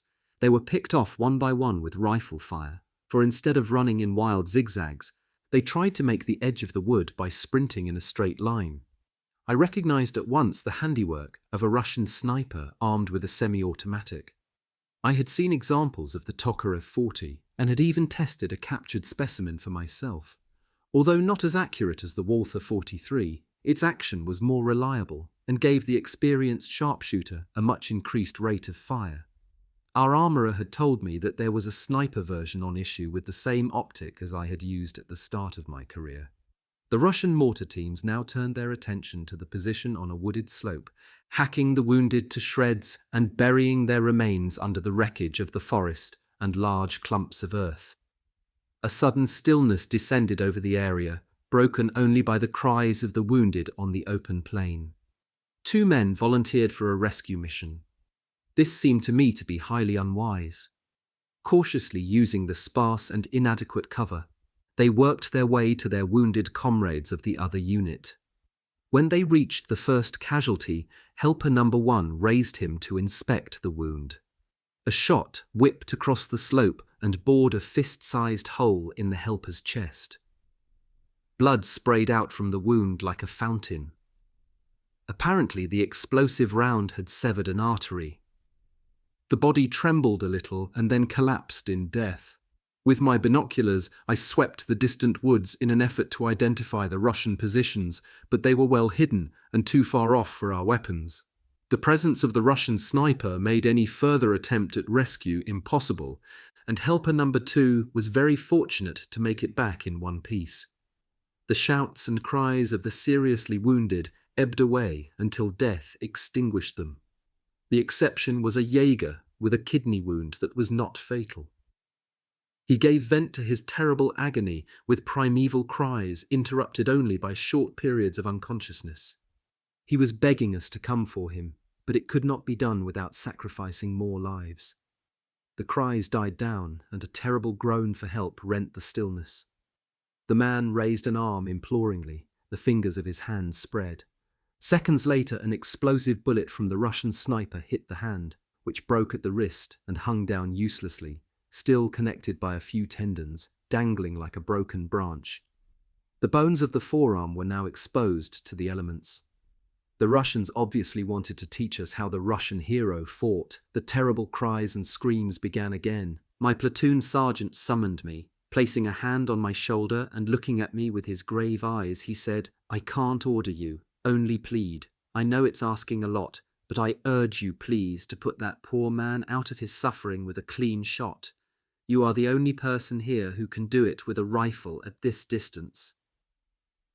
This was the situation I had feared I would have to confront someday. I had often looked on as the Russians killed their own wounded in inaccessible regions of the battlefield. But on the German side, this was uncommon, for the systematic disposal of the wounded in this manner cheapened life and demoralized the troops. It was an unwritten law of the Gebirgsjäger to bring in the wounded if humanly possible. The only exception was killing at the sufferer's request in a hopeless situation. In months gone by, I had shuddered to watch as wounded soldiers capable of surviving but incapable of being transported out had begged a comrade to render the coup de grâce to spare them further suffering. It was customary for the Russians to kill off enemy wounded, the reason being, so it has been subsequently explained, that the medical infrastructure was not in place.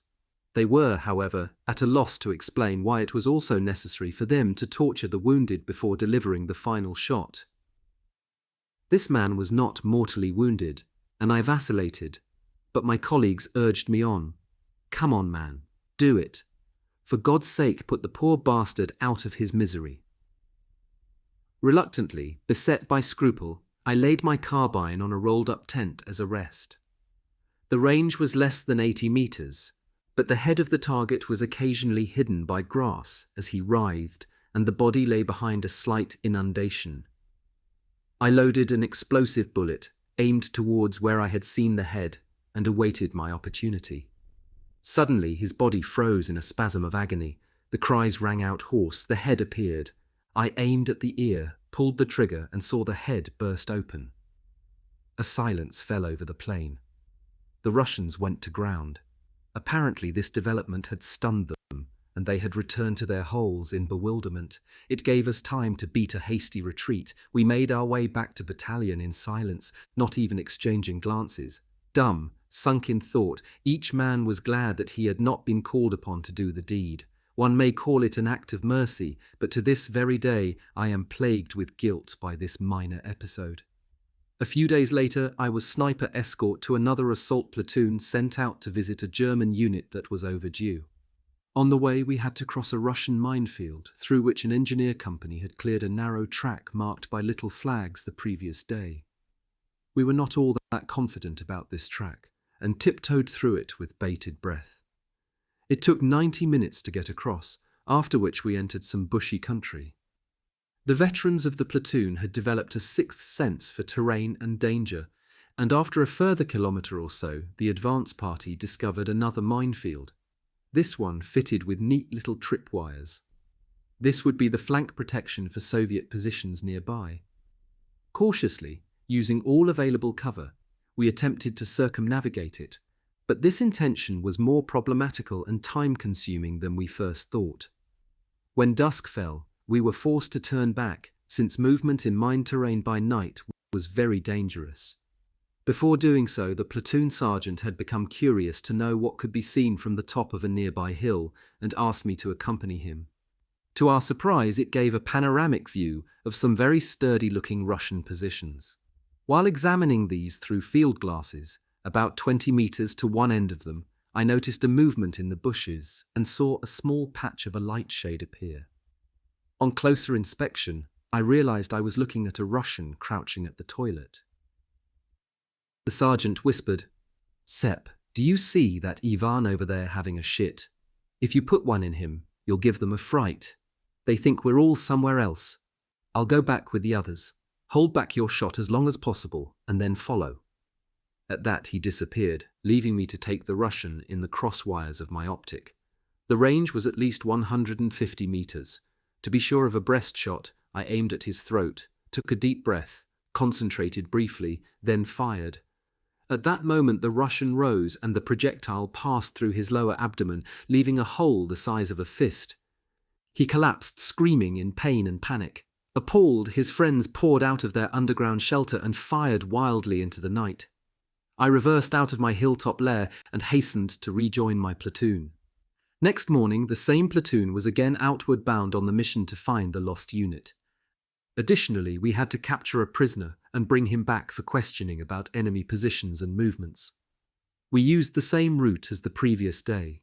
A similar idea had occurred to the Russians, but they had left later and our paths crossed just ahead of their lines. Since we always exercised more caution than they did, we spotted them earlier and so gained the element of surprise. A further advantage was that our platoon was equipped with a new rifle, which had been delivered to the front in small quantities over the last few weeks. The Sturmgewehr 44 was a cross between a machine pistol and a carbine. A lever allowed a choice between semi-automatic and automatic fire. Ammunition was a shorter version of the Pistolenpatrone 43 carbine bullet. The magazine held 30 rounds. The ammunition was effective at up to 300 meters, and the weapon was much better in use than the Mauser K98K carbine because the force was weaker and some of the recoil energy was diverted to the automatic reload mechanism. The powerful recoil of the standard carbine resulted in severe bruising to the shoulder after 40 or so rounds. This was the reason why the carbine was so inaccurate in use. Because of the unpleasant recoil, fire was widely dispersed. In a short violent exchange with the Russian patrol, the Sturmgewehr proved itself an excellent new acquisition. Within a few minutes we had shot the lot with no losses, the only survivors being non-transportable severely wounded cases. We had become less soft-hearted in recent days, and a Jager humane killer did the rounds of the Russian wounded. Unlike the Russians, we saw no need to interfere with the wound before administering the final shot.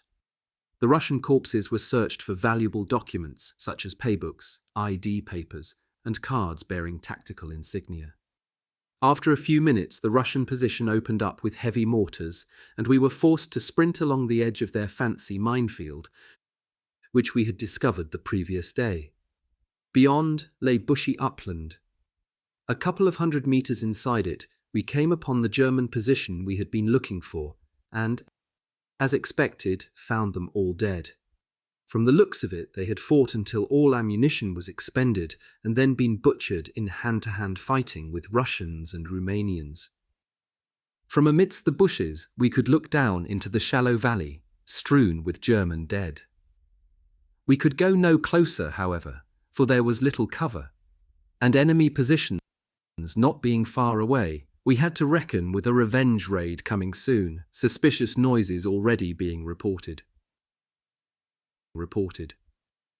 Searching the terrain through binoculars, my eyes fell on a grenade crater about 20 meters off. My attention was arrested by a brand new Jaeger peaked cap, its tin-plated Edelweiss insignia glinting in the sunshine. I decided that this would make a handsome replacement for my own ragged, filthy cap. I crept closer with caution and was only a few meters short of the crater when I saw the dead soldier. Multiple splinters had turned his upper torso into a bloody mash through which his ribs showed. Hundreds of flies buzzed round the decaying corpse. His ID chain had rucked up around his ears, the tags near his head. When the grenade exploded, it must have blown the cap undamaged from his head. Once at his side, I placed my old cap over his face and tried the new one for size. It was a perfect fit. At that moment, I heard a vehicle approaching and decided it was high time to disappear. I did think of taking the ID tags with me, but got distracted. Once in the bush, I intended to return for them, but the Russian vehicle prevented my fulfilling the intention. The dead German soldier, whoever he was, disappeared into the lists of the missing.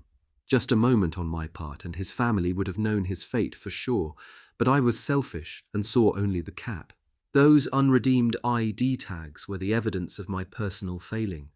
Within a few days, the flames of war flared in all Romania. Russian units besieged Bucharest and headed for the important Ploiești oil fields, which had kept the German war machine going for so long. Like a rock in the surf, the Carpathian strongholds of 3rd Mountain Division blocked the Red Army's way to the Siebenbürgen Plain. It was hardly surprising, therefore, that the Soviets should respond with everything to hand. They were met with ambush strategy. Intent on forcing the valleys, they encountered delaying tactics in which snipers thrived. In well-camouflaged positions, we waited for them to reach a certain point and then engaged. Even with numerically inferior forces, we enjoyed a long period of success simply because the Russians could not develop their attack strategy while confined to mountain passes, under fire, and taking heavy losses in men and material. On average, I fired 20 aimed rounds per day, and only a few of these kills ever found their way into the official tallies. It was in early September 1944 that Hauptmann Kloss showed me an OKH circular affecting Army and Waffen-SS snipers. By order of the Führer, a special sniper badge in 3 award grades had been introduced. The first grade was for 20, the second with silver cord trim for 40, and the third with gold cord trim for 60 confirmed kills. The new field grey oval cloth badge, featuring a black raven's head above 3 oak leaves inside the coloured cord trim, was to be worn on the lower right sleeve of the uniform jacket above any additional trade badge. It went without saying that no sniper in his right mind would ever wear this badge at the front.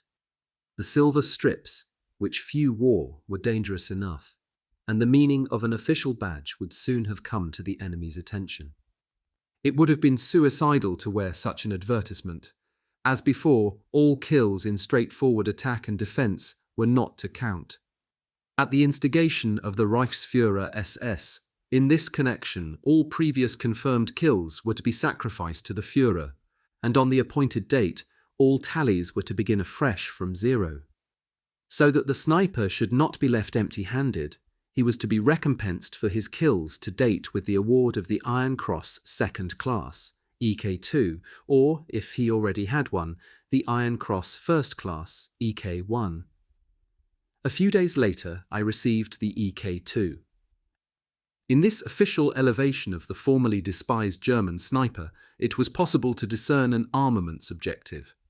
To motivate the fanatical lone warrior who, armed with only a rifle, could replace an artillery battery was very cost-effective, and to some extent might compensate the ever more catastrophic shortfall in weapons and equipment. Chapter 10. Into Hungary, the Soviet Liberators as I came to know them. While the Soviets persevered without success against 3rd Mountain Division, strongholds in the Carpathian Mountains of Romania, they had managed to invest Hungary by another route and now threatened the division with a fresh encirclement. There was nothing for it but to abandon our positions and retreat to the Maros River on the Siebenbürgen Plain. This meant fighting westward over 200 kilometers to get there. We marched at night and by day fought off the Russians, who were able to attack not only from the rear but also on the flank. When we marched, my battalion commander Hauptmann Kloss would go ahead to identify suitable locations to stop the following day. He would always ask me to accompany him, since Kloss considered me to be a battle-hardened veteran with nerves of steel and could rely on me unconditionally. I was therefore also his bodyguard. As a career officer, Kloss had learnt horse riding as a matter of course. On the Eastern Front, a horse enabled its rider to traverse trackless terrain quickly and silently, and thus Kloss rode daily. As his bodyguard, I was given a tough little steppe horse. I had never ridden in my life, but a colleague who had been a farmer and horse owner pre-war taught me the essentials in my spare time over a 1-week period. From 1943 onward, the German army in the East relied on hundreds of thousands of horses for logistical purposes. The horse guaranteed a certain basic mobility, for shortages of fuel and spare parts combined with heavy losses in motor vehicles had hit us hard. Some infantry units had no vehicles whatsoever. The plentiful numbers of Eastern European horses, known collectively as Panzerpferde or steppe horses, became the indispensable support of German troops during the Great Retreat. I was knocked unconscious during the early stages of the march into Hungary.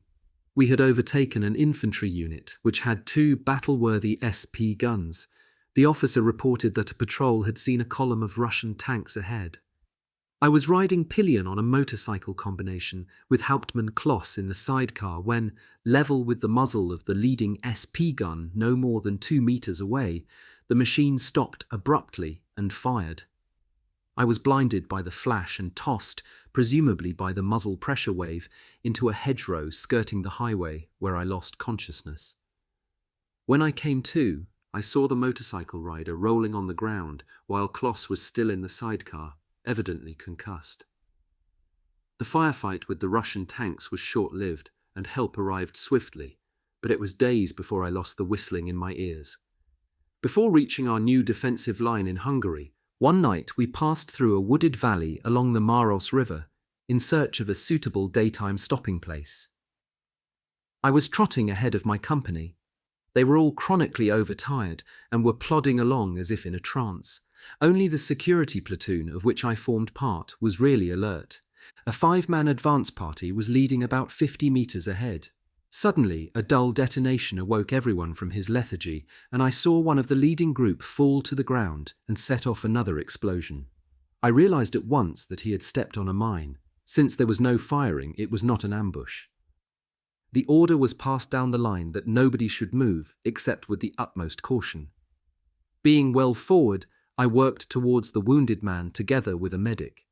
In the light of a flash lamp, we saw a face pallid with shock.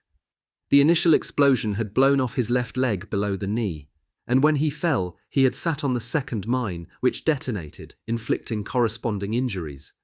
Nothing could be done for him, and he bled to death. Ritual had no place on this front. The dead man was a material loss, a statistic, and he was left where he fell. The medic retrieved his ID tags. The company lined up in Indian file well behind 2 engineers on their hands and knees, who probed the ground with a bayonet for more mines. We established later that we had stumbled into a minefield laid by Hungarian troops to cover their retreat from the Russians. It took 5 hours to progress a few hundred meters, but eventually we came out without further losses. In general, German soldiers did not encounter mined areas very often. Since as a rule we were in constant retreat, it was mainly the Russians who ran up against the problem. At dawn, we reached our new temporary location and dug in. The Russians were on our heels, and we expected the first reconnaissance patrols at any moment.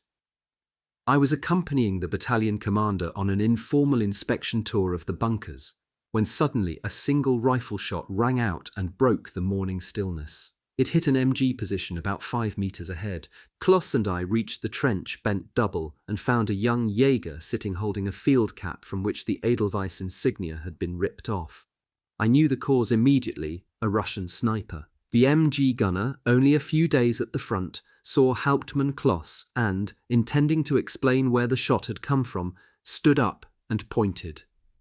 Before he had time to speak, I launched myself at him like a football goalkeeper to drag him down, but in the same second the sniper fired again, the shot glancing off the boy's head, opening a fearful wound. He had not lost consciousness, but suffered brain damage. We bandaged him until his head looked like a white pumpkin, then stretchered the casualty to Battalion HQ, where he asked over and over, "What happened? Have I been hurt?" When he reverted to talking as a young child, Klaus wrapped a fatherly arm around the boy and said, "You just stay quiet, son. You've had an accident. We're going home soon and then everything will be all right." I stayed to keep the boy company.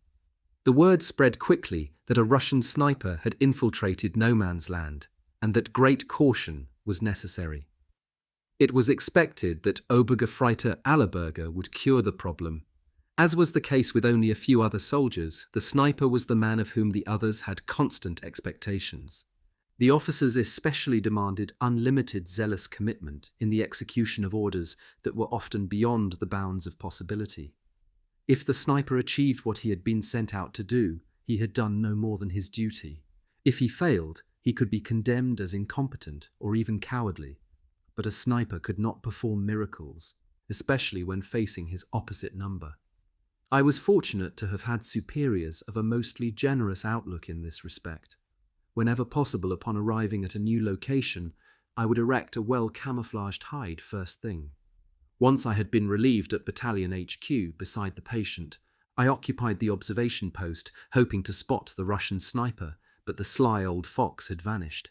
I spent all day in tense watchfulness, but only in the evening, as we abandoned the position leaving behind only a small rearguard, did the Russians reveal their presence with a few bursts of MG fire to see us off. Hardly had we reached our new positions near Dada on the 24th of September, 1944, than the Russians launched a massive offensive, which did not peter out until 8 October, when they broke through the front to the south of 3rd Mountain Division and threatened encirclement. Our division was forced to relinquish its trenches, held at very high cost in lives, and set out for a new front line along the banks of the Theiss River. The overall situation had deteriorated in the face of political polarization in Hungary. Parts of the Hungarian armed forces were already defecting to the Russians, although a great part remained unconditionally loyal to its Axis partner. For the first time, too, we became embroiled in large-scale civilian evacuations. And these were not only persons of German stock from the Siebenbürgen, but also anti-communist groups attaching themselves to the retreating Wehrmacht. The risk they were running was obviously enormous. The retreat now began to assume an aspect indigestible even for the most hardened Jager stomach. On the huge Hungarian plain known as the Puszta, vastly superior Russian tank armies flooded to the offensive. In order to retain contact with the main German force, Armee Gruppe Wohler, of which 3rd Mountain Division formed part, had to spearhead a way through the Russian attack in order to reach the town of Nyíregyháza. The stream of refugees became entangled in the bitter fighting. As the political change in Hungary was only half-hearted, the invading Red Army considered themselves victors in enemy territory and provided the civilian population and German forces with a diabolical foretaste of what they could expect once they reached the Reich and perpetrated the most horrific atrocities. The discovery of the tortured and mutilated bodies of German soldiers was by then, of course, almost routine. The claim that the Soviet Union was engaged in a life-or-death struggle against fascism, and that anything was justified as a means to an end, even raping Hungarian little girls, has been the alibi acceptable to the former Western Allies in glossing over the crimes of Russian soldiers against civilians in all countries of Eastern Europe during the Second World War. The depths of bestiality and depravity to which the majority of Russian soldiery was allowed to degenerate by its leaders, political and military, is an amazing phenomenon in that, in contrast to the millions of words written about National Socialism, no academic historian has ever written a book about it. Russian tank units had passed through a small village near Nyíregyháza and kept going. Subsequently, a company of Russian infantry had occupied the village. When the Gebirgsjäger closed in, there was a brief and violent firefight decided in our favor, resulting in the survivors of the Russian company withdrawing with heavy losses. On taking possession of the village, we noticed that the inhabitants were reticent to show themselves from their cellars and hiding places. Once sure that the Russians had been driven off, they came out to embrace us with a gratitude that was almost pathetic. Upon examination of the houses, the reason for their emotion became clear. We found that the Russians had left a trail of raped women and small girls, the menfolk who protested having been bayoneted or shot. With two colleagues, I came upon a distraught and hysterical old man who could not be calmed and kept pointing to a kind of wine cellar. We were naturally concerned that enemy soldiers might be hiding there and surrounded the building. When nobody responded to our demands for the occupants to come out and show themselves, an infantryman drew a stick grenade from his belt, intending to lob it inside. The old man stopped him, clutching his arm and crying. Gesticulating wildly, he pushed the German soldier forward into the interior. Hardly had the Jaeger set foot inside than he backed off, green in the face, leant against a wall for support, and vomited. I peered inside the room. What I saw made me gasp in horror. On the floor lay a woman who had been in the last stages of pregnancy. Her abdomen had been slit open with a knife and the fetus extracted. She had bled to death. The fetus had been impaled to a beam with a bayonet.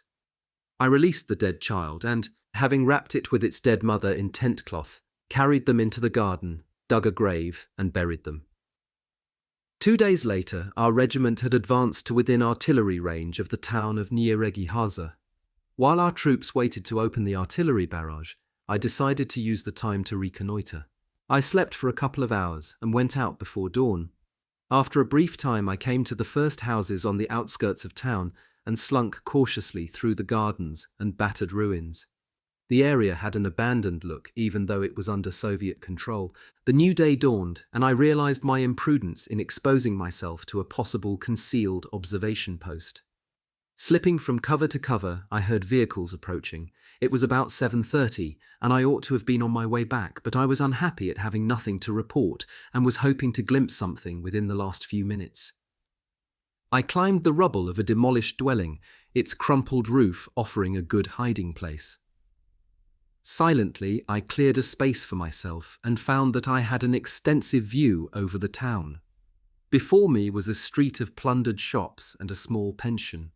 A small lorry and 3 American Willys Jeeps bearing the Soviet star on the radiator turned the corner and drew up before the hotel. Soldiers jumped down from the vehicles, orders were given, and small groups formed to explore the houses. My knees were trembling, but the Russians ignored my heap of ruins and concentrated on the standing buildings, all of which appeared abandoned. The Soviets began looting and had soon accumulated a substantial cache of fruit, vegetables, and meat, a gramophone with records, candles, pictures, and wine bottles. Since they had not been able to find spirits and other delicacies, the mood became more aggressive and they embarked on an orgy of destruction. Furniture flew out of windows, books and clothes followed. The senior officer took over the most rewarding-looking building, the pension. I heard loud voices and glass breaking, then furniture being broken up. Suddenly there came a burst of MG fire, loud orders, and the anxious crying of a female. The Russians had apparently discovered the proprietor and his wife in hiding and kicked them both into the street at gunpoint. I estimated the man to be 50, his wife 30. Curious to see what happened next, the other groups returned to the vehicle. I counted 23 soldiers in all, including the officer, a lieutenant. Something was discussed loudly, apparently in connection with the woman. The husband threw himself at the nearest of the soldiers, since he seemed to understand what the Soviets had in mind. A rifle butt was rammed into his back and he fell groaning to the ground. He was then lifted and bound to a lamppost by 30 turns of a long wire cable.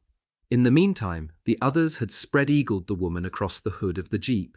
2 red soldiers held 1 arm each, and 2 soldiers held 1 leg each. The officer drew his knife, and to the accompaniment of amusing comments, which provoked much mirth from his contingent, cut away her stockings and lower clothing.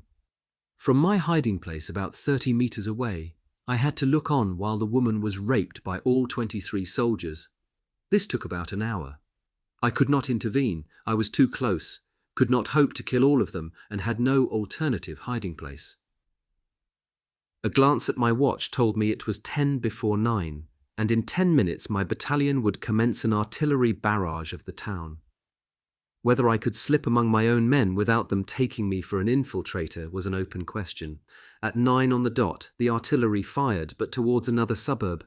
To my surprise, this did not appear to worry the Russians unduly, for they stowed their loot in their vehicles with no great haste, the unconscious woman still spread over the bonnet of the jeep.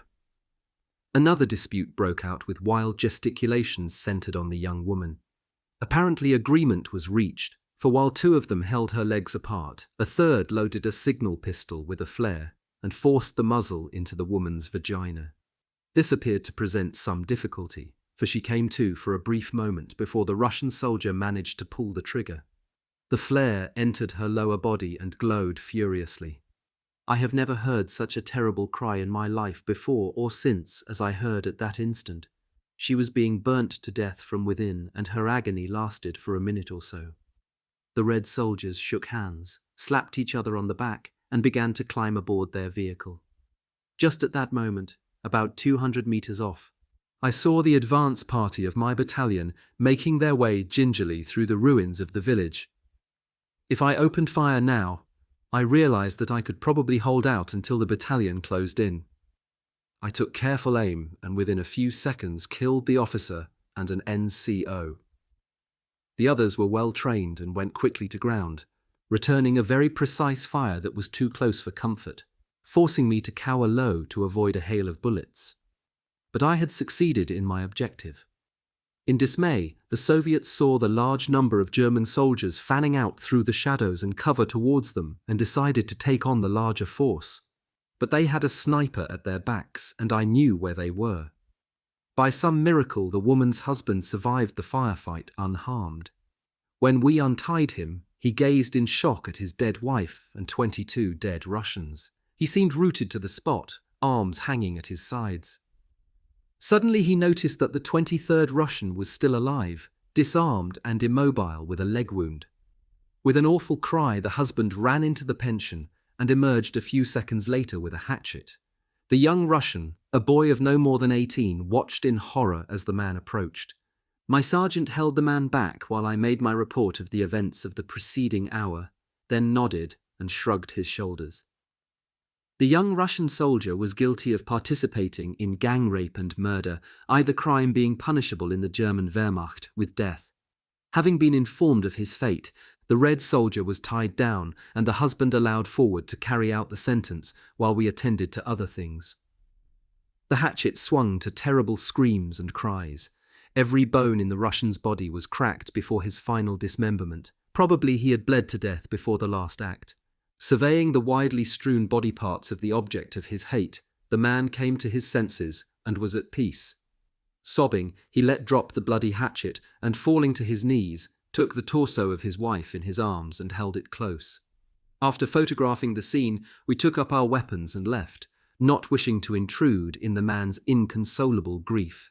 For the next 2 days, in and around Nyíregyháza, we took on the 3 Soviet corps in house-to-house fighting. My allotted position was front-line defense of Battalion HQ. Russian mortar and artillery fire was laid with extraordinary precision in the vicinity of the command post.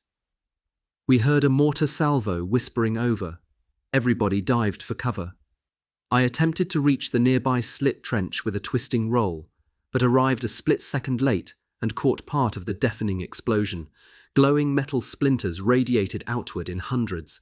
A lucky turn of the head saved my life, and the splinter missed killing me by a hair's breadth, ripping through the flesh of my forehead and touching the skull without splitting it. As if poleaxed, I was thrown to the floor of the trench where I lay stunned for a few minutes. After I came to, I climbed out, streaming with blood, uncertain of how seriously I was wounded, and calling in panic for a medic. Medical help was soon there, a stroke of good fortune that thousands of other wounded did not have. The medic inspected the injury and calmed me. It was only a flesh wound, the bone was undamaged. My legs were like jelly, and the medic had to support me all the way to the dressing station. This time I had priority in the queue. A doctor cleaned and stitched the wound, and I was given an hour to recover before reporting back for duty. It was my 3rd wound in action, and on the 27th of October 1944 I received the wound badge in silver.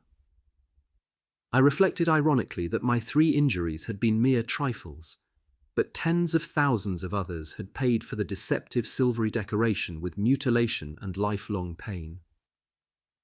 Chapter 11. 3rd Mountain Division crossed the Theiss on the 3rd of November 1944 and was integrated into the new front line. It was extremely cold and the river froze over. The accursed weather held up the Russian advance and helped us beat off whatever they threw at us, but we were so exhausted that no effective long-term resistance was possible, and by mid-November we had pulled back further to the industrial city of Miskolci. After the fighting had been raging on their soil for several weeks, the political polarization of Hungary had become increasingly evident. The surrender and change of allegiance by entire Hungarian regiments tore holes in the front which could not be repaired and created very dangerous problems for us. The fighting around Miskolc was always confused simply because it was impossible to know which way each particular Hungarian unit was facing at any one time. The fluidity was such as to render all military plans superfluous. Commanders led their units from the front in order to react at once to sudden emergencies.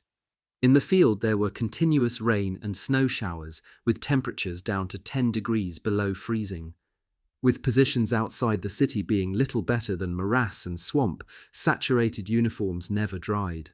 3rd Mountain Division faced 7 Russian divisions and mechanized corps, which in the Conditions Division believed could not be stopped. There was nothing for it but to withdraw into the city and fortify it.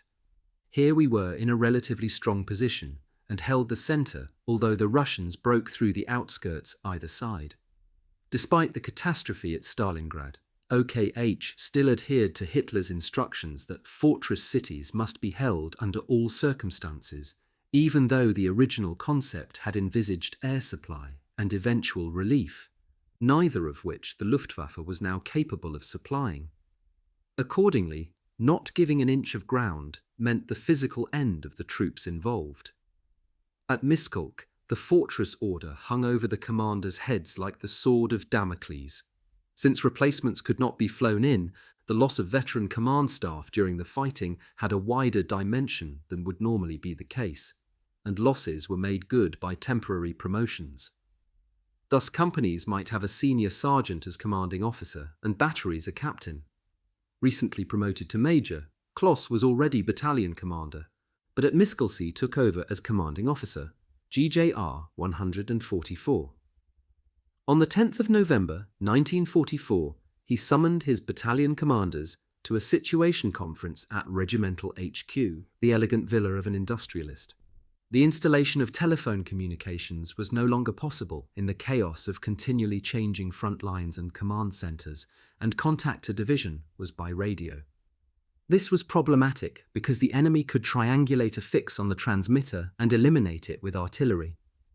In the midst of battle, it was naturally difficult to differentiate between ordinary salvos of artillery and those aimed at a specific target, and this was the circumstance which made the situation conference a fateful one. Kloss was anxious to have the area beyond our perimeter reconnoitred, and for this reason I had been summoned to HQ. I was invited to make myself comfortable on a sofa in the smoking room, from where I watched the officers bent over their maps discussing the pros and cons of a counterattack they had in mind. One could hear Russian shells detonating outside, but they did not sound very near. The regimental radio car was parked in front of the villa transmitting a message to division when suddenly a Russian shell arrived and demolished the vehicle with a direct hit. The explosion shattered all the remaining windows of the villa. Plaster flaked from the ceiling and splinters whizzed around the room. Everybody dropped to the floor except Major Kloss. He had been standing with his back to the window and was hit on the back of the head. I saw his steel helmet fall over his forehead. Then he toppled forward over the table and slipped to the ground. I jumped up and ran to his assistance. He was lying on his face and had a large open wound behind his right ear. As I turned him round, he gave me a brief look of recognition before he died. With the loss of Kloss, I had been deprived not only of my guardian and benefactor, but a valued and esteemed friend. We buried him in the garden immediately, the grave marked by a fence post around which a cross in barbed wire had been fashioned, crowned by the steel helmet which in the decisive moment had not offered him the necessary protection.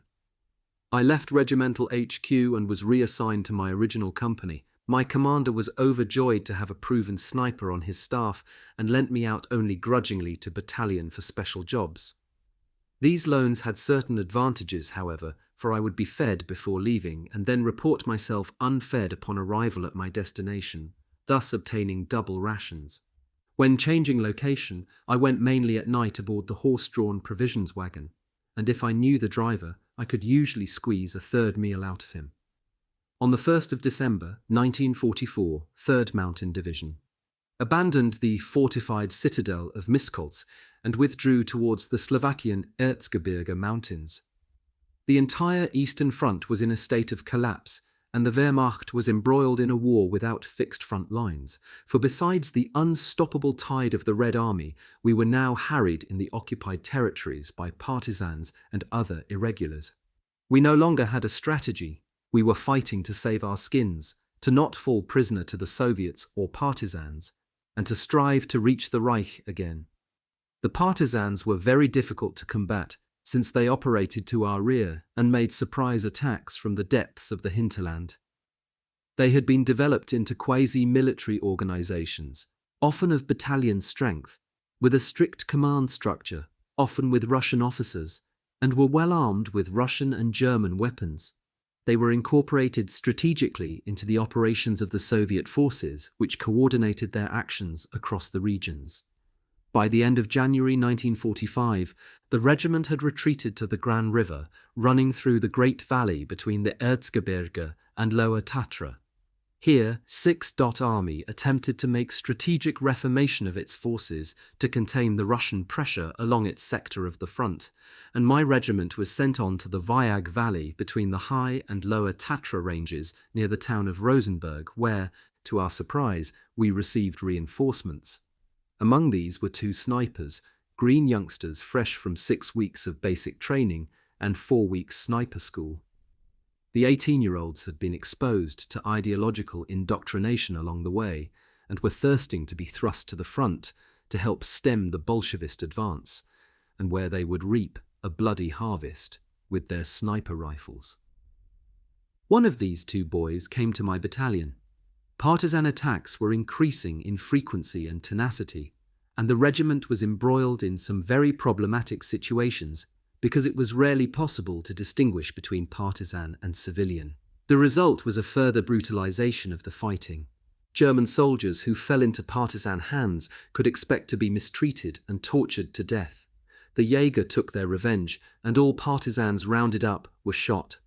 We took a very dim view of attacks on our supply wagons, for the desperately needed contents were not only a great loss to us, but would go towards strengthening the fighting ability of the partisans.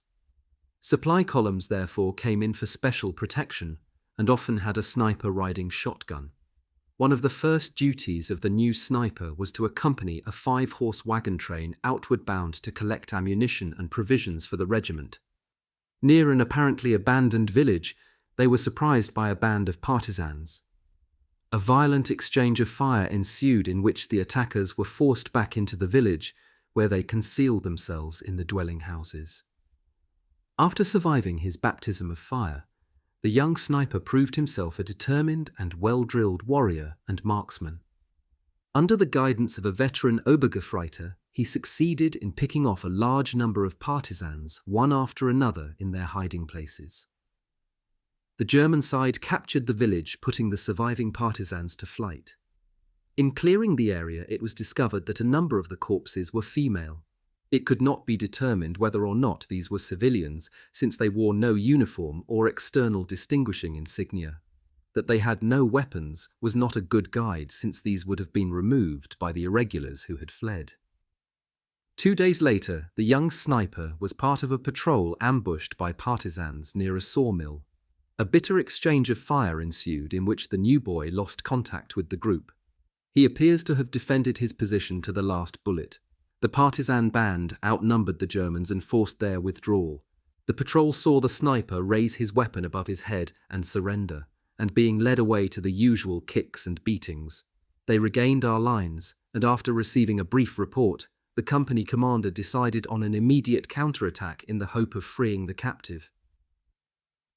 About an hour later, our 20-strong platoon approached the sawmill, where we observed that the partisans were still in occupancy. After closing to within 50 meters, I opened the engagement by shooting dead the sentry. The partisans made a spirited fight of it, but were soon aware that this was a battle-hardened enemy in greater numbers, and so retreated from the sawmill into an adjoining wood, pursued by 16 platoon members. Very soon, I heard shooting. I remained behind with 3 men and entered the building with them. It was filled with a strange humming noise in the background. We felt our way gingerly through the gloom. The leader entered the saw-room and tumbled out, white as chalk, a few seconds later.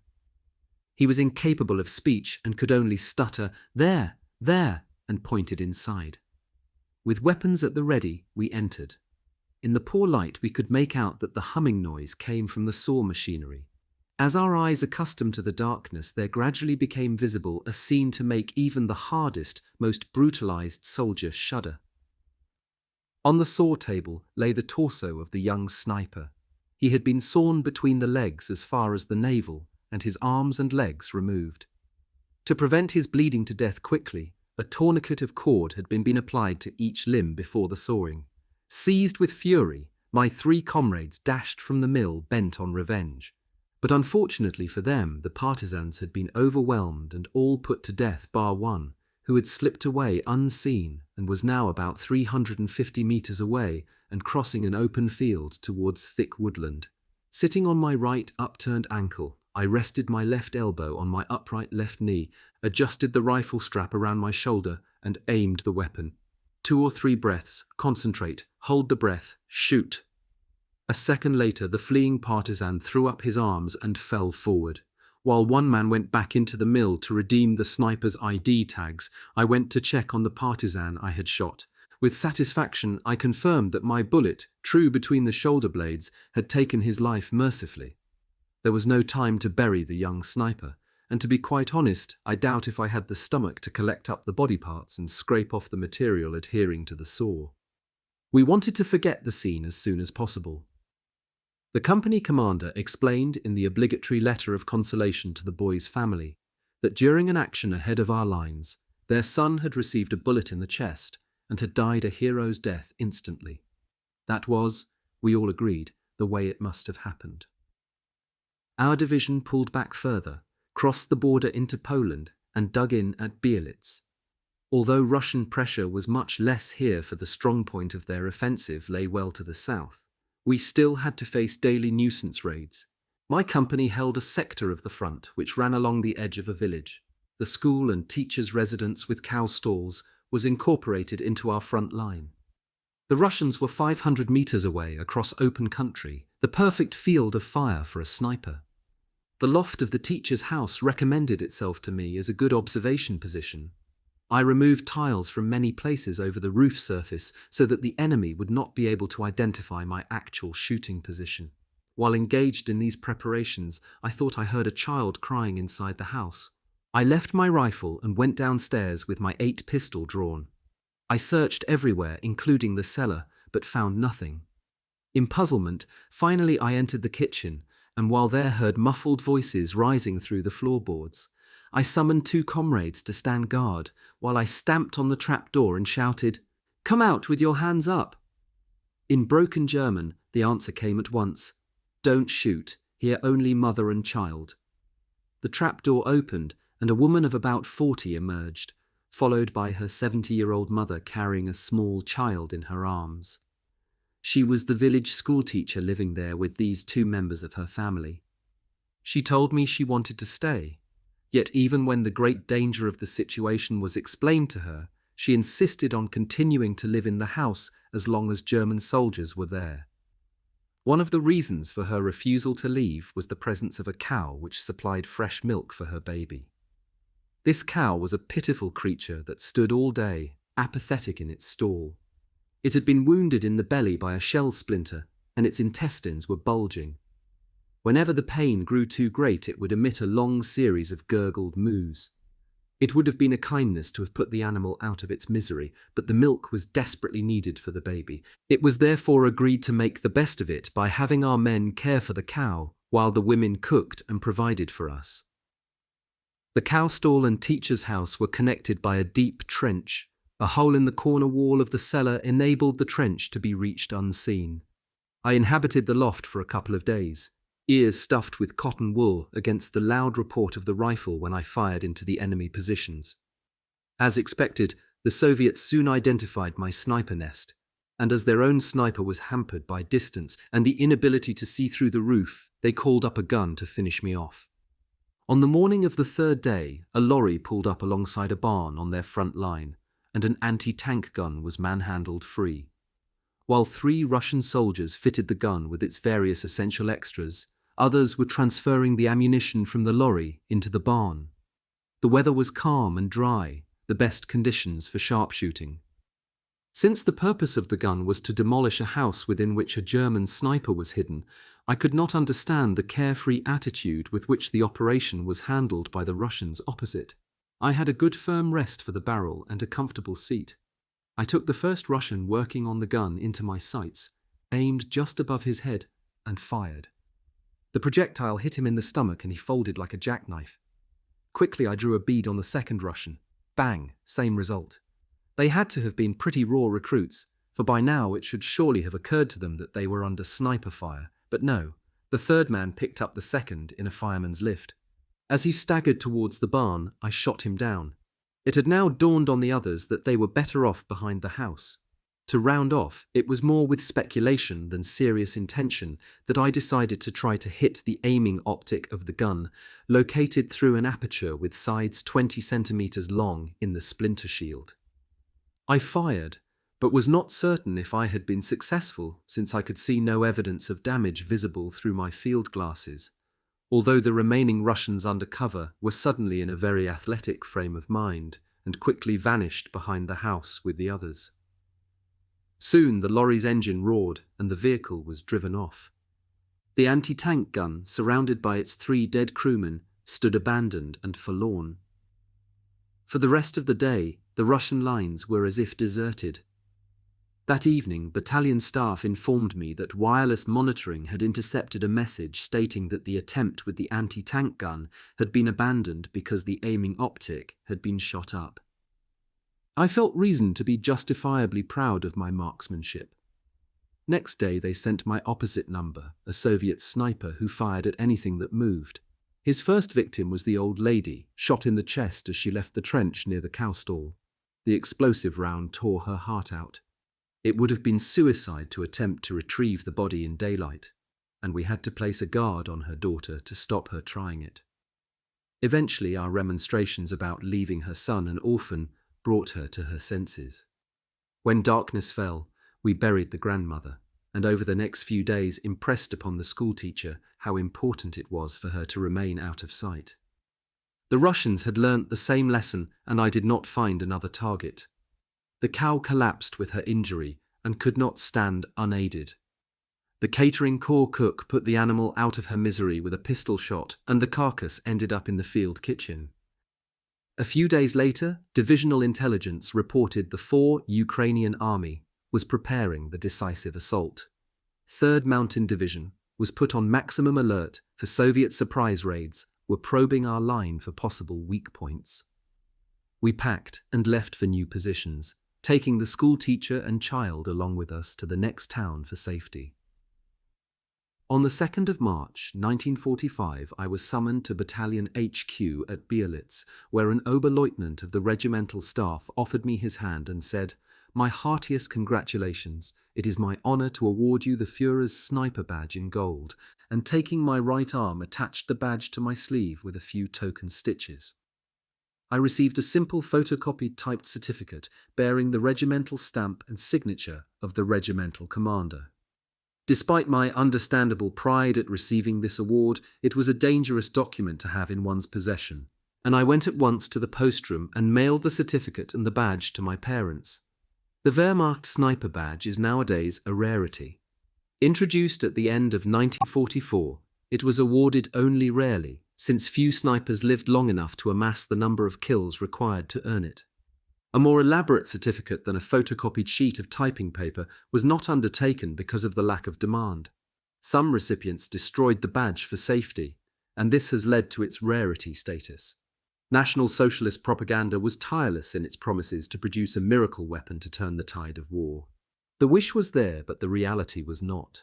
The purpose of the bluff was to sharpen up the soldierly virtues towards self-sacrifice, and in this connection the sniper was an important role player in the need to hold out. I won my Iron Cross and First Class and the Knight's Cross for my part in a single action on the 2nd of April 1945 while attached to 8 and 144. One of our patrols had brought in a Russian prisoner who, under interrogation, volunteered information that a 70-strong Soviet company of infantry was preparing to seize an unoccupied stretch of terrain 500 meters broad between two of our battalions. A platoon of 18 veteran Jaeger was hurriedly formed and given orders to locate the Soviet positions and delay the attack until the regiment could send reinforcements to seal the breach. It was also urgent to gain time for the evacuation of the wounded from a field hospital directly threatened by the Russians' line of advance. I was assigned to the platoon as flank and rear guard. A soldier's chances of survival depend in no small degree on his feeling for what is possible. Here we were being asked to seek out and engage an infantry company that outnumbered us 4-1 and was occupying previously prepared positions, the locations of which we were not sure. I considered this to be a suicide mission and felt very bad about it. I went to the Waffen- und Geräteoffizier, or WUG, Weapons and Equipment Officer, to exchange my Mauser carbine for a semi-automatic with optic and took another 4 magazines of explosive rounds with which I filled my tunic and trouser pockets. I then joined the others. That night, an Opel Blitz lorry conveyed us to the endangered sector. We sat in the interior of the truck in silence, each man sunk in thought. We knew the dangers of what we faced. When the lorry stopped and the rear flap dropped down to signal the beginning of the mission, we leapt down, got our bearings. The platoon sergeant issued a few brief instructions and then led us off into the darkness. I took up my position on the flank of the platoon to the rear, weapon at the ready. After an hour, dawn began to show through the overcast sky to the east, and we found ourselves ascending the gentle slope of a hillside. Suddenly, a white star shell hissed into the night sky and lit the area as bright as day. At the same time, our ranks received the continuous rattle of murderous MG fire. The platoon sergeant and 6 Jaeger were hit and fell to the ground, groaning and writhing. Some of the 11 platoon survivors returned fire, while 5 of the 7 wounded were dragged out of sight into a shallow depression. The Russians now sprang up from their positions and attacked. Apparently unnoticed, I had thrown myself down some distance from the 2 wounded Germans remaining in the open, playing dead and hoping to gain for myself the element of surprise. I watched the first 2 waves of Soviets leave their dugouts, then arose zombie-like from the dead and began firing round after round of accurate fire over open sights at a range of about 80 meters. To be sure of the hit, and for the explosive round to do its work, I aimed for the area just above the hip. With devastating effect, each bullet found its mark inside a Russian stomach, destroying a range of inner organs and intestines. The Soviets appeared stunned by having an unexpected apparition firing at them from an oblique angle on the flank, and then became visibly annoyed. Things were not going to plan for them. In the meantime, my 10 comrades had gathered their wits and were pouring towards the Russians a blistering fire. The magazine of my semi-automatic held 10 rounds. Once the first clip was empty, every shot a hit, I swiftly fitted the second and continued firing. I could see the ground strewn with 20 or more Russian dead or writhing in terrible agony. After reloading with the third clip, I became the target of a few desultory replies, but the awful screams of their wounded comrades had unsettled them so much that they aborted the attack, and apart from some withering fire in my direction, retired to their trench. I leapt up again and ran in wild zigzags to the 2 wounded Jaeger, throwing myself down beside them in an unevenness in the ground which offered very little cover. So far I had come through the action without a scratch, but the dangerous sprint through the hail of bullets to render first aid to my wounded colleagues was of no avail. One was already dead, and the platoon sergeant, whose torso had been raked by a machine gun burst, died a few minutes later. From their positions, the Soviets were sweeping the foreground with small arms and light machine gun fire, pinning me down with no hope of escape. The corpses of my 2 former colleagues were now useful as a bullet trap, while the sergeant's thigh made an excellent rest for my rifle barrel. While the remainder of the platoon gave me supporting fire from the background, my hour had now come. The Soviet positions consisted of 2 light MG nests at either end of a long trench. I had the inestimable advantage of facing an enemy who seemed to have no idea how dangerous a sniper could be, even the distance of a football field away. Through the rifle scope, I concentrated on the nearer nest, which was about 100 meters off. They knew where I was, of course, and while MG fire spattered into the 2 cadavers, with my first 2 carefully aimed rounds, I exploded the heads of the MG gunner and his belt feeder. There seemed to be no activity in the other nest, leaving the field clear for me to finish off the rest of them at leisure. During a table talk at his headquarters on the 25th of September 1941, Hitler said that whereas he had nothing but admiration for the fighting spirit of the Russians, it was characterized by stupidity. How true that statement was, we were now about to discover. There were 18 Russians in the long trench, and I could only see individuals within it if they stood up or moved incautiously at the parapet. Every so often a Russian would show his head and I would shoot his brains out. It was just like a shooting gallery at the local amusement park. When 10 minutes had gone by, the trench was occupied by 18 dead Russians, all of whom I had shot in the head. Finally, the last machine gun post came to life. The barrel of a weapon was thrown up on the parapet to fire a spray of bullets. The purpose of this seemed to be intended to cover the attempted flight of 2 Soviets, one of whom was injured and was being carried to safety piggyback fashion. The MG gunner showed me his head and received an explosive projectile which blasted it open. As he hurtled backwards, he dragged his weapon down by the trigger. For a few seconds it pointed to the sky, and then the drum of the Degtyaryov MG emptied in a long, harmless rattle. The 2 fugitives had meanwhile proceeded some distance away from the trench. Now, if I were carrying a wounded colleague piggyback and running in a straight line away from a sniper, I think I would want more protection to my rear than a knapsack of explosives. My projectile entered the knapsack carried on the back of the wounded Russian, and both disappeared in the midst of a great flash and roar. Very possibly these same explosives would have been used to blow up our field hospital and, knowing the nature of the Soviets well by now, probably with the patients still in it. The explosion was the final fanfare. Suddenly an eerie silence fell over the area. Even the cries of the Russian wounded had died away. After a few minutes, the German infantry rose from their concealment and advanced with caution towards the enemy positions. Nothing stirred. Before us was a charnel ground upon which an entire Russian company had been wiped out to the last man.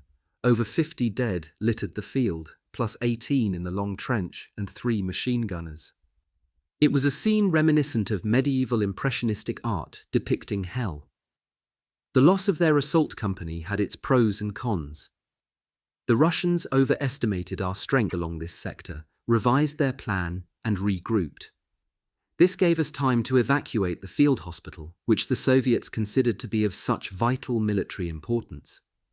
On the debit side, however, they did not transfer their strongpoint elsewhere as hoped, but replaced the lost company with a much stronger contingent, and with a stiffening of snipers exacted bloody revenge for the massacre. We had dug in temporarily to hold them at bay, as ordered, and received a sprinkling of reinforcements, but were so inadequately armed that no chance existed of overcoming the attack when it came the second time. With exceptional precision, the snipers concentrated on senior NCOs and officers. Platoon Sergeant Willy Hone stood up briefly to pass a hand signal to 3 stragglers when a conventional rifle bullet passed through his skull. His injury was so awful that an explosive bullet would have been kinder. I gave covering fire while 4 stout Jaeger carried him away. He survived but never recovered his sight, one of the many hundreds of thousands of blind or mutilated veterans who faced an uncertain future in the ruins of post-war Germany. Rapidly interchanging my positions after each shot, I managed to score a few kills with my semi-automatic. When the assault came, fate smiled upon me kindly once more, and with the rearguard, I managed to reach safety with seconds to spare. A few days later, I was summoned by the adjutant at regimental staff to attend Battalion HQ. Herr Obergefreiter, he beamed in greeting, you seem to be in the thick of it, don't you? First of all, I have pride in awarding you the Iron Cross First Class for your brave exploit in the framework of the regiment's recent tactical mission and the evacuation of the field hospital. In confidence, what you did has attracted attention at the very highest divisional level. There is something else in the pipeline. Be prepared for a surprise. He handed me an embellished scroll and a presentation case containing the order. I fastened the decoration at once to my left breast pocket, tossed the case into the mud upon leaving Battalion HQ, and mailed the certificate to my parents. The highest award for bravery in the Wehrmacht was the German Cross in Gold, awarded to a serving soldier regardless of his rank. The commanding general, Army Group Center, General Feldmarschall Schörner, was attempting, together with a regime of rigid discipline, to raise the troops' will to fight through the unorthodox award of decorations. Accordingly, I was recommended for the Knight's Cross, normally awarded only to officers and NCOs for personal bravery and outstanding contributions of strategic importance. The Knight's Cross was one of the highest decorations of the Wehrmacht, and its award was usually accompanied by a lavish celebration and a spot of home leave immediately after. Due to the collapse of the infrastructure, the value placed on the ceremony had tended to diminish of late, well expressed in a droll messroom cartoon. Kindly bring your cutlery when attending for medal awards, and the awards of the Knight's Cross to Joseph Roth and myself were similarly low-key. On Hitler's birthday, the 20th of April, 1945, Joseph and I were ordered to Corps HQ. An amphibious Kubelwagen was sent to fetch us, and we alighted at Monikofen, a small village. Corps HQ was established in a kind of farmhouse, the activity resembling a beehive. Dispatch riders and vehicles drew in and left, orders were barked, an abundance of staff officers were preoccupied with the impending evacuation. Our shabby uniforms and pinched, hardened faces must have made a very poor impression. A soldier brought us an opened can of herrings in tomato sauce, a chunk of bread and a pot of something tasty but indescribable. At least we had a full stomach while waiting though, and that was something of a rarity in those days of impending disaster. The hours went by. We had fallen asleep against a barn wall when a voice inquired loudly from within the HQ, "Where are the gentlemen for the Knight's Cross?" An NCO emerged and commented in a voice heavy with sarcasm, "Are you the mountain troops to be knighted? Well, kindly step this way. Herr Oberst has the sword ready for the ceremony." We struggled to our feet and were led into a hallway where a colonel of the general staff, his breeches bearing the red trouser stripe, approached carrying a file of papers. A soldier carrying a camera followed him. Joseph and I, sniper rifles slung at the shoulder, came to attention. "Stand easy, gentlemen," the Oberst said jovially. "Please excuse the makeshift nature of this celebration, but I beg your understanding under the current circumstances. The Herr Feldmarschall was hoping to be present to congratulate you personally, but unfortunately there was no time. I will therefore proceed in his name." At that, he opened the file and read out, "Army Group Center HQ, the 20th of April, 1945. To Obergefreiter Sepp Allerberger, I am greatly honored to award you, on the Führer's instruction on the occasion of the 20th of April, 1945, the Knight's Cross of the Iron Cross and a gift hamper. From the reports of your commander, I understand that you have provided repeated examples of outstanding military conduct and bravery. I wish you much luck and a safe homecoming. Heil Hitler, General Feldmarschall Schörner." The same text was read out in respect of Joseph Roth, after which the colonel gestured to a soldier to approach with a folded tent cloth bearing 2 iron crosses, second class converted to knight's crosses. The officer took up the first cross and ribbon, approached me, asked me if I had washed my neck. When I responded with a look of puzzlement, he whispered, "Just my little joke," and placed the decoration over my head to hang around my neck. After repeating the ceremony for Josef Roth, he said quietly, "I am really proud to have soldiers like you in the Corps. My warmest congratulations and personal acknowledgement. I hope you survive in good health and return to the bosom of your families and your civilian life." To camera flashes, he shook my hand and explained, "Once the general situation has stabilized, you will receive the proper Knight's Cross Medal with a scroll signed by the Führer. In the meantime, I pass you this letter from the Feldmarschall. As a token of his personal esteem, he encloses autographed photographs of himself and your divisional commander, General Klatt." A bitter undertone as he spoke was not lost on us. He knew we were only a fortnight or so away from capitulation. With a gesture of the hand, he had our presentation hampers brought in, 2 wooden artillery chests of 100 by 50 by 30 centimeters filled with all manner of delicacies, and with a cheerful "Best of luck, meine Herren," the colonel left. A photographer asked me if I would pose briefly for the international press and steered me into the required position. A flashbulb flared twice and the sitting was over. Before he went, I asked if he would send a print of each negative to my parents. He promised to do so and kept his word. The ceremony concluded, my driver arrived for the chests and packed them aboard the Kubelwagen for the return journey. The hamper contents I shared out among comrades that same evening. From Corps HQ Feldpost, I mailed the award documents home, but they never arrived, although the autographed photos of Schorner and Klatt mailed separately did make it.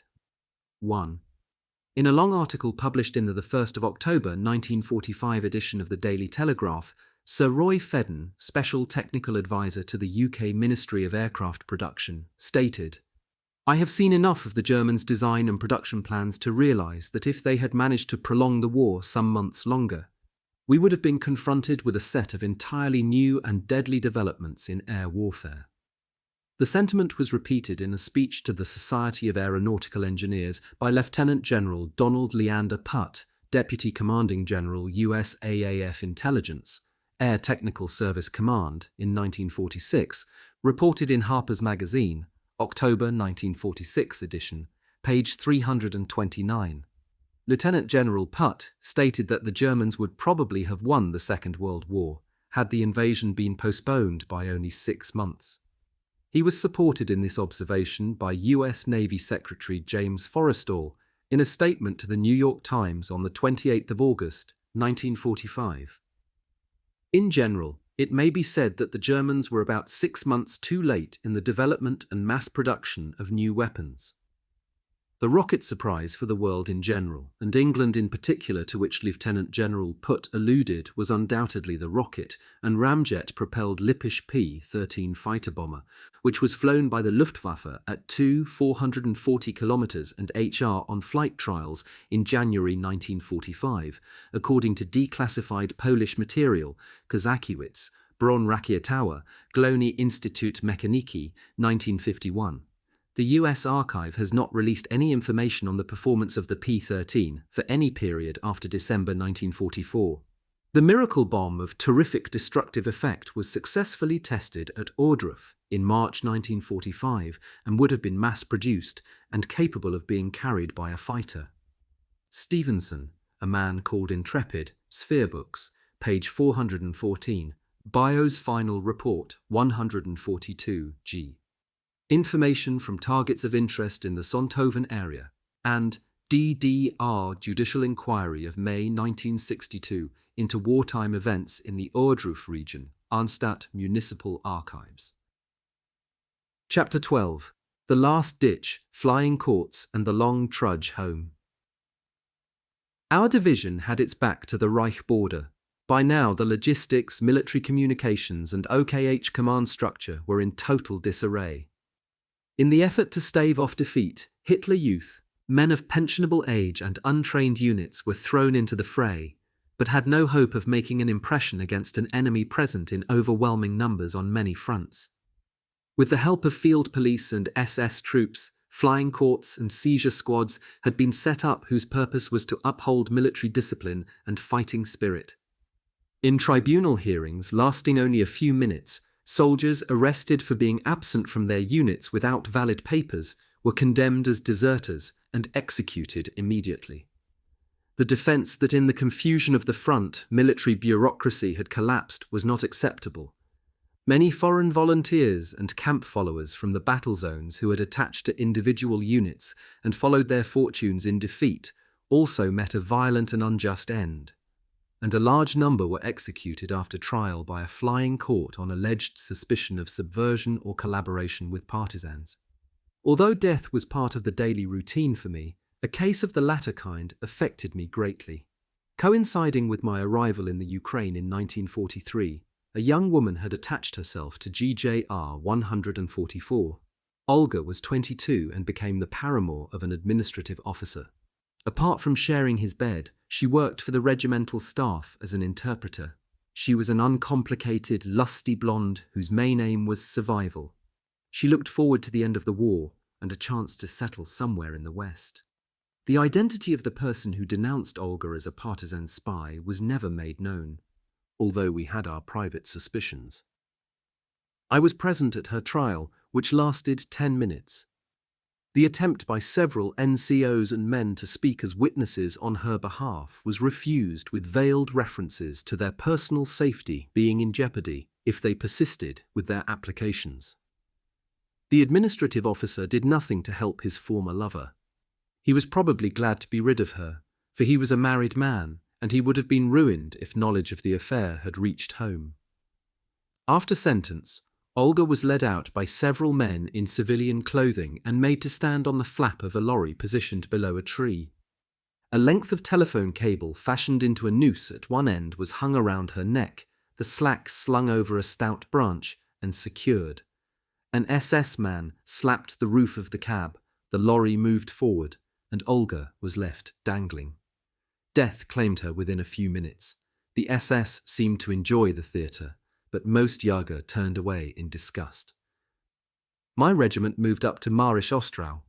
The Russians were at Brunn, although some of their troops were already in Berlin.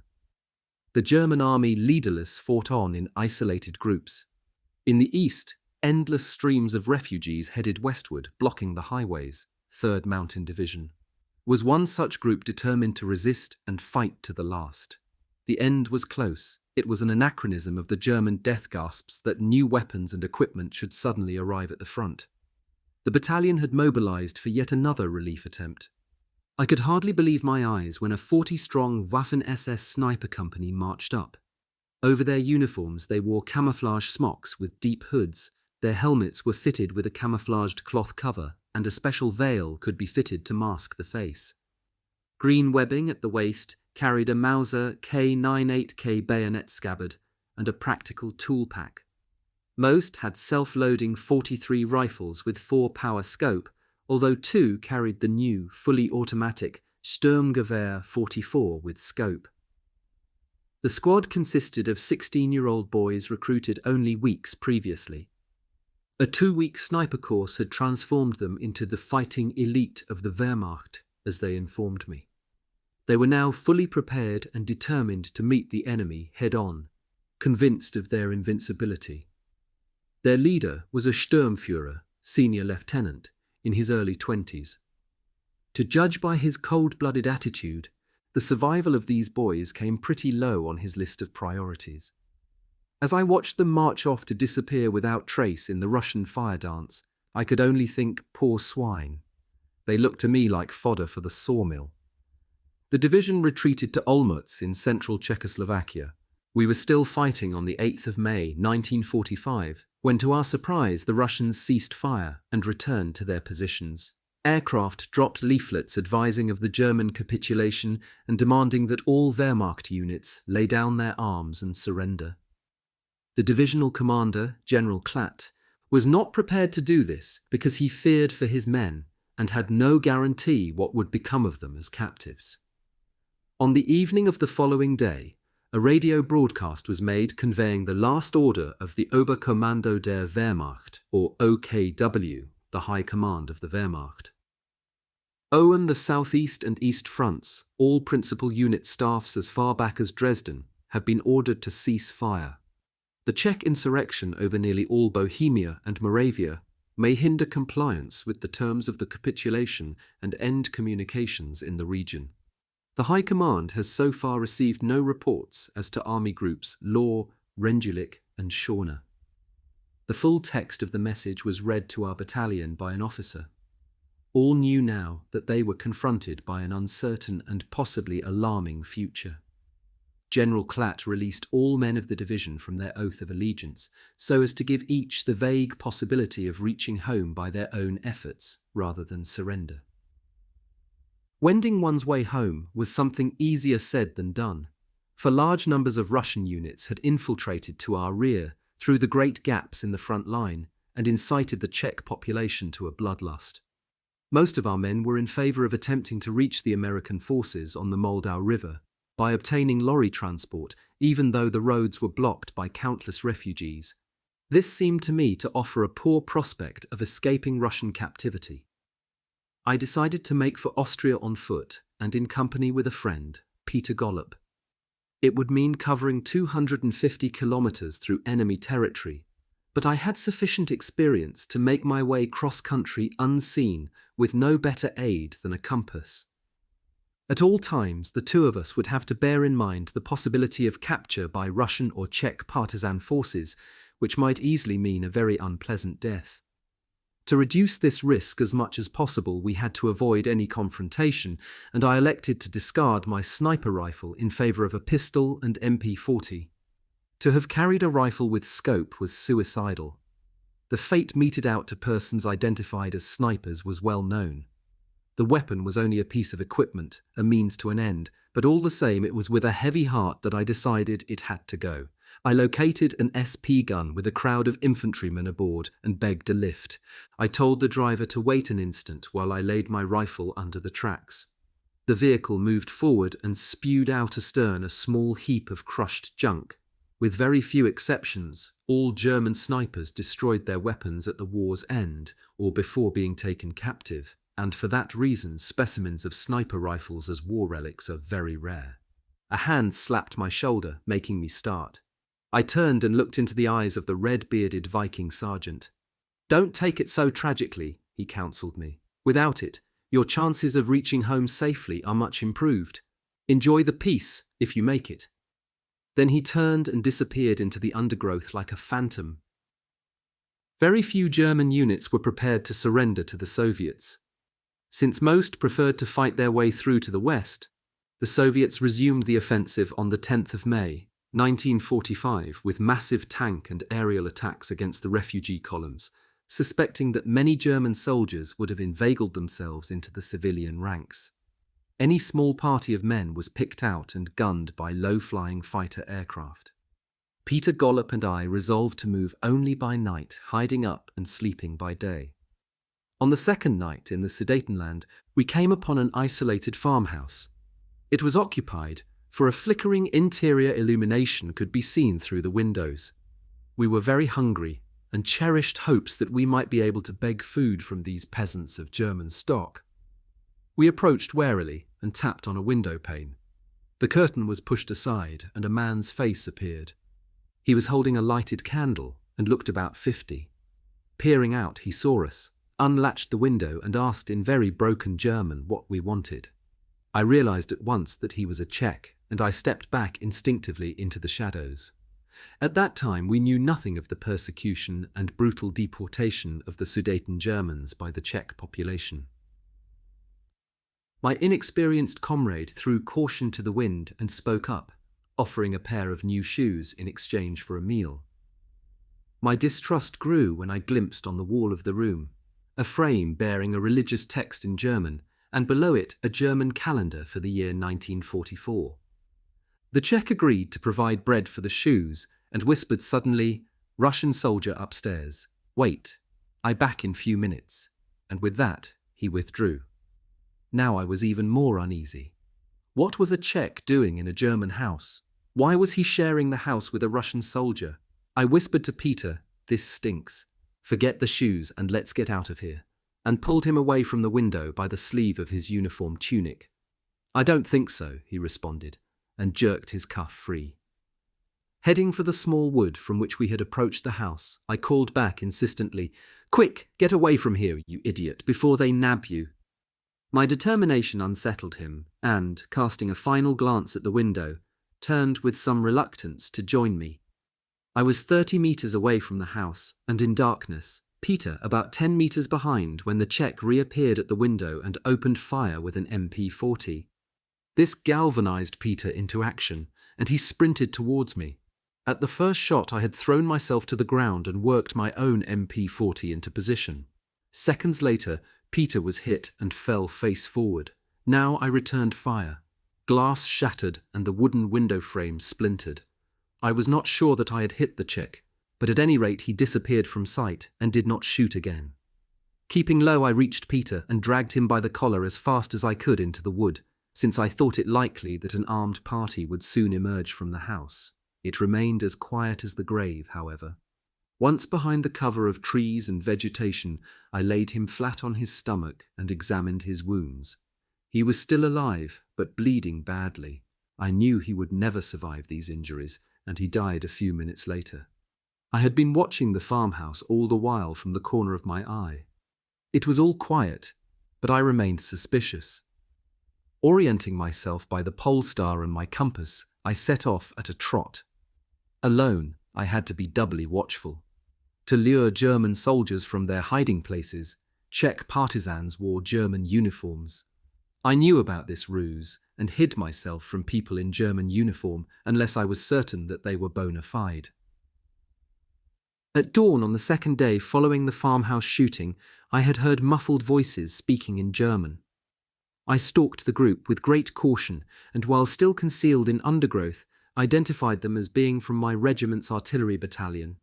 In high tension at the precariousness of my situation, I called out a warning, rose from cover, and was about to introduce myself when one of the gunners exclaimed, "That is Sepp Allerberger, the sniper with many kills, who has the gold sniper badge and the Knight's Cross." It was a 12-strong group led by Oberfeldwebel Wehrmacht, a regimental warrant officer.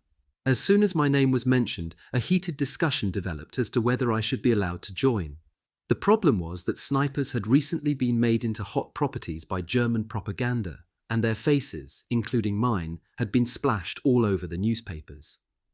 It was therefore very probable that partisans and Russians alike knew my name and features by heart, and would be looking for me specifically among captives they took.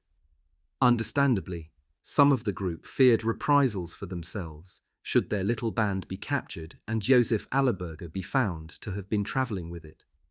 This made me feel very uneasy, and I had just decided to continue alone, when Wehrmacht ended all discussion by offering me a place in their ranks provided I occupied the unfavoured rearguard position on the march.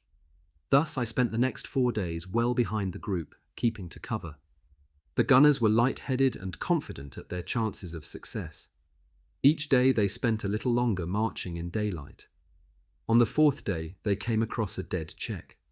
He had been stabbed recently, for the blood on his clothing had not yet dried. In anxiety, the group stood around the body discussing what best to do about it. Suddenly, the corpse opened its eyes, sat up with a crazed look, spat blood, raised its MP40, and pulled the trigger. The artillerists sprinted for cover and threw themselves to the ground. The entire magazine of bullets whistled harmlessly over their heads, and a few seconds later the Czech fell backwards and finally expired. The whole episode was bad news, for it was unlikely that this partisan was an independent. Immediately after the incident, 3 German infantrymen stepped into the roadway about 50 meters ahead of the group shouting, "Don't shoot, we are Jäger from Regiment 144, 3 Gebirgsdivision." From afar, I recognized them as members of the regimental staff. The photographer, the sketch artist, and an admin clerk called Schmidt, known as Schmittel for short on account of his small stature. At my suggestion, they were happy to fall in with me. As non-combatants, they felt protected and somewhat safer. I felt the urge to distance myself from the gunners. Their resentment of my presence was only too obvious. The photographer and Schmittel each had a compass, and so I traded mine for half a tin of meat. Because of the strange incident of the dead Czech, Both groups were anxious to move on as quickly as possible. Group photos were taken, and then we parted. The four of us penetrated deep into the woods, searching for a safe hiding place to spend the rest of the daylight. The artillerists had felt confident that it was safe to continue along the road by day, but that was their undoing, for barely half an hour had passed before we heard several furious bursts of MG fire from quite close by. I took a compass bearing and went off to reconnoitre, keeping to dense bush. I had walked about a kilometre when I came to an open field, where I saw the artillerists engaged in a violent firefight with a much larger group of Czech irregulars. 7 Jaegers were strewn dead on the terrain. The whole situation looked very unfavourable for the 5 survivors, and I decided that even if we 4 joined in, we would merely be sacrificing our lives uselessly. Back at the hiding place, I quickly briefed the others. By mutual agreement, we destroyed our traces, broke camp, and set off to find some other safe spot instead. For days on end, we walked by night and hid up by day, giving houses and villages a wide berth and avoiding open highways and footpaths. The artist had a nasty hand wound, received during a skirmish with Czech partisans. It had not been properly treated and was badly inflamed. The man had a constant light fever, and the wound, which had begun to stink, looked gangrenous. Whenever we came upon clear water, we would clean it, wash the bandages and reapply them. We had nothing left to eat, and to keep us going chewed birch leaves and grass, and drank water sweetened with saccharin from Schmittel's small supply. Day after day we plodded by night to the northwest, where lay the defeated Reich. We were 14 days on the march. At dawn one morning we had just found a suitable hiding place on the banks of a clear stream, and were tending the artist's wound when the sound of several lorries became audible. I left the others and went off to scout. After about 1,500 meters, I found myself at a roadside. 4 Mercedes lorries with SS markings were climbing a steep gradient in first gear. In the interiors, I could make out tightly packed, unarmed German infantrymen. I ducked instinctively into the undergrowth, for I was very wary of SS units and the rough justice they dealt out. The war had been over for weeks, of course, but we were still in an apparently German-controlled sector, and the greatest caution was necessary, for as far as I knew, it looked like the SS had not accepted the cessation of hostilities. Back at camp, we calculated that we must be close to Reich territory. I reckoned that if we made 15 kilometers per night, 20 more days should see us home. We had resumed our march for about an hour when we came across a farmhouse. A middle-aged lady was in the open, arranging some garden implements. The photographer volunteered to address the lady on our behalf while we hid in the tall grass. Seconds later, he beckoned us forward. "We've done it. We're almost home," he beamed. "This place is 20 kilometers into Austria. The Americans have already been and gone, and Ivan is miles away." The farm lady greeted us warmly and invited us into the house to share her meagre supply of food and to tend the artist's wound. She served us homegrown vegetables and potatoes, yogurt and apple juice. After months of deprivation, it tasted like the nectar of the gods, and we ate fit to burst. Next day, we paid for our gluttony with diarrhea. Like hundreds of thousands of mothers, she had lost her sons in the war. As she gave us their civilian clothes in exchange for our uniforms, tears rolled down her cheeks. We accepted her kindness in silence. Freshly showered, we lay in bed for the first time in months and slept deeply, stomachs filled and contented. After breakfasting, we thanked the woman warmly and took our leave. Showing us the road to take, she waved until we were out of sight. The brief sojourn had strengthened our resolve. Overconfident, we walked in daylight upon the open road, after burying our weapons at the edge of a field, hoping for fair treatment from the Americans should we be captured. At midday, we reached the hamlet which the farm lady had described. Chatting, we turned into the main street and froze in horror. 50 meters ahead of us was a group of American soldiers and a large number of German prisoners. Wavering between flight and surrender, one of the GIs made our minds up for us. Unslinging his Garand self-loading sniper rifle, he called out, "Hands up, guys, don't move. War is over, Krauts. Your bastard Hitler is dead." Your Scheissführer can't help you anymore. Come here, keep your hands up, move slowly. Although my knowledge of English was very basic, I realized it was best to do as he said. The American sniper would have shot us all dead within seconds if we had tried to run for it. Our war was now over, officially. Raising our hands, we approached the GIs slowly and received a superficial pat-down for weapons. I looked at the sniper rifle with interest. Technically, it looked very solid and robust, but I was surprised that the scope was mounted so close to the line of sight. A private pushed us among the other German prisoners. "Sit down there," he said with a cynical smile, "and look forward to better times. I think you're really going to love your long holiday in Russia." The word Russia ripped through me like a bullet. The artist whispered, "Shit, they're going to hand us over to Ivan. We've got to get out of here or we've had it."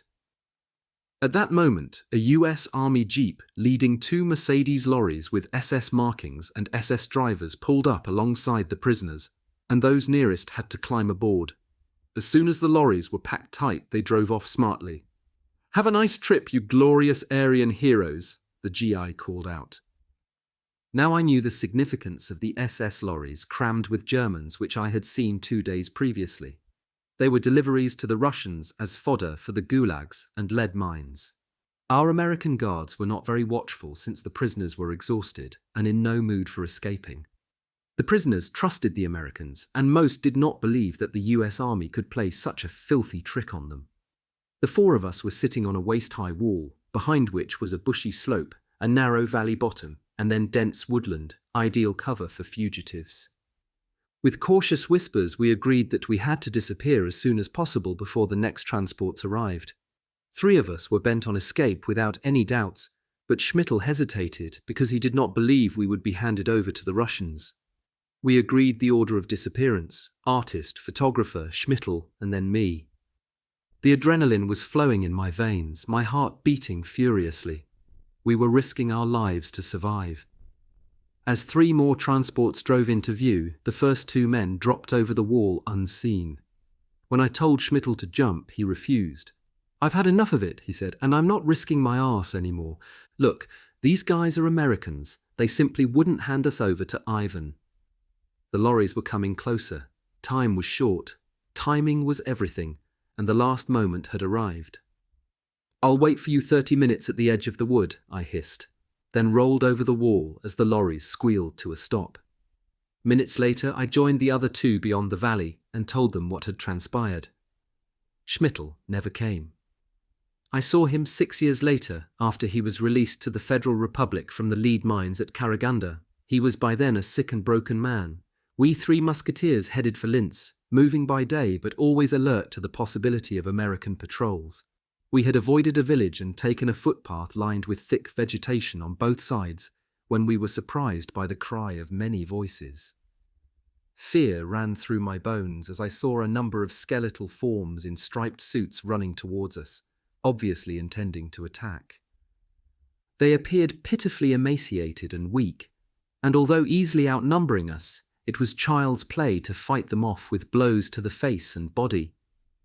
We had nothing worth stealing, and realizing this, they disengaged as rapidly as they had attacked. Breathlessly, we stared at one another in astonishment and eventually concluded that they must have been homeless men who had escaped from a mental institution.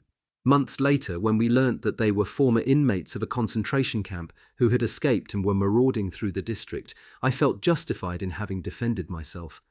But the affair left a bad taste in the mouth. Next day, we reached Linz. This was where Hitler had spent his late childhood. The city seemed full of refugees. At the city gates, we succeeded in finding a place aboard an Opel Blitz lorry, but after a few kilometers, the journey ended at an American roadblock. Everybody had to get out and line up at the roadside. We were searched thoroughly and robbed of anything valuable or which might serve as a souvenir. On the instructions of an embittered NCO, we had to remove our shirts and submit to an examination of the right armpit for the SS tattoo. Having survived that, we sat and waited. All day long, men of military age were held, searched, and then made to join our ranks. Towards evening, we were about 100 strong and loaded aboard lorries for Linz railway station, where a train composed of a locomotive and countless cattle trucks drew in. Its destination was a holding camp at Mauerkirchen. Tens of thousands of former Wehrmacht troops were forced to camp here in the open. It might have been deliberate, but the logistical problem had clearly defeated the Americans. 2 days later, they began to release the walking wounded. The artist's gangrenous hand needed proper medical treatment, and since the artist, the photographer, and I all supposedly came from the same village, the artist was released into our custody as his carers. A discharge paper guaranteed us passage. We were taken to Linz by lorry and unloaded at the railway station. We were free. Our lives were again our own, even if it was difficult for the time being to grasp the fact.